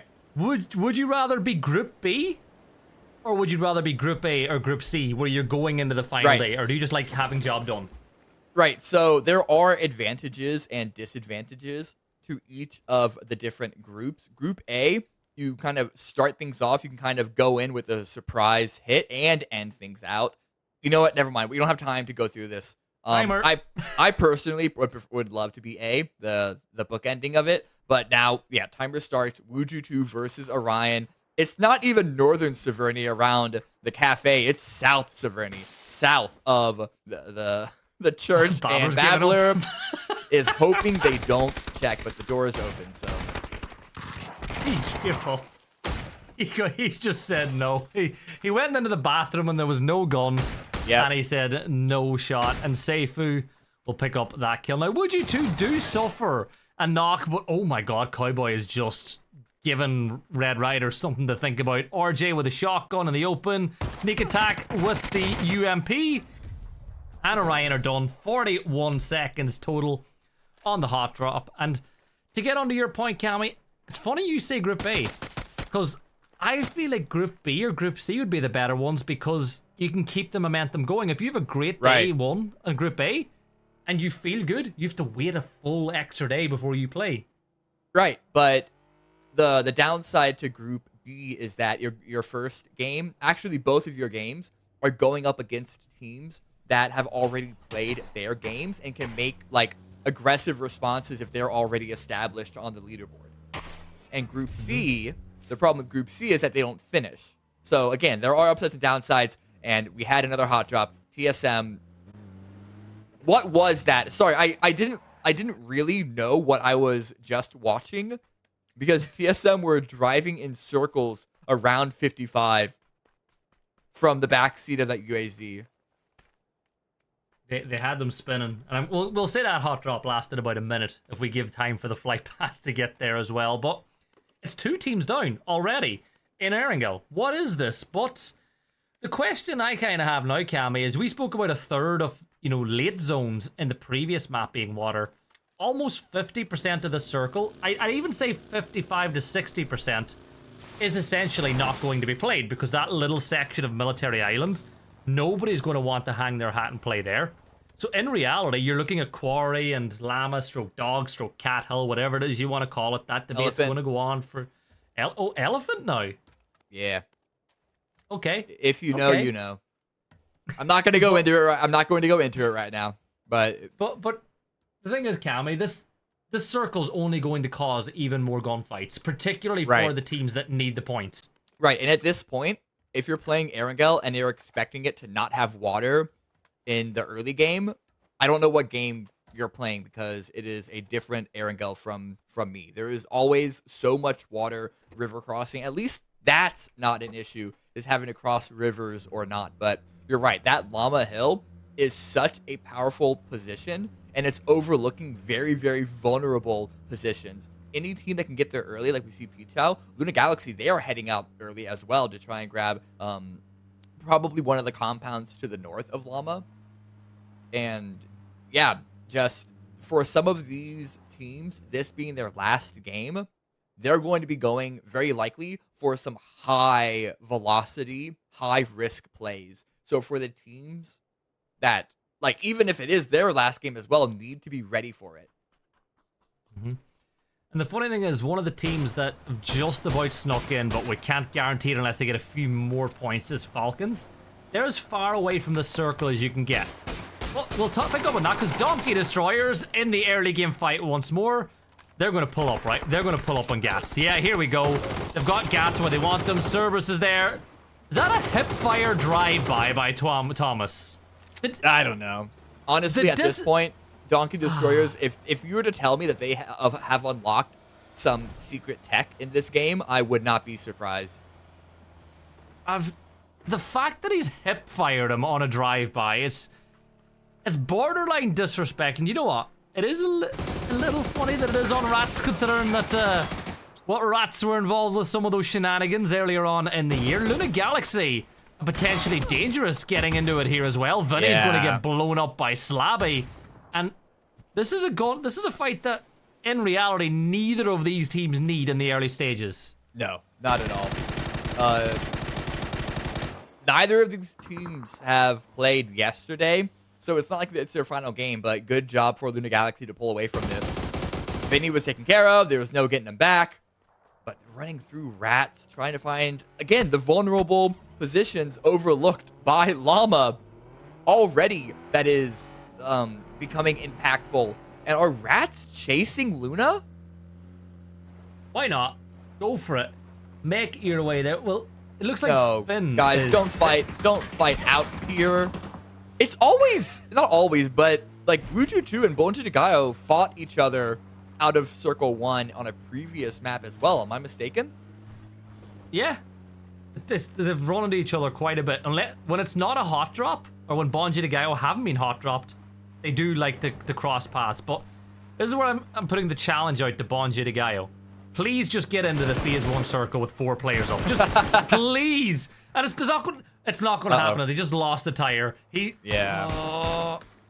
spin out though. Oh, what? Oh, Bonji the guy. Why? Challenge impossible. Make it into phase 1 was a 4. Yeah, that's. They're 15 points though. They've still done better than Falcon than a lot of the teams in Group A or Group B managed to do yesterday. Yeah, fair enough. I mean, better than Orion have in all of their 12 games. Orion have 9 total points. It has been a really, really rough group stage for that team. But Wuju 2, they are not done playing with their chicken. Bonjigayo Paidem also goes down. The rest of the team are passing George Bull Mountain. They are not looking back. They're trying to make their way into the swamp, into the zone, and try and salvage something out of this map. And for Wuju 2, who were on that cusp, as you'd call it, that's great. 5 kills for them already, Cammy, after just 7.5 minutes. And now Rats and Donkey Destroyers. The Spoon will take a ton of damage. Balefrost is holding the entrance with the AUG, but Nade's being tossed in from the other side. T-Plants. Third parting as Tuamas' nade will hit the target. The Spoon will swing for the trade, and he will find it, and he finds another one, and a third. Tuamas, the Spoon will do it almost all by himself. Finn will get 1.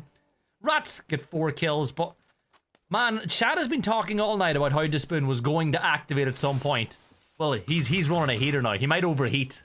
Oh, he's here. Yeah, they've arrived. Yeah. The Spoon is ready to party, as are May Ultimo Hero. And Rats only have 2 standing again, and make that 1 with Finna being knocked, but the Spoon doesn't need any help. We have Raid Boss Spoon coming in, fully geared up now, pouring gas into the entrance. Both grenades miss. Yeah. Doing damage to themselves. Not a great start. Not a great start. I'll be honest for MUT. But this is the Spoon. He's overheating. Is he going to stick together though? He's in a 1 versus 4. He is blind. He can't see, but he's got a gas can trap set up on the door. And be still, because Ragers are going to backfill the end of this fight as well. The Spoon will throw a nade towards where the car is. It goes pop, but as you can see, nobody there to take the damage just yet. The Spoon, how many more nades? He has 1 more nade, and he's got a couple more He had like smokes. the entirety of Donkey Destroyers to loot off of. Yep. Oh, finally spotted. Oh, there it is. But Rangers, now Rangers are here. Everyone is fighting over this one compound. And it's a good one. But again, ridiculous last round sends by a few of these teams. And Shadow, you think about their position, it's not looking good for MUT. Majestics will get that kill confirmed, leaving it all down to FCZ. And Ragers will flood on in. And now he's going to do his Despoon impression as he tries to hold down the warehouse all by himself in the 1v4. But he's going to go for a more aggressive approach, getting himself up on the high ground, looking over this way. And you know the way the map messes with me? I saw Falcons, I was like, don't tell me they're going to third party this one now too, but they're not. They might be, well, they would probably consider it, at least think about it, if phase 2 didn't hard shift over to Primwars. Wow, how much bloody water's in this circle? Yeah, right? Oh my god, this is 40% land, 60% water, but Ragers, they're looking to deal with FCZ. Stun grenade thrown will buy him a little bit of time. Vaults up, but Majestics won't have seen it, and that opens up a door for FCZ to get himself one. Tries to get himself a second. Head peek there. You better be careful, generally, because FCZ is putting in a lot of work. He wants to confirm his kill. At this point, just get your kill confirmed. He doesn't have the needs to do it, though. Yeah, gonna get one final point, at least holding the angle, but the triple peek is gonna take FCZ out. Another noble defense, but Ragers will not be denied. And it's okay timing. They still need to get into the zone. And honestly, at this point, our personal opinion, if I was a team that got eliminated and I saw this circle, I wouldn't be too upset, because playing into Primorsk is very, very, very difficult. Oh, it's awful. It's absolutely awful, and it's the worst possible circle we could have got after that phase 1 for at least keeping most of the land. And I know it could have kept going towards Millie, but still, Birkin for Gaio, the last player left standing. There's a little bit of damage, and there's a nade soaring towards him. The airburst finds 59 damage. But I think that gas cans, they've got Bizzler back on his feet. Just deal with Birkin. Don't let him cause a problem. Yeah. The one good thing about this zone is you know where the next couple of circles are all going to go. Birkin's taken care of. 2 kills for gas cans. Bunch of Gaio get eliminated in 11th place. We have already lost 6 squads. And maybe Ragers and Wuju2 could each find a position. Wuju2 could easily, for them, it's pretty straightforward to sort of slot into the west as long as Legacy don't push in front of them. But Ragers, that's the real problematic team. Like, how are they going to get into the zone? They're going to be on the edge, but overlooked by Flood and maybe even Luna Galaxy. Have they called any pickup? They're all bundled together in that compound. Yeah, I don't know. This is where I'm going to play devil's advocate. This zone can get a lot worse. This is phase 3, not phase 4. No! They did call an pickup. It's exactly what I thought. But this circle can get so much worse. And I really hope it does, just for the chaos that it will cause. And the only reason that I want it to get worse is because there is LCQs. If this was a normal, straight knockout, I wouldn't want it to get any worse. Stop hedging here. Commit to it. Commit to it. Okay, I love chaos. You're allowed to. You're not the one playing this game. I know, but here we go. Come on, get worse then. Go for it. Give chat something to talk about on Reddit later on tonight. Where is worse? Where is worse? That little peninsula. Boo. This is keeping more water than I thought it would. I mean, phase 4 is the one that it needs to cut out as much water as possible. This is going to go to the north with a good position for Typhon and TSM, but I think TSM, they've already lost Sparking, so only up to 3, or down to 3 rather. It's not going to be as easy for them, but they're going to be in likely the best positions. But still, this much water. I was kind of assuming it would go further north than it has. I was praying it would go southeast or southwest. I really wanted those 2 little peninsulas to kind of be in it, but you know what? It's a North Primo finish. Gas cans will feel really good about that, because that next shift will kind of have to go their way. TSM and Legacy, they're going to get this next zone to hang on to them quite a bit as well. At least they should do. Reminder for those at home, the land shift means that the center point of the next circle has to be on land. Ragers are going to make their way in. Interestingly enough, with that shift, Cammy, Pichao not using their E-pickup. That's the smart move, because they have a couple of opportunities to push out of Quarry, but they need to do it now. So often, Quarry teams go down because they wait too long. It's intimidating to try and move out across that road. But with everyone else, or at least a lot of teams that we're looking at now, kind of distracted in Primorsk, making headway into the hilltops north of this area, it's something that you can't delay. But you need a knock, you need some sort of opening, some sort of opportunity in order to have a successful push. I'm just looking here too. I'm not sure 74 might be as safe as we think for Falcons when you consider the amount of teams that are playing tomorrow that are just behind them on the leaderboard. So They might need to get a couple more off the back of this one. Wuju 2 will be thinking the exact same. Luna Galaxy sitting in 23rd out of 24 teams. Now, this is only their first day, but 9 points for them is a massive underperformance. Like, every one of these players should be getting more than that that amount of kill points themselves over 5 maps, never mind as a team. Right, yeah. We'll see. They've had late event surges before, whether that is tomorrow or last chance into the grand final. It would be an upset for them to miss it. Again, however you get there doesn't bother me. It's about delivering when you are in that final best of 18. Yeah. That's when they come to life. Wuju 2. Seifu peeking towards Alo. Alo lands a nice headshot, but he will take some damage from Seifu back the other way. LFP not too far away. He's been prone here for a while, and there's that zone shift that we spoke about. Typhon, they're playing the bungalow. You know, we see a lot of teams just hold on to that for dear life in a circle like this. I feel like if this goes north and Primo is taken out of the mix at this point, that's when you'll really see craziness, because Falcons need to move in. Gas cans, potentially dangerous, Ragers, Legacy, Wuju 2, all with some form of a presence in and around Primo. If anything, once this fight between Pichao and Luna kind of finishes, it's those teams in the north that are feeling the best about the next few phases. I mean, Typhon's position in that doghouse is protected for a long time. Now, getting out of that, getting kill points, and going for the win, that's the big concern. But they should, you know, I expect to see them in the late game. But here comes that push from Pichao. Like you said, this fight between these two teams, Luna Galaxy and Pichao, is a very, very impactful one for both of these teams to go for the win here, to clear up the space and try and have full control of the north because of how many teams are now down in the south in the cover of Primorsk. Fakeson and Santastico on the north with the high ground, looking to open up an opportunity for Antoine and BL to follow up through and take Luna out. Yeah, and Luna are in the best position to kind of catch these players as they leave Quarry, and that will be the opportunity. Headshots lower landed as Santa will be the first domino to fall. Fakeson pulls up, but as Luna Galaxy know this was the chance, but what a nade thrown back the other way as BL will find Haven.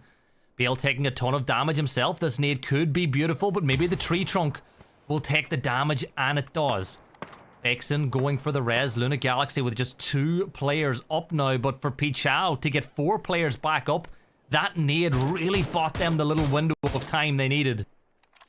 Wuju 2 sending it into the beach. They're circumventing around TSM. But back to Pichao versus Luna Galaxy. They got the revive. The revive still needs to come out from Luna Galaxy, and now TSM. Hurt with an angle from the west. Haven's bleeding out. BL has gone down to Kraken, but now Falcons also have swung up into this position. They've pulled away from that Primorsk Overwatch hilltop, and now they want to get involved in the north. Yeah, they've left Arello to do that job of holding on to Primo, but the rest of the team want points. Luna Galaxy, does he know how close Andy is? You can see about as much as he can right now. You can see exactly what he can right now until our observer gives us that wonderful X-ray vision once more. Free fire through. Kraken finds him. Pichao eliminated. Now do Falcons continue to wrap more this direction, or do they hold what they have? Maybe they wait for that next zone shift. Kurt will go, Kurt, where are you taking him? Observers, don't let us watch. This is a PG stream. This is a PG stream, Kurt. Don't take him into the car. Kurt, you're bad, man. Feeding him to player unknown himself. He's trying to buy Zo. Bonk. Not even picking the pan back up. They don't need it. Kurt does not need it. Oh, he put him in a timeout. That's what he did. He says, go you to the corner and stay there. And he moved him because he moved at him with the pan. But phase 5 Kame went pretty much central. And as it stands, no team is central, but Typhon have a great compound. Gas cans will get a res off inside. But all in all, what do you make of that zone? I mean, I make of this zone is Gas Cans looking to try and get even more kills in Primorsk, but Wuju 2 have now arrived. But the thing is, the North is almost fully declared. What's left is like 1 or 2 surviving teams in the South, and then eventually hit each other at the road towards the late game. Theros with the arm here as well. Typhon, they've got a tire. There you go, Cammy. That's for you. Yeah! Come on. There you Thank go. you. That's for you. There it is. There it is. And funny enough, that is going to cause a couple of problems for Wuju 2 if they need to leave this position a little bit later on now, and they likely will. The other 2 members, they still have the Dacia up on the hills on the edge of Primo. But all in all, we're in that weird zone now where it's an urbanish finish, so you'll see a lot of teams taking pot shots, but we're not really expecting any flushes for the next minute or 2. We'll see. But yeah, very unlikely for anyone who gets knocked, unless it is a huge overextension, to be in a position to get finished, to get flushed out. I do see TSM moving around still a little bit on the north. And Roth could be caught out by Typhon, looking at the minimap, making sure that no one is backfilling from the north, as the rest of Falcons have moved back to that Primorsk Overwatch hill. It's what you expect from Falcons. Luke 12 gets caught out by Seifu, and you know, do Wuju 2 make a move off the back of that? Do they feel that's opened up enough of a window? They're certainly going to try to get that flush and that kill confirmed, but for TSM, even if they don't get any more points on the end of today, they're on 58. They're almost inside the top 8 with almost 6 full maps played. It is a great day for them. Luke might be able to crawl in. There's a lot of tree cover there. And Kurt could go for the revive, but the next shift has gone to the south. Gas Cans are still thriving here. They got the revive that they needed. And I mean, this is closer to Primorsk than we've seen in a while. Falcons moving up into Typhon. Wuju 2 trying to move out into the toll booth. And Gizera walking in from the blue to catch Tiny out. How have Legacy gotten away with this? 2 Rats have managed to pick up a couple of extra points for the side. 5 kills for them. They're on 61. 62 make it now, but they're not going to be... Even if they get a win here, I highly doubt that they'll get enough points off the back of it to be safe into the grand finals. They'll be in... They'll be in that LCQ. And to be honest, if I'm an LCQ team, Legacy's not a team that I want there at all.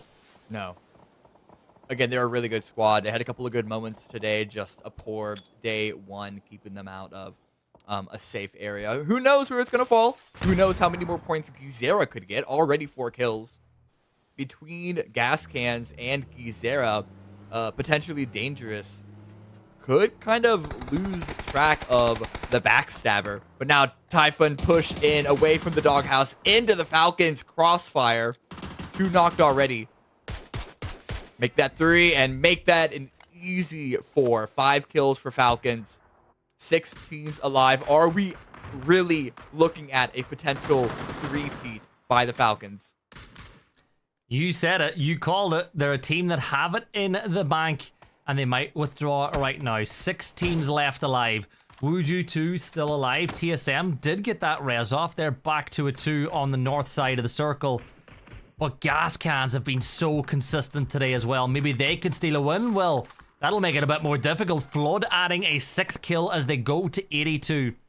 They just wanted the drama. Falcons wanted to be... Yeah, they were like, you know what? It's boring if we just win every map and be secured. Let's do a last 3 map push.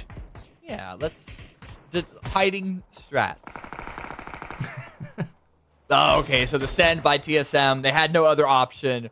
They were going to go to the low ground, either in front of Falcons or in trying to find bombs somewhere in Primorsk.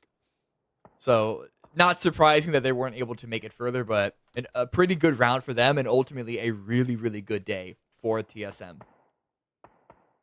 Yeah, Theros with the arm, looking to make what's been a pretty good day for them as well. They're on 40 points as things stand. You have an arm, you've got level 3 gear, you've got Gas Cans in your sight, but with the arm, you don't really want to waste the bullets. You kind of want to confirm that headshot. You know who else has an arm? Snake. Is that Snakers with the arm on the Overwatch hill as well? That could be a problem for Theros and the rest of the teams. Yeah, that is. Oh, and the circle commits even further to Primorsk. Oh. So Falcons looking, I mean, they're going to probably have to hide out where Roth is at the toll booth. But getting into Primorsk from here is, I mean, there is that one building to the north of the road that they can try and play through. But keeping their expansion around the side is the name of the game. They'd want to wait to the last possible moment to send it in. Yeah, Rello is the one who could be in a bit of trouble here. Rello's path into the circle will be determined by how many smokes he has in his back pocket. Roth does have the car, which means that if Falcons have to send it towards gas cans or potentially dangerous in another phase shift or two, they can do it. Elsewhere around the circle, Wuju 2, they need to make their way in. That hill that they're playing isn't in the zone anymore, and the zone will start closing pretty soon.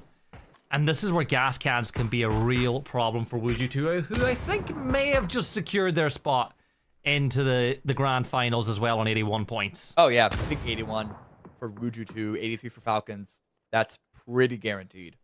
I don't know if the math is even possible to end up any other way. But utility going out, Cowboys gone down. Even if these grenades don't finish them, I don't think Seifu's going to be able to get a safe revive. But that's a lot of utility dumped by Hallow to confirm it.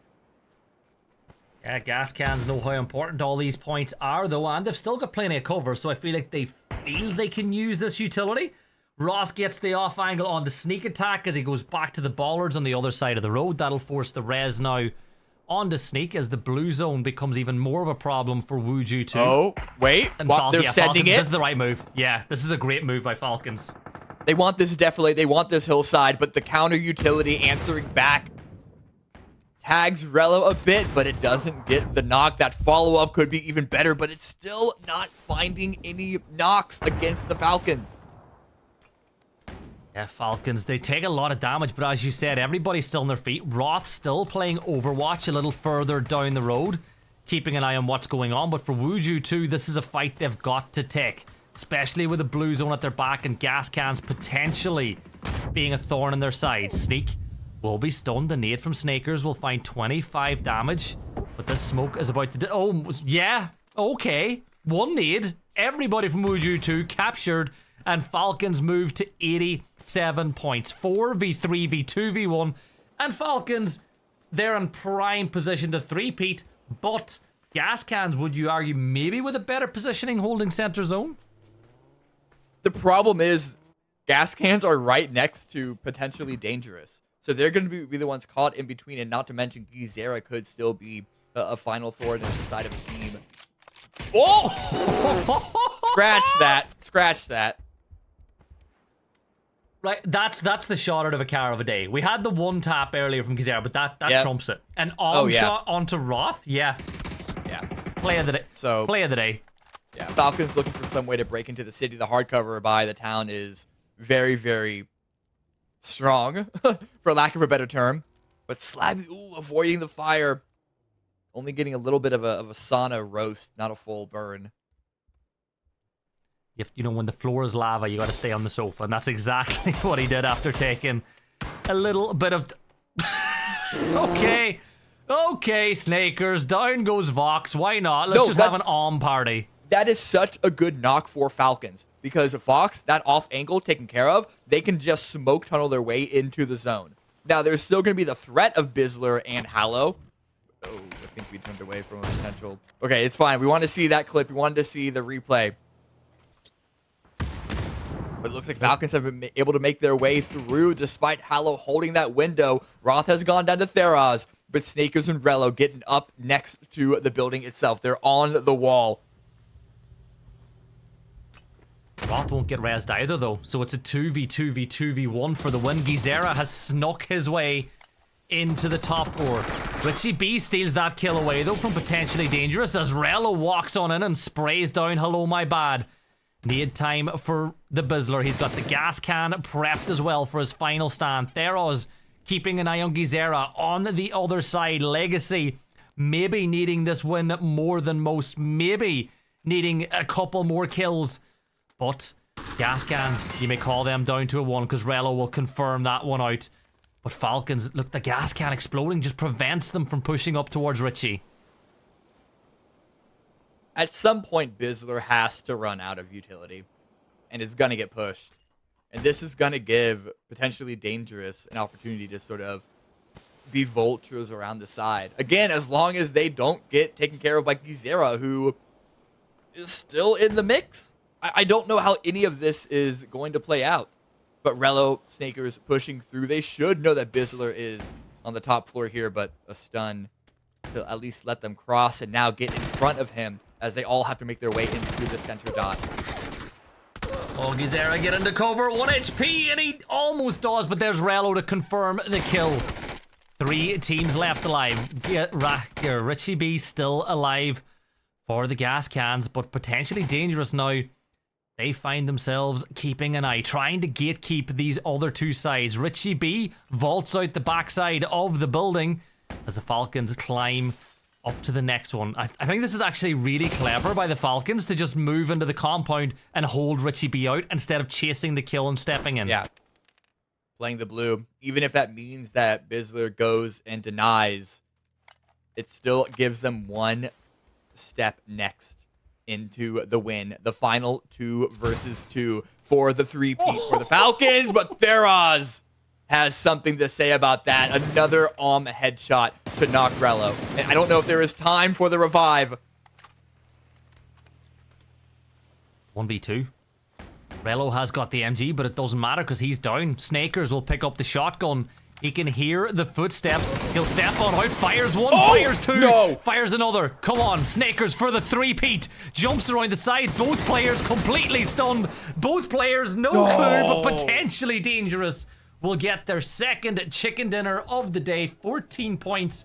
A 1v1 separating Falcons for the 3-peat. But you know what? They are going to be playing in the grand finals.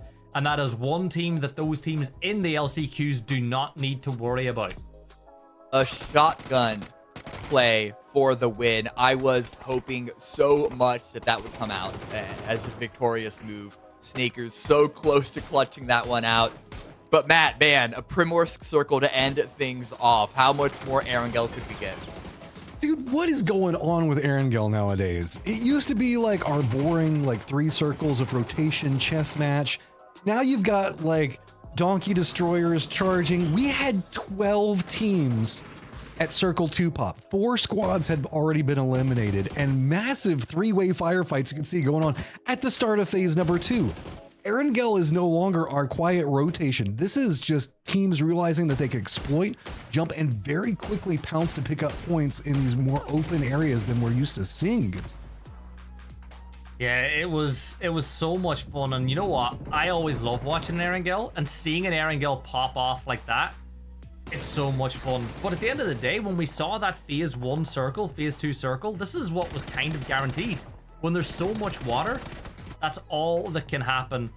And even more importantly than that, seeing some of the teams that just needed a few more points to be... Yeah, that was bold, but that was bold by Kurt. But seeing the teams that needed to get the points, just getting them in those final few maps, it's great to see as well. It has been an absolutely amazing day whenever we look at what's going on, specifically with some of our squads. TSM, that did not play yesterday, had a phenomenal run. Potentially Dangerous picking up this victory means the fact that they're sitting on close to 50 points on the day, and that's phenomenal in and of itself. But it's hard to even be a talking point given the fact that we have, what, I think that broke 70 points inside that last round, or was it 69 the last time I saw, with gas cans. That is a ridiculous one-day total. They've pretty much already cemented themselves a comfortable position in the grand finals, Cam. Yeah, it still kind of pales compared to Toyo's 76.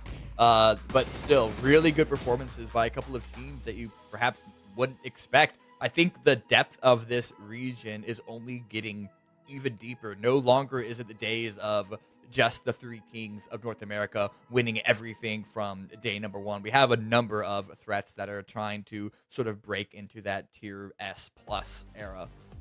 All right, Kim, I've got to ask. Falcons technically gets first overall in points. Does that still count for 3?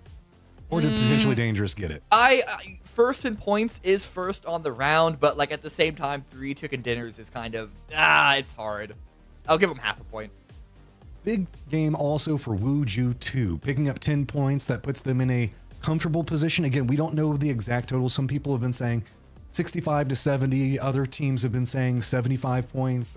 Some teams have even kind of said it might even go up to 80 points, depending on how this all goes. So most of these squads starting to feel, I guess, at least more comfortable in position. So let's take a quick look at our overall leaderboard to see how this is all going to stack up. Legacy, while 5th place is good, probably not going to be enough for them, as they got very, very close, but they started off strong, Gibson, but it just kind of the middle games just didn't go the way that they wanted. Yeah, Legacy, they're not going to be in there. They're going to be playing LCQs next weekend. I think that they should make it out of LCQs, but the problem is they're going to be a nightmare to deal with for a lot of the teams that are hoping to scrape their way in there. Like, I'd say a lot of teams are happy to see Falcons qualify straight through to the finals. Same with the likes of Wuju too. Get rid of those really strong teams so that you're playing against more teams around your level going into the grand finals and LCQ weekend. Yeah, and if anything, a couple of these squads have been really needing an opportunity to try to make some type of climb happen, as we are now looking at groups B and C. This has been the point totals we're going to be looking forward to, as this is kind of how it's cemented up. Keep in mind, everybody in Group A, they will be coming back in tomorrow to play with Group C. So Group B kind of, they had I guess the biggest uphill battle to try to contend with. Pachal coming in, good position all around for them. Typhon also having good positionals coming in, but it really comes down to Falcons having a phenomenal run right here at the end.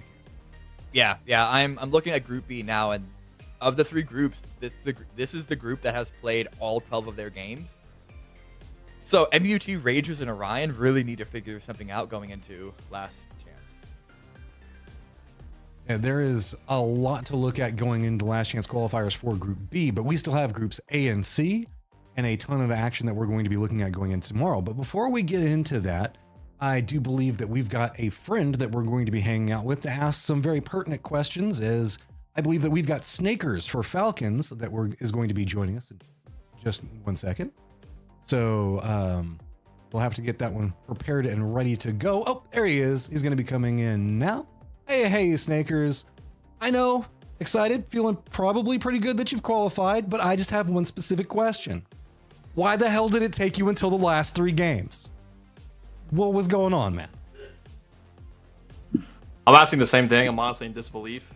After getting 16 points yesterday and then starting the first 3 games with 10 today, I just gave up, kind of. But no, I'm kidding. No, I mean, we always pulled off in the last few games. We've done this since like 2021. I honestly didn't think we'd be able to do it because we just got 66-3, which is like unreal after the games we just had, after confidence was shot. So just being able to do that just feels pretty good. So what's the IGLing situation going like with you guys right now? I know that there's been a lot of conversations about how you guys are committing to calls and what's your guys' inherent strategy and gameplay that you guys are rotating around. So like, what's kind of like a quick little sneak peek into how that's all going down with you guys?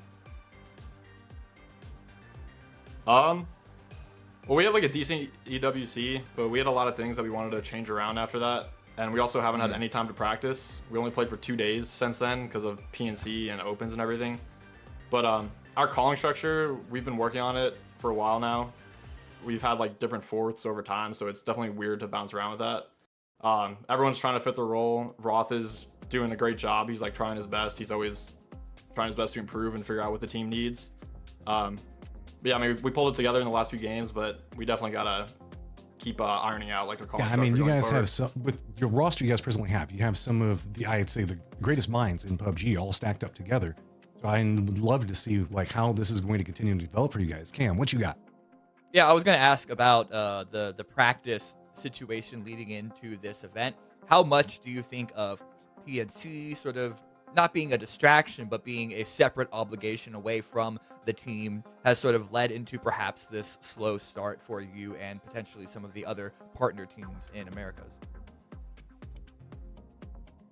I mean, yeah, having that right after EWC when everyone sure wants to work on their own stuff and get better. It's definitely a big distraction, but there's also positives from it because I get to play with someone like Purdy and of course Kick and Trimsy again. So I feel like I learned from them and how I can apply that for like future lines for my team. But definitely not being able to play together as a team when there's all these other teams that have been grinding for like over a month straight. I feel like that definitely took a hit on us for a lot of it, but yeah. Gibson, what you got? Yeah, so obviously this is kind of the third iteration of this team in just over 2 years. Obviously, Kick left, and then you brought in Mime, and then Mime left. So I want to talk about the Roth move and what he's actually added to the team, because first off, when you knew he was available, was it like a, yeah, we have to get Roth in? Or was it more of a case that once you'd played with him and maybe tried him a little, you were like, yeah, this guy is going to add so much? And what has he kind of brought to the Falcons, and what will he continue to bring? So we always knew Roth he's a good caller. Like, he's had success in the past. He's been to all these events, and I mean, we tried him out at the same time as we tried out Mime back like last year, I guess. And we ended up going with Mime, obviously, but we always knew Roth was like the guy he's still out there, you know, like if we need someone like him, he's good for the team. Like, he's a good playmaker. He's always trying to be proactive. And he was been in IGL for a while, so even him going into like the co-IGL role, I feel like that could make him a better player too. All right, Snakers, the floor is now yours. We've been asking you tons of very hard questions about like what's been going on with practice routines. Now you can say whatever you want. So if you got any shout outs, you just want to let everybody know what's going on. Also, or maybe people can follow you to get more information, so that way we're not having to go through the interviews all the time. What else do you want from me? I will say though, TYP, I've never heard of you guys, but you trolled us the entire time. Ooh. And it's gonna bite you in the ass eventually. Okay. They were doing a good job on picking up some pretty decent points. But love the fact that is this a new rivalry brewing up? You guys gonna be coming after them moving into the next series? Maybe, I don't know. They got something crazy against us. I don't know what it is. Heard it here first. Typhon in some trouble. Got Falcons that are gonna be coming after him. Thank you so much, Snakers. Appreciate it, dude. You always bring so much energy in these interviews.